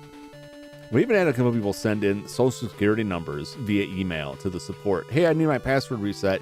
Here is my social security number. And I was like, oh my God, no, please. Oh, people are so bad with that stuff. It's so hard for me because, like, it's not that I grew up with it. I hear that all, well, you grew up with it. No, I didn't. I was a teenager. That's not growing up with it. And even then, most of this stuff that I'm dealing with now didn't really exist then. It wasn't really a thing then. I just pay attention and think about it. When I deal with someone who's like, I don't understand why I even need a password. I'm just like, I don't understand you. Are we living on the same planet? I feel like I'm experiencing an alternate reality from what you are, and I just cannot connect. I feel like I'm going insane. Don't say anything. J Money, I'm looking at you. Don't say it, because you're the number one suspect. Every time I say, am I crazy? And then put something out there. I don't mean to call you out. I appreciate you. I appreciate you, J Money.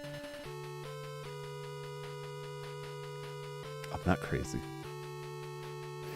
Anyway, I'll be right back. Thanks for your patience.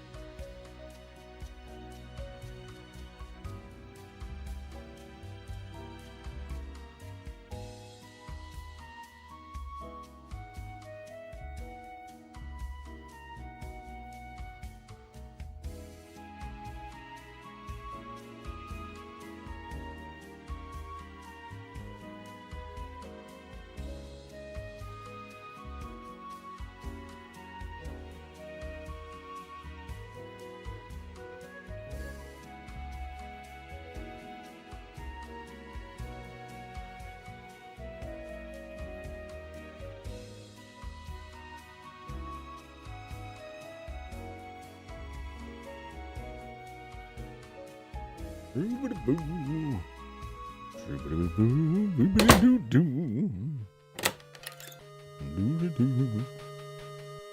right, going into overtime.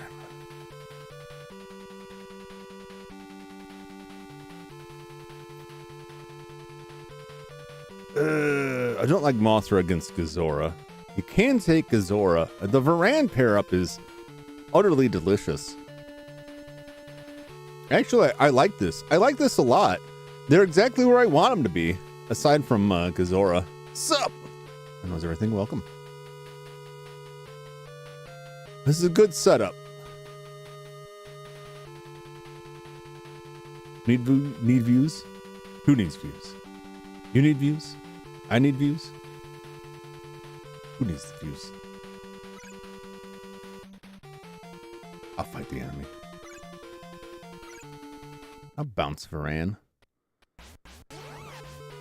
All the enemies are where I want them to be. Even Gazora, I can deal with Gazora with Mothra. It's a good setup. Mothra is a strong matchup against these foes. Not against this nonsense. Well, actually, no. He does better against those things than Godzilla does. I'll say that. His maneuverability. Godzilla just has to sit there and take it. No! Oh my god. Such a high risk of the bounce back there. Oh my gosh. Enough!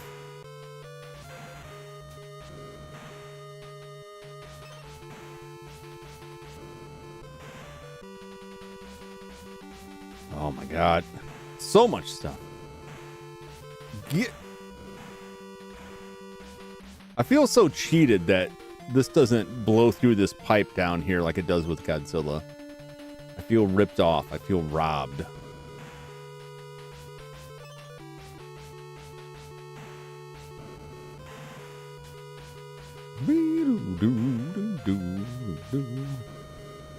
I can't let that thing rest because it'll be shooting at me as I flee the scene. And I can't risk it, not with the noodles present.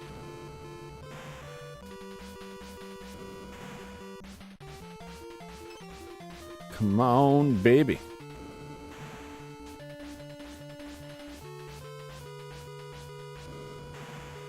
Have you heard of the Godzilla Monster Crew? I have. You know, I completely forgot to mention that. Although I will say, when I went to read about it, the article I read only talked about this game. It didn't talk about the creepypasta at all. So I have heard of the creepypasta. I'm gonna pull that up real quick because I would be remiss if I didn't mention that. Thank you for reminding me. Yeah, when I was researching this, I try to get some juicy tidbits in it. I mentioned all this like way earlier in the stream, but like 90% of the enemies in this game are from actual Toho movies, not necessarily Godzilla movies, but they're not just like random space things. Most of the stuff in this game is from an actual Toho movie, an actual pull from a movie. In fact, I can point out right now, while I'm pulling up the creepypasta info,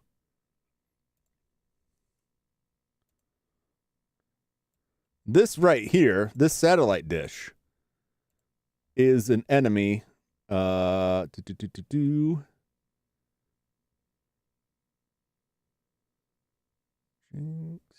me find it in my list.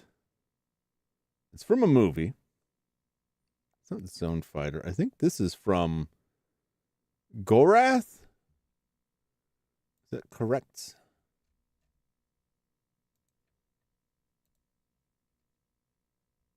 Yes. This is the SSS-1 space station from the movie Gorath, which I think I've got the poster for Gorath. There's Gorath, another space sci-fi adventure from Toho. Not Godzilla related at all, but that is a legit thing from a Toho movie, which I just found really fascinating and really cool that the developers managed to squeeze all these little Toho references in, and it wasn't just like a bunch of, because usually like licensed games, you just get a bunch of random ass enemies that don't have anything to do with the movie. NES Godzilla creepypasta.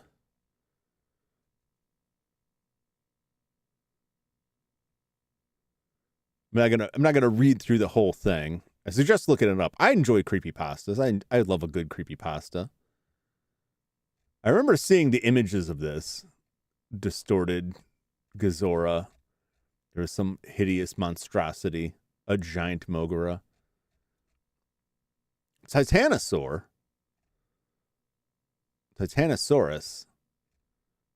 Absolutely. That is good pixel art of Titanosaurus.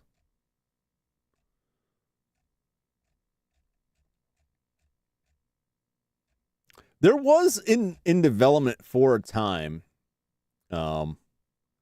Yeah, so this looks like your fairly typical, like, cursed video game. I got this game and it had weird glitches, and then all this stuff happened. I'll have to read through all of this some more. What was Biolante?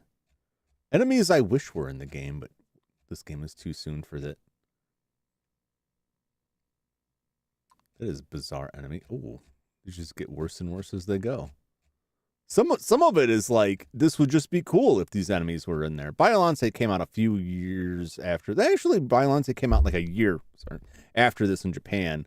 We didn't get in the States for a few years after that. Too soon for them to put it in this. Run. Oh yeah, I remember now. That horrible monster.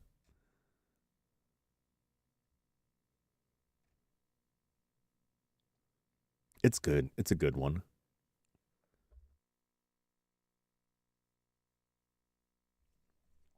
But there was a game in development based on this creepypasta. But last I heard, it just seems like it had been abandoned like a year or two ago. Like, there's no further development. It was kind of axed. I wouldn't be surprised. I don't know this, but I wouldn't be surprised if they got pushback from like Toho. Toho's pretty serious. Toho's like very Nintendo-like in that regard. They shut down a lot of stuff. I don't know if they still are. They used to be. It was the last time I really had a lot of interaction with this was during the 90s when they weren't, for whatever reason, weren't bringing, oh no, Noodle, any of the newer 90s Godzilla movies. Newer. That's very old now. At the time, the new Godzilla movies past Biolante were not making it to the States.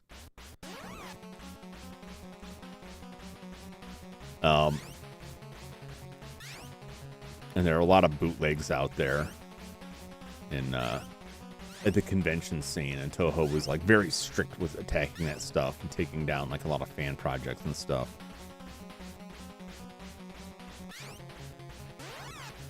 I mean, you know, let's understand, if you're like in a fan community for something where there's no merchandise, there's no shirts, there's no releases, make it rain. I might as well use it. I've got it. I don't know if that is better or worse than just slapping on there.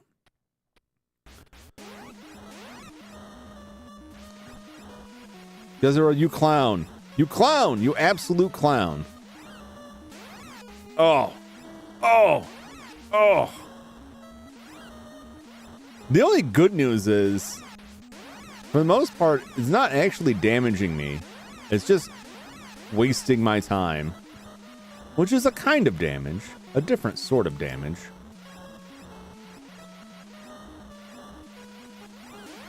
As I melt its health bar down when I can act. Nope. Nope. This is all Godzilla can do. The movie Space Amoeba that Godzilla is in is not very well regarded, and the special effects director,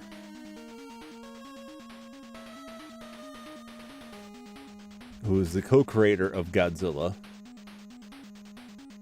Let me pull up his name. I didn't have it in my list for some reason.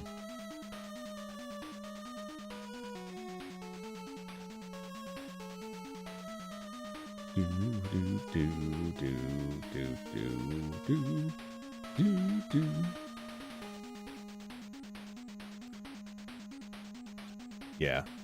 Eiji Tsuburaya. who is the special effects director, the supervisor, who is the guy behind most of the special effects in the early Toho era, passed away while making his health had been failing, and he passed away while filming Space Amoeba. And some of the staff had wanted to dedicate the movie to him, and Toho refused, which is pretty rotten. So it's not well regarded for that and other reasons. It's just not great. It's not a great flick. Who we're gonna fight? We could keep on Varan. He's unbelievable. Oh!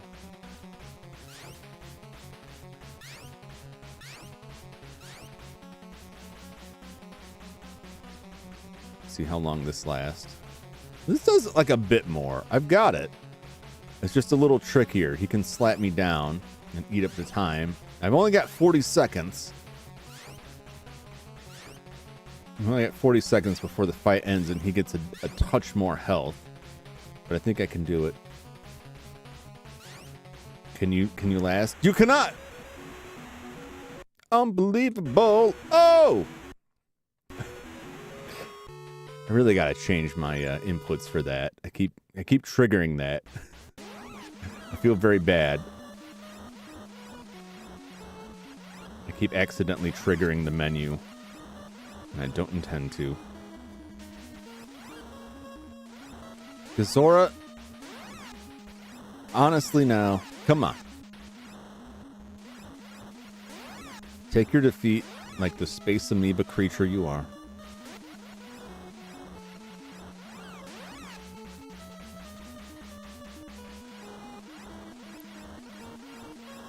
Get dusted. Get dusted. Get dusted. Oh, I might do it. I did it! Nobody puts Mothra in the corner. I am terrified to send Mothra forward right now because I don't know how Mothra would do against either of those foes, but I know Mothra can whoop Baragon. Got a good strat for him. Let's move Godzilla into the fray. Yes, I will. Yes, I will fight Hedorah. I would probably rather fight Mogura, but Mogura is going to come after me. It'll all work out. As I get slapped immediately in the face. Get! Do not want. Don't make me jump. I don't want to jump. That's how I get rockets in the face. That's how the noodle gets me. Come on!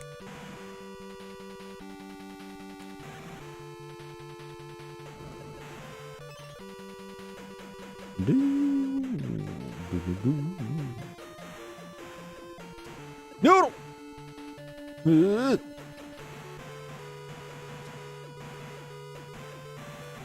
That's it.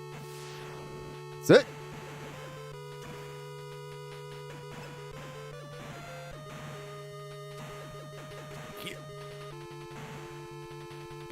Yeah, there we go.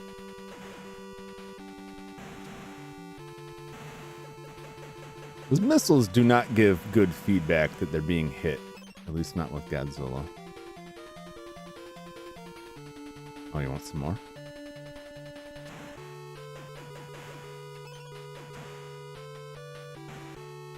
Slap!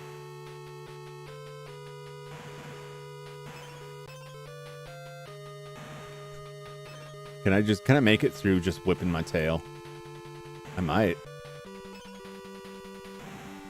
So far, so good.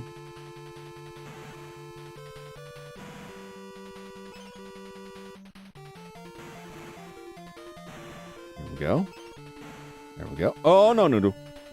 No, Noodle. Mm-hmm. Noodles. Something else. Get up. It's actually working surprisingly well.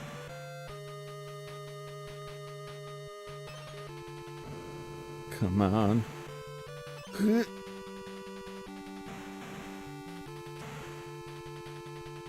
Oh, it's all falling apart now. A little fire scarecrow. Health is good. Health is good.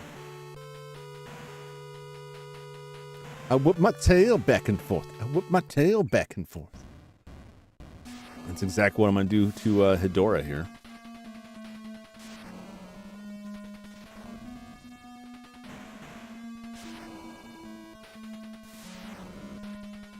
Give him a little fire.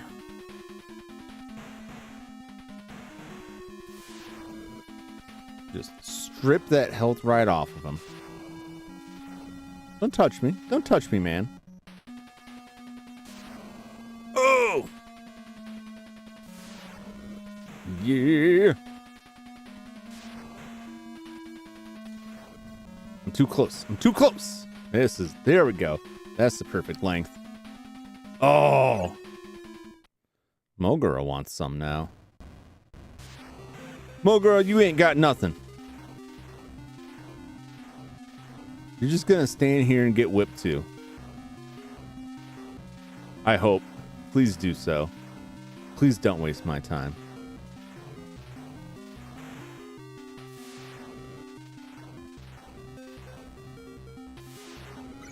Goodbye! You ridiculous thing.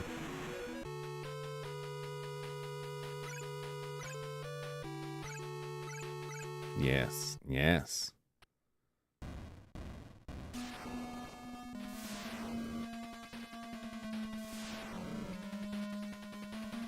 There we go. The perfect length. There we go. As long as you're constantly hitting him, he won't let the smoke out, which is what I desire. Godzilla's got a tough road here.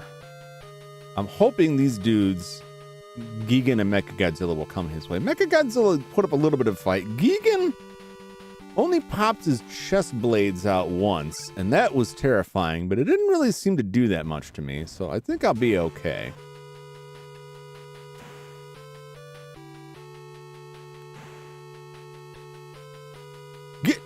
Yeah.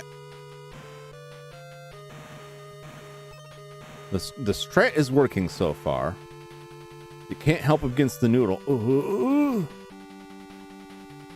But I got through it. Got through it. I can't like let my guard down. I don't want to taunt the noodle by making any kind of statement like noodles can't get me. The noodle absolutely can get me. It knows it can get me. And I respect that and don't want to trash talk the noodle because I'm afraid of it. It's the only thing Godzilla fears in this universe is that damn noodle craft. Where do they come from? What is it made out of? Why is it impervious to harm?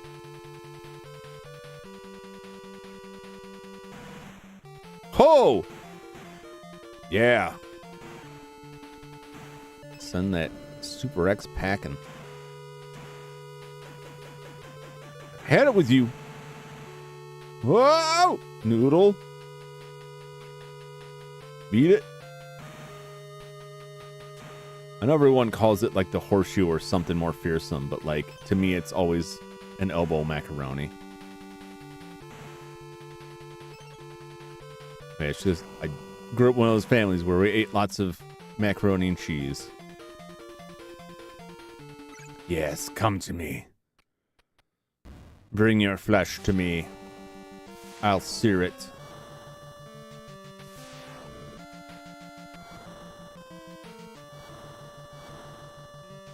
Don't like that, do you? You don't like that, do you? You don't like that, do you? Oh, no, he doesn't like that.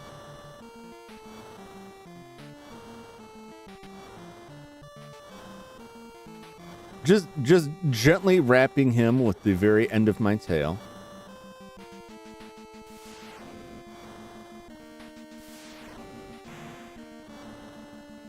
Oh, that was a nice attempt. You made a nice attempt. You tried.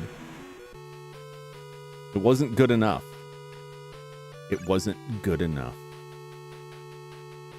To me, Mechagodzilla. There can be only one. I'm gonna be really sad if I get like to the end and like Ghidorah is just like unstoppably, invincibly powerful. Now I've gone through all of this for nothing.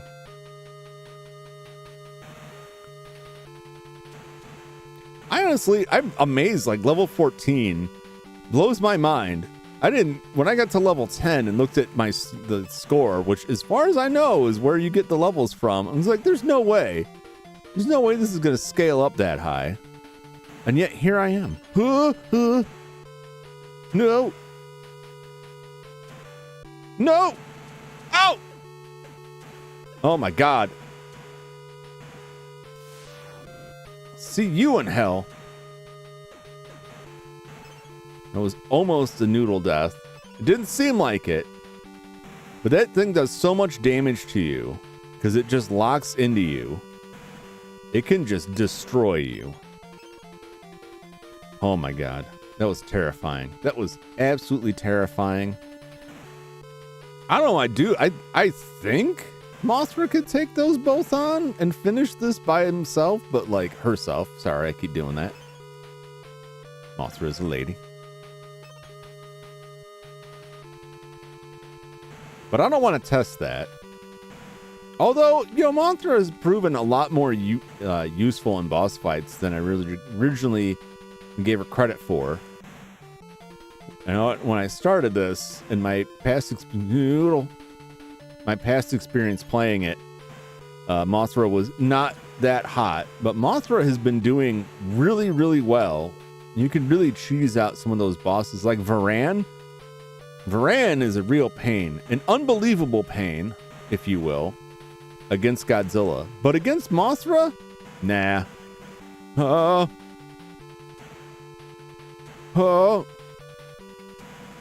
no! Oh my God.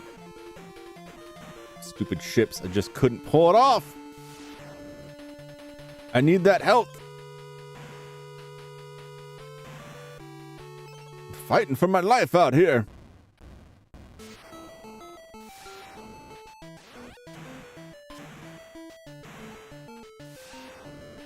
A lot more aggressive than he was last time, I'll tell you that much.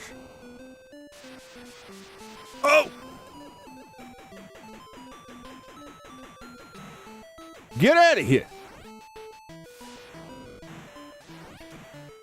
Oh, this might actually be difficult. Can't keep him on lock, can I? Can I keep him locked down here? Oh. Most suspenseful moments. Would you like a menu? Would you like to make a save state? I would not. Oh! Time's up.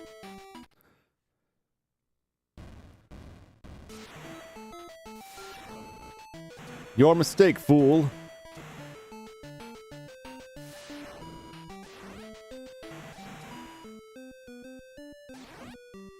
Yes, get in the corner where you belong, where you will die. Ha ha, baby. Yeah. Tail whip all the way. All right.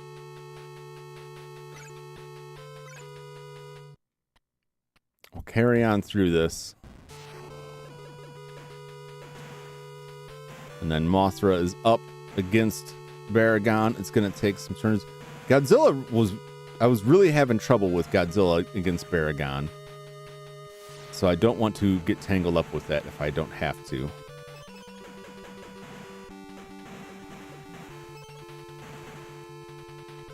One thing that the tail whip really provides is that you keep your head down so you don't get hit by as many of those missiles, and it can make it a little bit easier when the noodle shows up.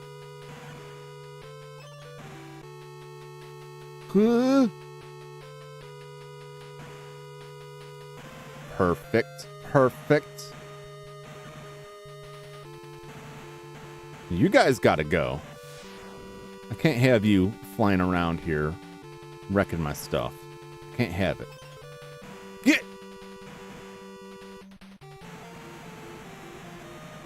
Why doesn't it do that? Oh. I don't know why it doesn't give me that same effect when Mothra does it, but it's fine. Gimme! Uh-oh. Baragon wants to play. I don't want to play.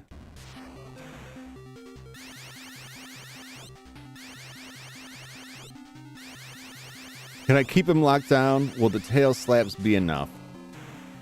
How about some of this? No. It's not enough. No! What are you doing to me? Quit it!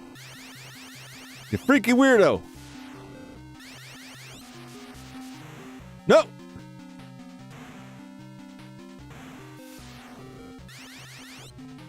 My Mothra's gonna come here and wreck you. I swear. Mothra, help me!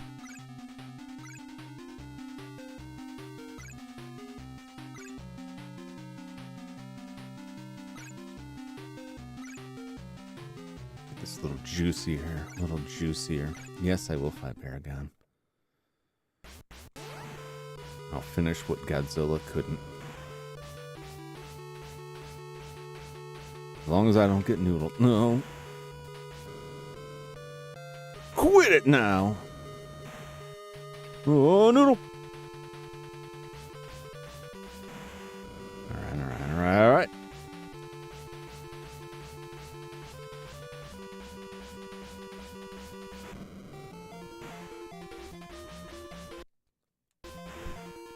Damn it. I know I said earlier I was going to go in and turn that off, but I realized in order to do it, I would have to reset the game to go back to the main menu on this cart and turn that off. And I keep saying, I'll be more careful, and then I'm not. It's killing me.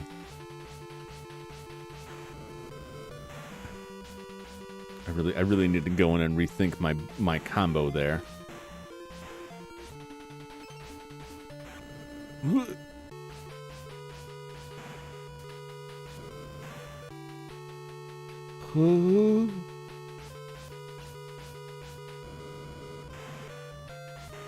Because I don't think there's a physical switch on this cart that I could push instead, which would be more ideal, honestly. There may be. No, I can't look right now. Because then I have to move my N64 and I don't want to touch that. I don't want to touch that. Not as long as it's working. Thank you, Moonlight.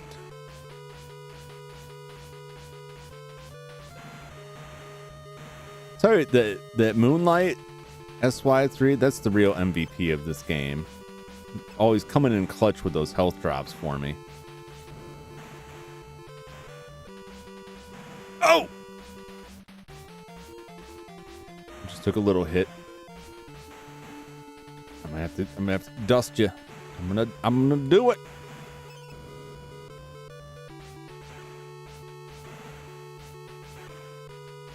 Oh my god.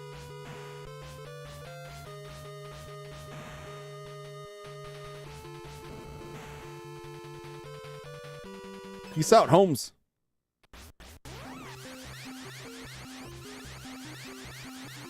How do you like the taste of that?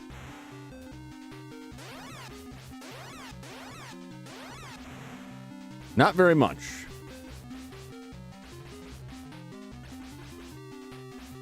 Apparently.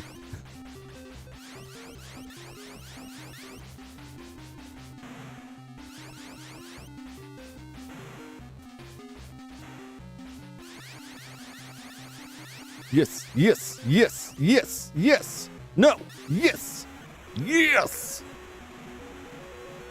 Goodbye. Say hello to Frankenstein. In hell. Move on to the next field. Yeah, baby. Now I just got to make it across with Mothra. Now, if Mothra dies, I'm boned, but I think I'll be all right.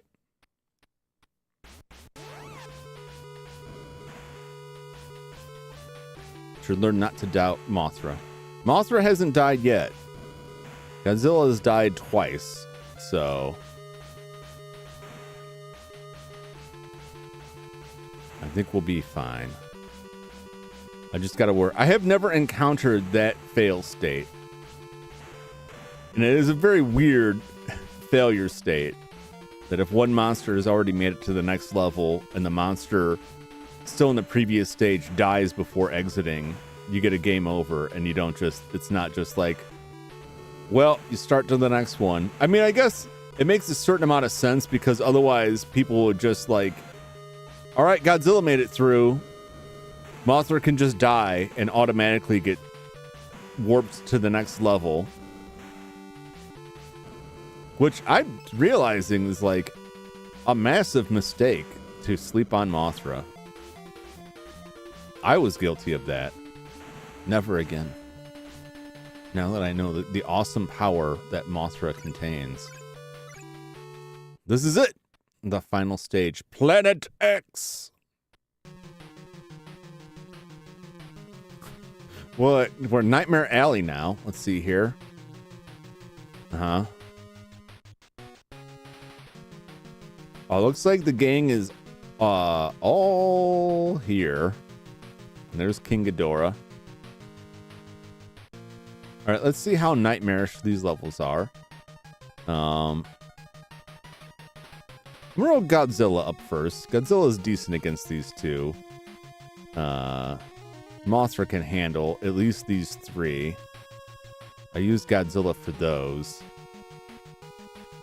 I kind of have to take on Ghidorah with Godzilla because this is a Godzilla game. It would be weird if Mothra finished it, but I could accept it if it came down to it. What on earth is that thing?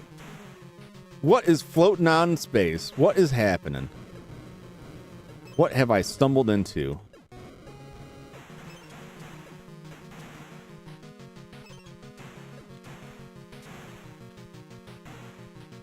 I don't got time for this.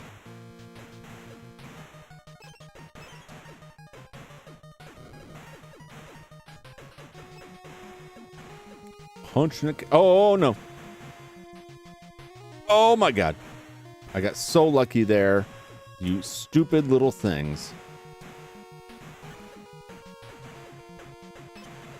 Get me. That could have been it.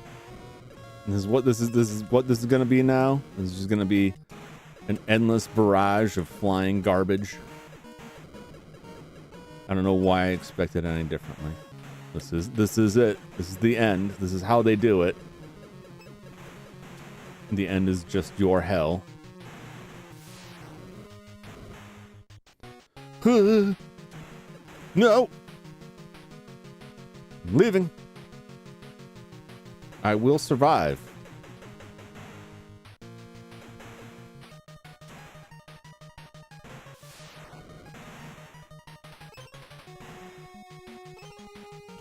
Do.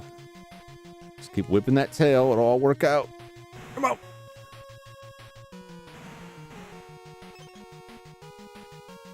Tail, take me home. Yeah.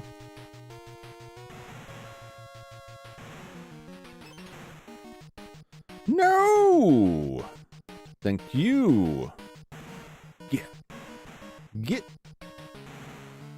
It doesn't even make a sound when I'm hitting those missile launchers. I just have to assume I'm hitting the sweet spot.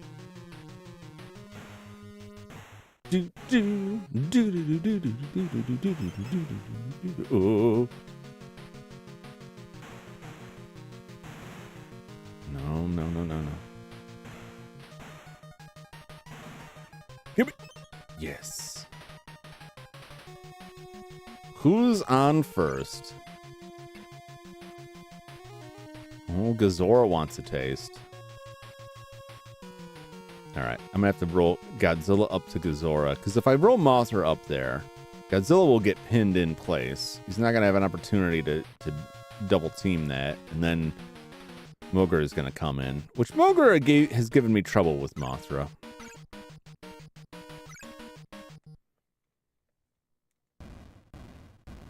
So I'd rather stick with the old standby on that. Oh. Amanda, why are you still hanging around?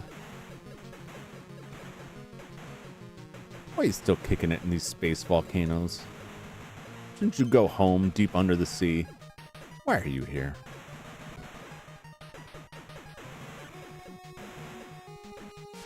You're only ever in one of my movies. Well, I guess probably in Final Wars.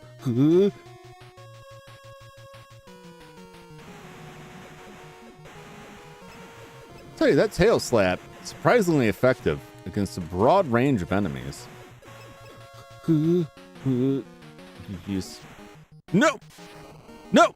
You're not gonna do me like that.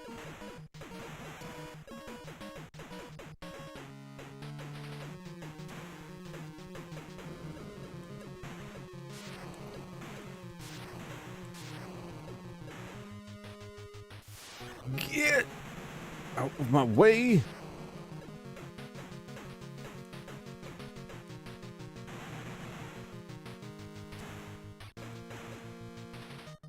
Enough. Gazora, I have had it with you and your nonsense. Showing up.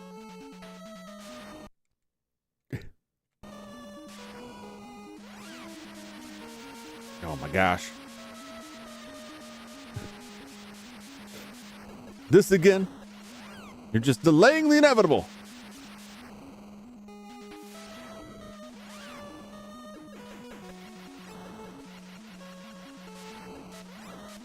A punch. Yeah. See you in hell forever. Never gonna see this guy again. Never again. Oh.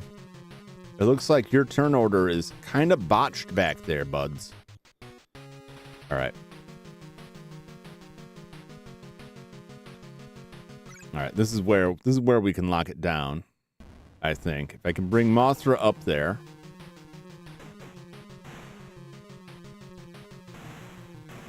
You know, if I could bring Mothra up there, right, then we can lock him in pretty well. All really kept me waiting. That way we both get a taste.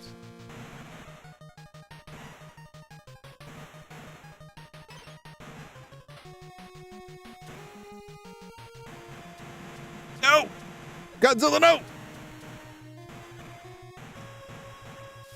See you in hell! You're not gonna stop me now. I'm so close.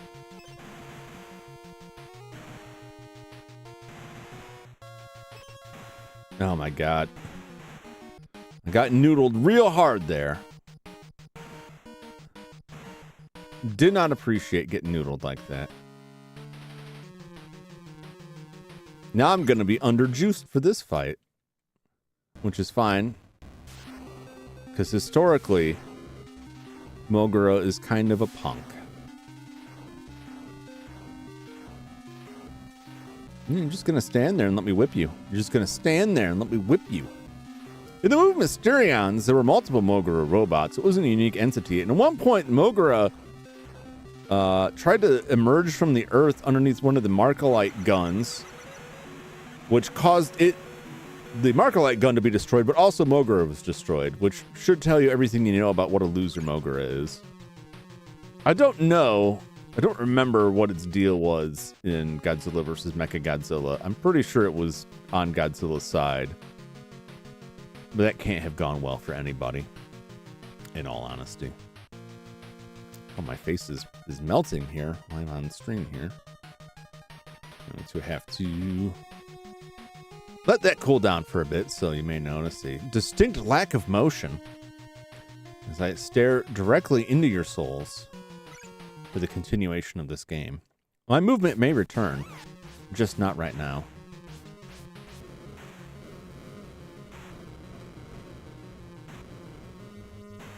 Camera gets a little too hot, and they do sell little fans for them, which I refuse, because a fan that tiny is guaranteed to generate all kinds of stupid noise. I can turn on a mode that's supposed to be oh no, you're not gonna do it. Do me like this. Get out of here. Here it is, one of those cardinal sins I'm talking about. Loads so much stuff on the screen you can hardly move. And I don't mean because there's stuff there. I mean because the game gets close to just completely freezing up.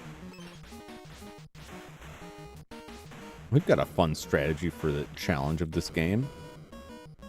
Just make the Nintendo melt. Come on! Noodle. Peace out. Dun dun.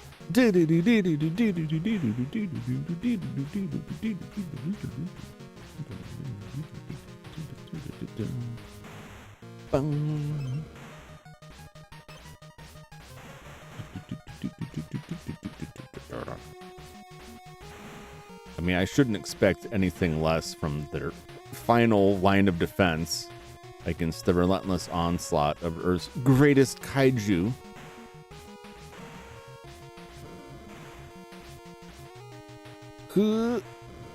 Oh, that wall. I really misjudged that. That could have been the end. But actually, it worked out fine.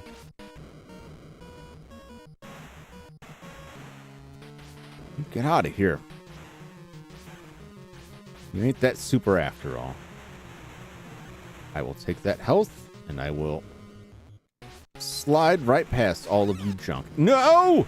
It pushed me right back through the wall. Almost noodled me. Swear to God.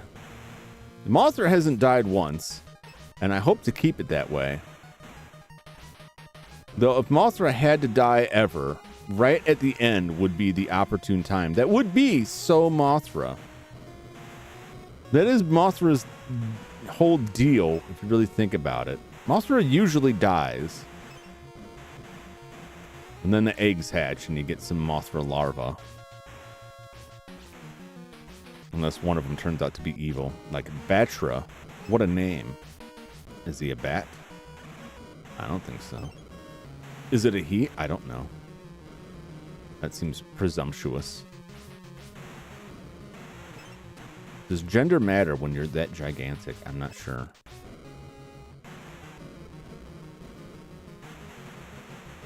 Because surely there's no, like... There's no, like, Mrs. Godzilla or Mr. Godzilla or, you know, whichever that falls. Except for that American one, which I don't count. I don't really see Godzilla having offspring. I mean, I know... Technically, Godzilla has a child, at least one. No! Don't noodle me! Don't you dare! But I don't think in either case that was actually like a legitimate offspring of Godzilla as opposed to just like another creature with a similar genetic makeup, you know what I'm saying? It's more like an adopted child. At least that's my understanding. All right, we got the all-you-can-eat buffet here. So just come on down. If I just hang here, can I just force them to move? Because that's what I want to do. Because I'm worried that someone will try and, like, if I move Godzilla up here and move Mothra up here, I'm worried that one of these clowns will just, like, mess up my whole thing.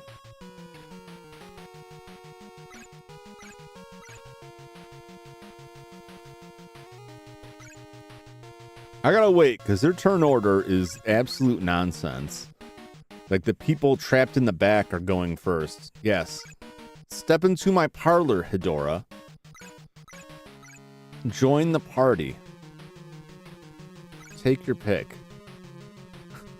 They could not have arranged that more poorly. They couldn't have got King Ghidorah like, what are you guys doing? Move it!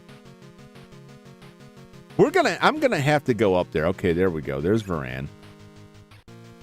I'm not stepping up to fight Varan. Varan's gotta have to come to us.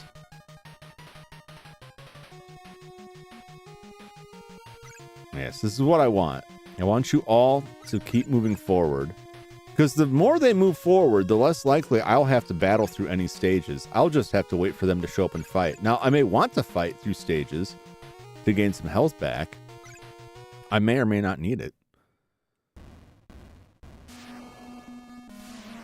I haven't really so far.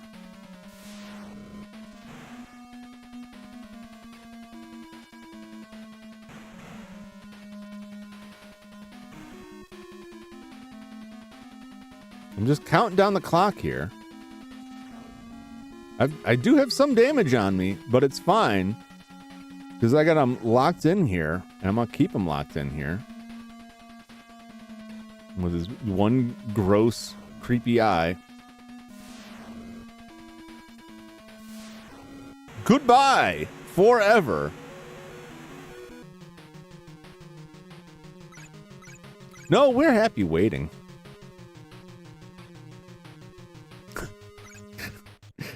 It's so sad. It's so sad. Like, I have to take my turn. I have to do something.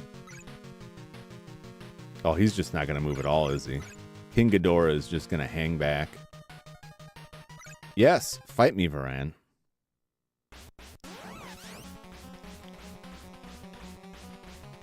I'll fight you. I'll fight you. I'm fine. I'm fine battling you.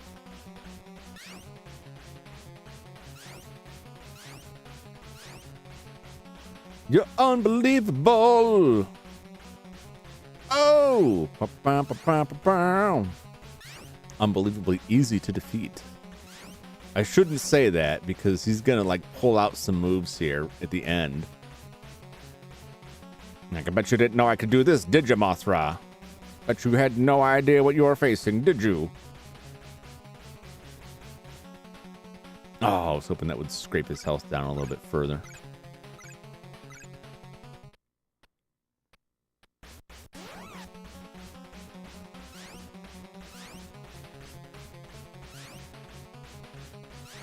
Here we go. He's unbelievable. Varan. Go back to your one movie, bud. Hey, level 16. Maximum. Who will he tackle? Hey. The perfect pairing. You don't even know what to do against this bug. You're powerless against me. Not totally powerless, but mostly powerless.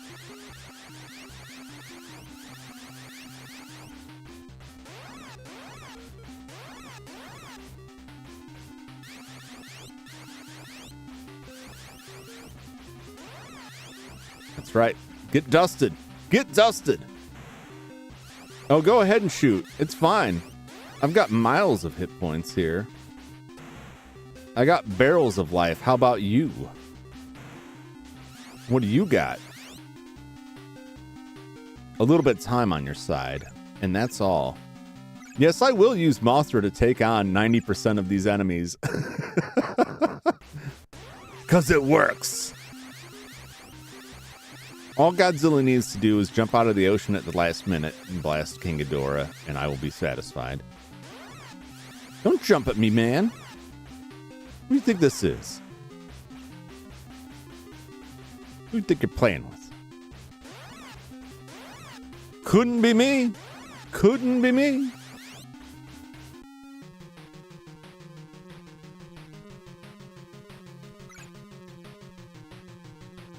What happened? Did he die? Did he die? And then he just skipped it? He was so upset about losing that he's just like... That's it, I'm out of here.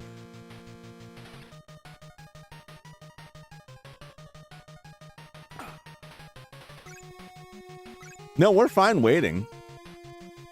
You guys can traverse all of this crap and come to us. I'm not walking down that way.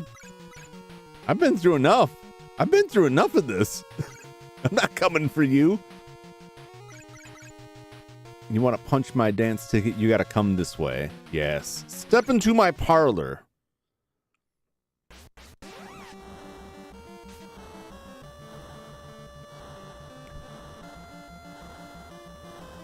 I can stand here and jam this button like the best of them, bud.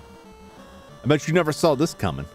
I bet you never thought this is how it was going to go down.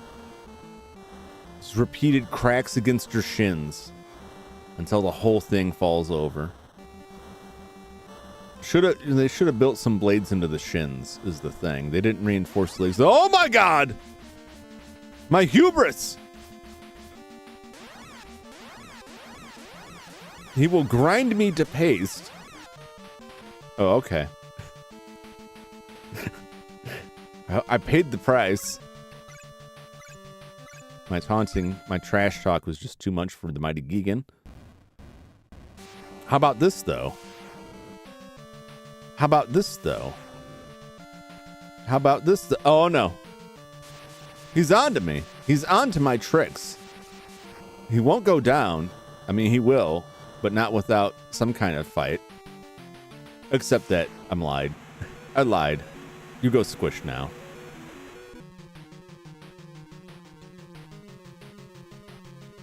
I'll just let him come to us. And then we've got miles of runway to tangle with whatever comes our way. King Ghidorah seems totally disinterested in making a move on us. Oh, nope. I was about to eat my words, I thought. Oh, is he moving? No. No. He's got the same strats. Man, they all want a piece of Mothra.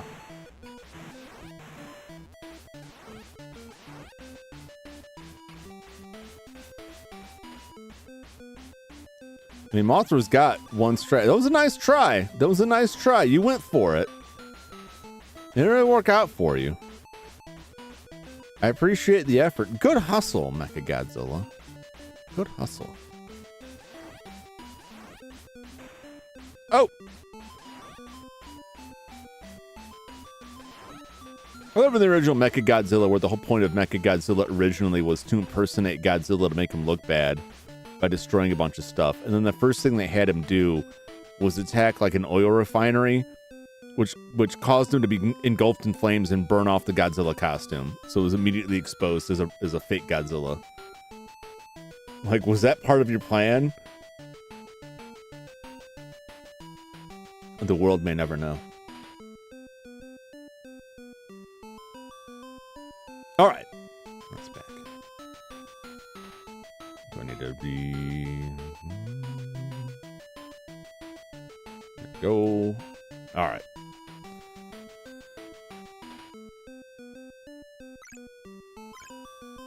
Mighty Godzilla's up to plate.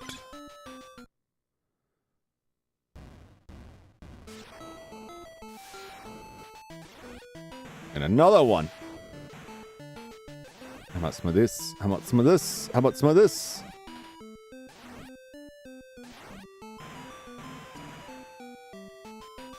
Oh, you just swing your fists ineffectually.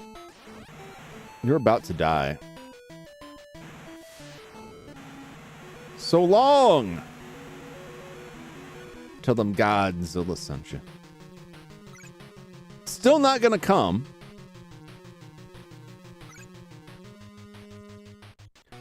That's fine, because I need some health.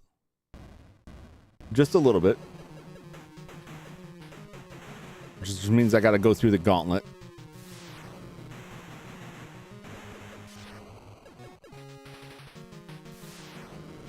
Gotta get out of here. The stupid UFO hangars will wreck me. There we go. Juice me up!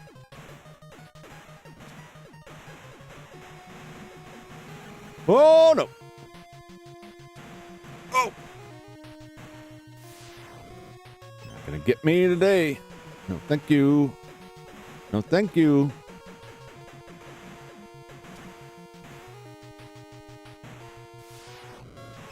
Roast them, baby. Get.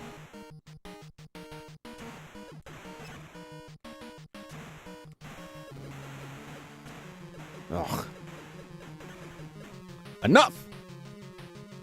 I've had it.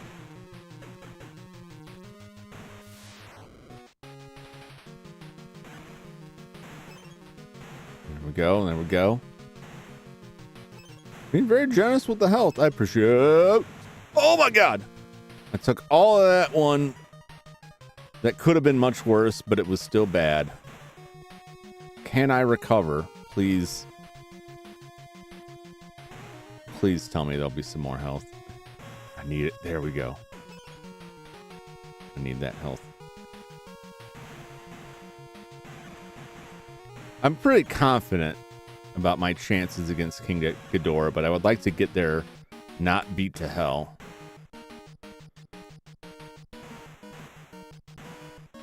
go. Juiced up. Still not gonna come. All right. See if I can tempt him out.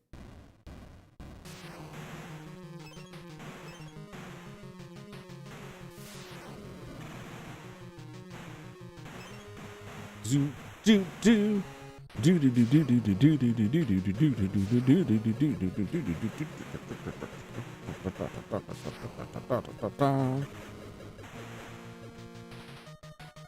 Noodle! Tank it. That's right.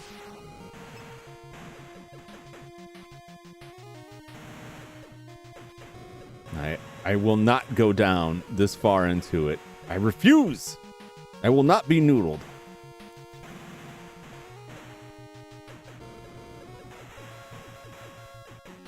Come on. Every second I'm here is a noodle risking agony.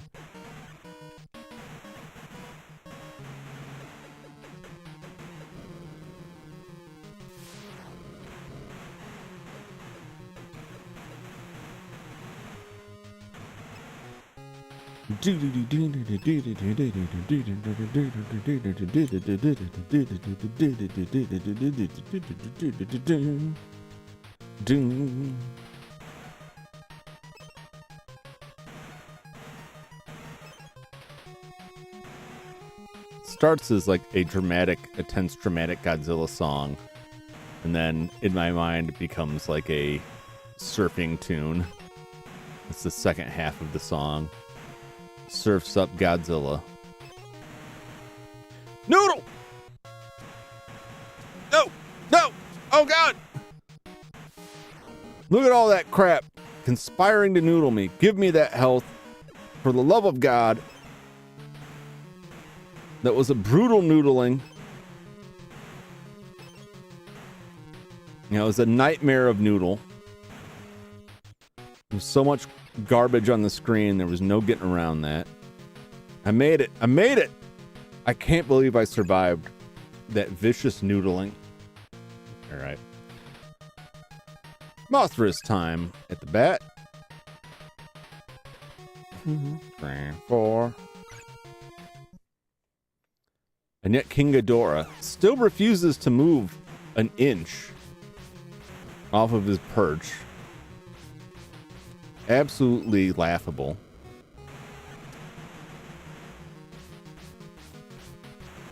I mean, in my mind, we don't have to kill King Ghidorah to win this war. We've killed everything else. Literally everything else. We've killed all of the other monsters. Noodle! No. No, quit pushing me back, you MFer. I swear to God.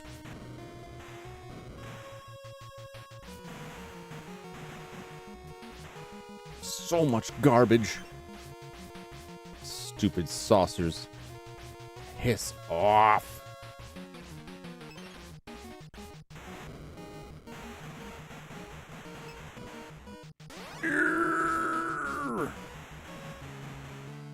Slow into a crawl here with all this crap. To tone it down a notch, game.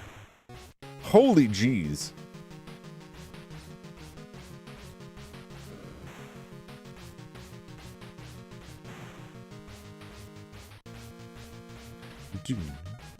See what I'm saying? Like, that's a surf tune.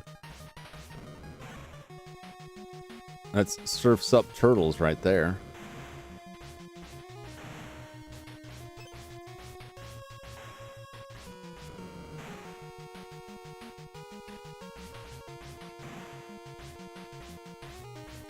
Moonlight coming in with the heels.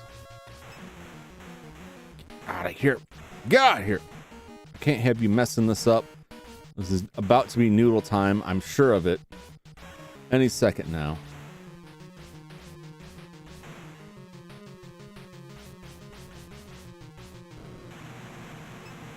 Hey, it actually went off. This is the first time I've seen it go off for Mothra.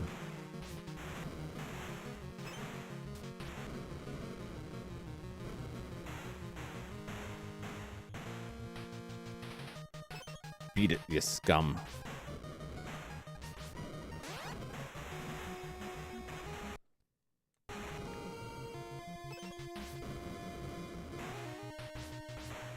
I just gotta make it a little bit further, and then I can adjust.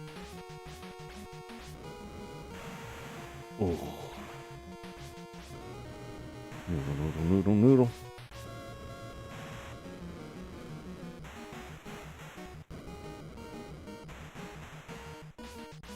I don't care. Move it, move it, move it. I grow so impatient for the end of this. Not that I haven't enjoyed it. Not that I am not still enjoying it. I certainly am. It's just getting very late. And my policy is I have to complete these because I'm not coming back. I mean, I may come back, but I'm not making this a 2-streamer. It's one or nothing. All or nothing. Come on. Oh, Lord. Oh, more. And I'm going to have to do this again because Ghidorah's not going to leave. He's just not going to move.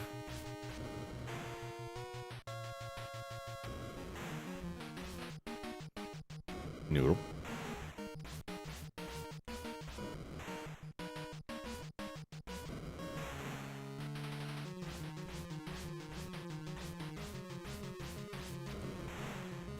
Get bent, Noodle.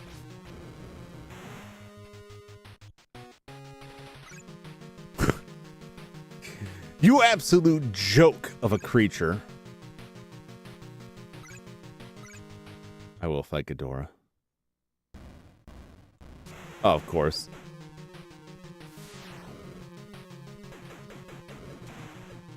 Oh, no! Jesus God almighty.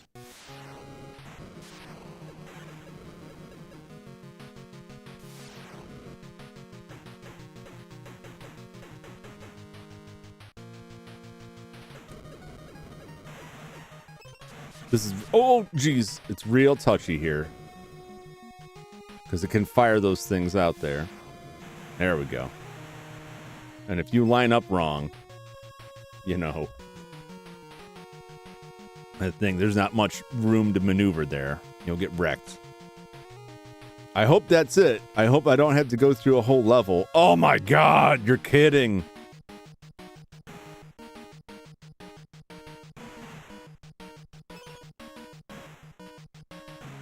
This is just more noodle time. This is like guaranteed more noodle time. These dumb things can only be injured while they are active.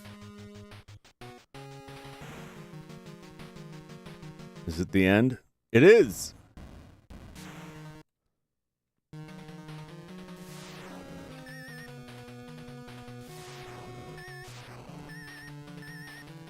Oh, I love that noise. That's beautiful. That's a beautiful King Ghidorah sound.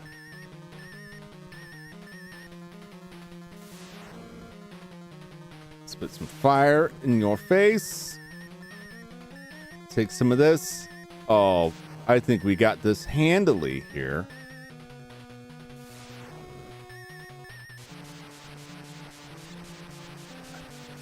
Well, I spoke too soon.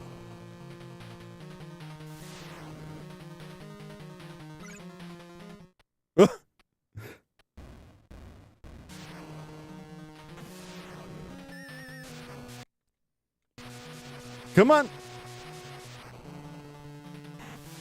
How dare you use my tactics against me? My cheese tactics are for me and me alone. I learned them from Ghidorah, the worst of the worst. I need... Yes. I needed it to be the fire. Woo! Do I still have to friggin' do this? Are you out of your mind, game? Oh my God, I still gotta do this. It's not over yet. Somehow. It's not over.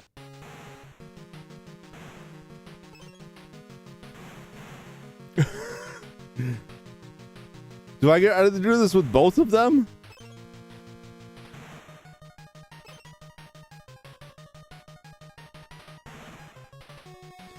Oh my god.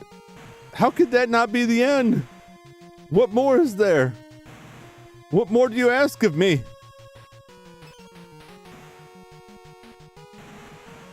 Get...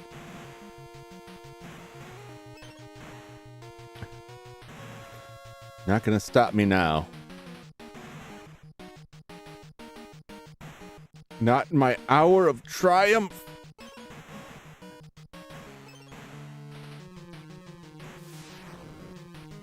That's right. Beat it.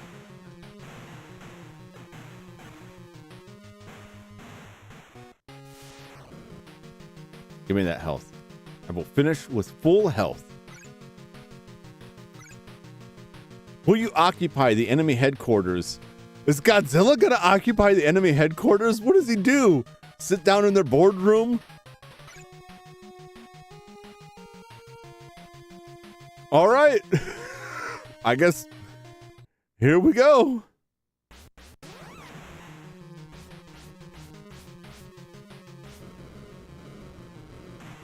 Don't get noodled.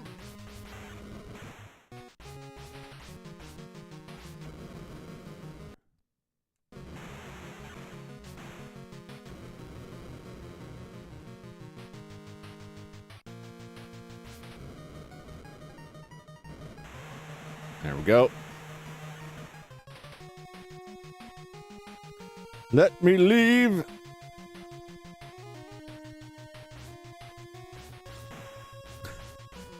Occupy Alien Wall Street. And just imagine Godzilla is like, you're the president now, Godzilla. What are we going to do? All of our furniture is man-sized. I don't know. We'll figure it out. What's your first decree? Everyone's burning. I think that's it's either Godzilla 2000 or the movie right after Godzilla 2000, where it ends with this poignant speech about how Godzilla is like this treasure that protects us all, and he's really looking out for us. And the camera pans over to Godzilla, who is standing in the midst of a burned, ruined city that he destroyed during the fight. And Godzilla turns around and just belches out this immense gout of flame over the ruins. Like, after this whole thing, like, Godzilla's actually looking out for humans. And they look at him and he's just like, fire everywhere. It's like a scene out of hell. Like, I don't think he's actually looking out for you. I think you have that wrong. I think you should be very concerned about this giant creature you've chosen to befriend.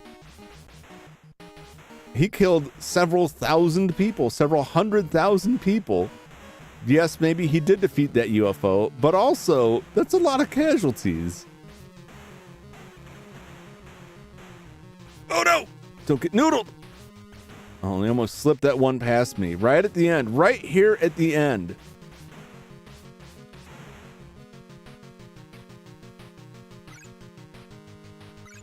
Will you occupy the enemy headquarters? I don't know if there's room for two. I don't know that there's room for one. Oh my god! I can't believe they made us go through that building again. Here we are at the end. There's the Earth, the pale blue dot. We're awfully close, like way closer than Planet X is presumed to be based on our travels. War is over. Godzilla crushed the invaders from Planet X. No mention of Mothra. Peace has returned to the Earth. How did Godzilla get there, and how is he getting back? That's what I want to know. After the first battle, the wounded monsters, Godzilla and Mothra, are resting until the day they rise again for the sake of mankind. And on devastated Planet X, a message is left for Earthlings. To our deepest regret, we must admit defeat. This time. We almost won, but we did not know Godzilla was such a powerful foe. Gone is our legion of monsters, the strongest force in the universe. Never again shall we see Ghidorah or Gigan. Yeah, that's what they always say. They always come back. Having lost our base, we now embark on a journey to nowhere in the universe. But, Earthlings, save your rejoicing over the victory which Godzilla brought to you. Our journey will not last forever. We, the people of Planet X, will never give up our plan to invade the Earth.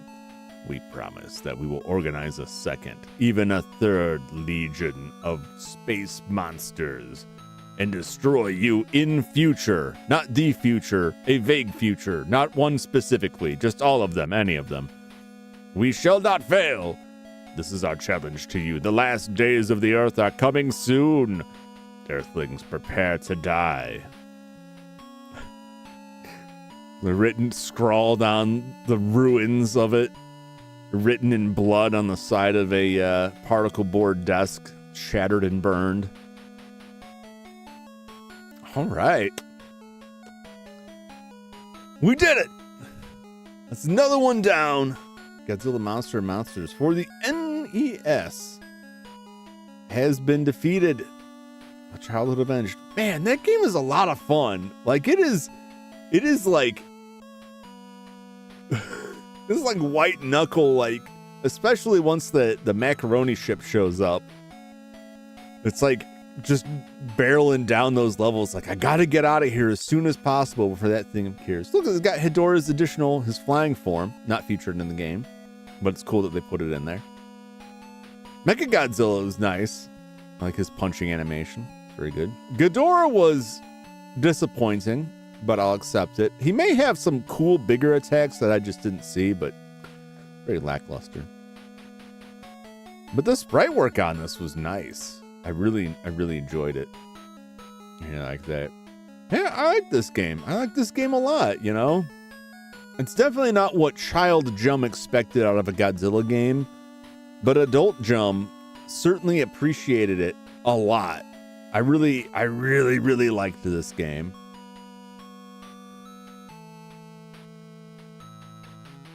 Me do.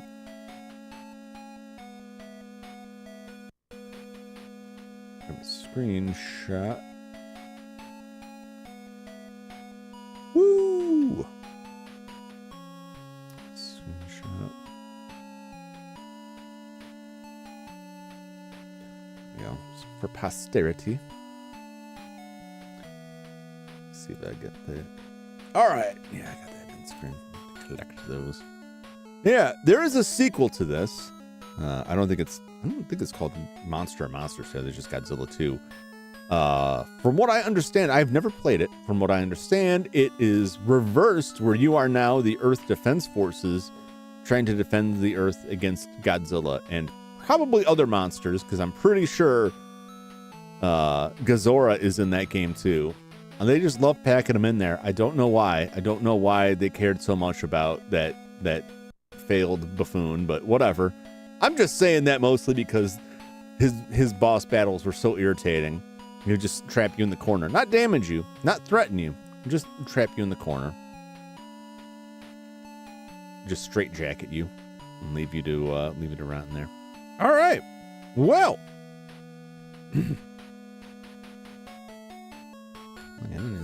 Game stuff there.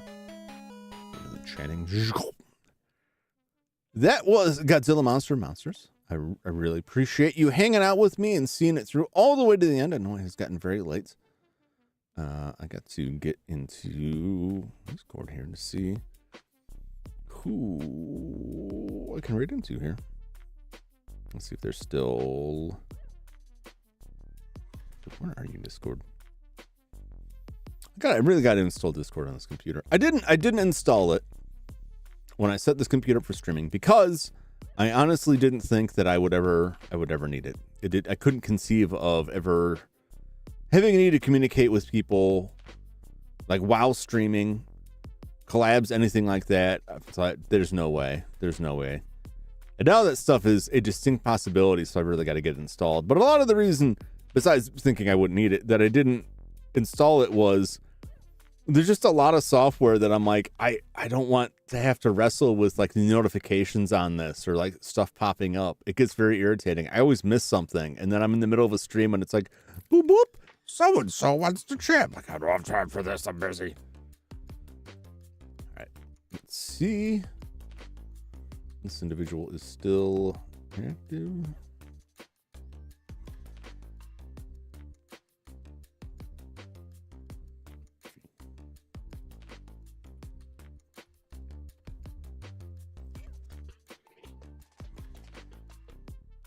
sent me this a little while ago. Okay.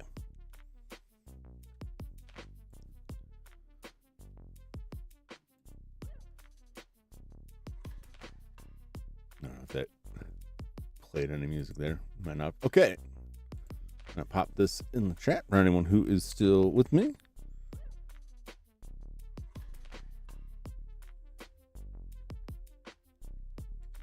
Hop over to this other channel if you care to. Say hello. Tell them Jumington sent you. Be nice. Respect their rules. Be polite and everything. I did one last night, and I'm afraid some of the viewers that went over were a little bit rude, and that concerns me because then it makes me look bad because my name's attached to that. So please don't show up and be like, "You're terrible." Please do not do that. At least if you do, don't tell them I sent you. You shouldn't do that anyway, but yeah, if you care to. War is over indeed, yes. At long last, war were declared. I mean, war were finished. What a battle it was. Yeah, so the next Nest Revenge, next Wednesday, will be, unless I'm missing one, we're down to the ends here. Will likely be a combo of Magic Johnson's Fast Break, which is awful. Rampage, which is fun, but for all intents and purposes has no actual ending. So we'll just be playing that for a bit and checking it out. And Bubble Bobble, which has an ending, but I do not think I'll get to it, and not out of like difficulty or anything like that, just because as far as I know you would need to finish it twice with 2 players. I could just plug a second controller in and leave them to die there, presumably. I don't have that in me. I like the game, it just doesn't vary enough. I enjoyed it a lot when I was younger. I don't think I could sit through the whole thing, but we'll see. Don't expect any of those games to be completed. That's why I lumped them all together. I don't feel the need to seek revenge on any of those games. I had gobs and gobs of fun playing those when I was a kid. I want to check them out. Well, 2 of them, 2 out of 3. The basketball one can kick rocks, but I feel the need to put it in there anyway. Tomorrow, we'll be playing Call of Cthulhu, Dark Corners of the Earth, an old-ass shooter from a long-dead studio that was bankrupted following the commercial failure of the game. I enjoyed the game, and I think you will too. So that's it for me. Thanks for hanging out. Click on that link. Join the raid. With the hashtag Jumington Raid. Let them know I sent you, and I'll pop in and say hello before I head out for the evening. And yeah, that's it. So thanks for hanging out with me. I'll catch you next time. Be sure to hit that subscribe button, the like button, all the usual stuff. If you want to subscribe, if you like it, all that. No pressure. And I'll see you on the next one. So long, everybody. Goodbye.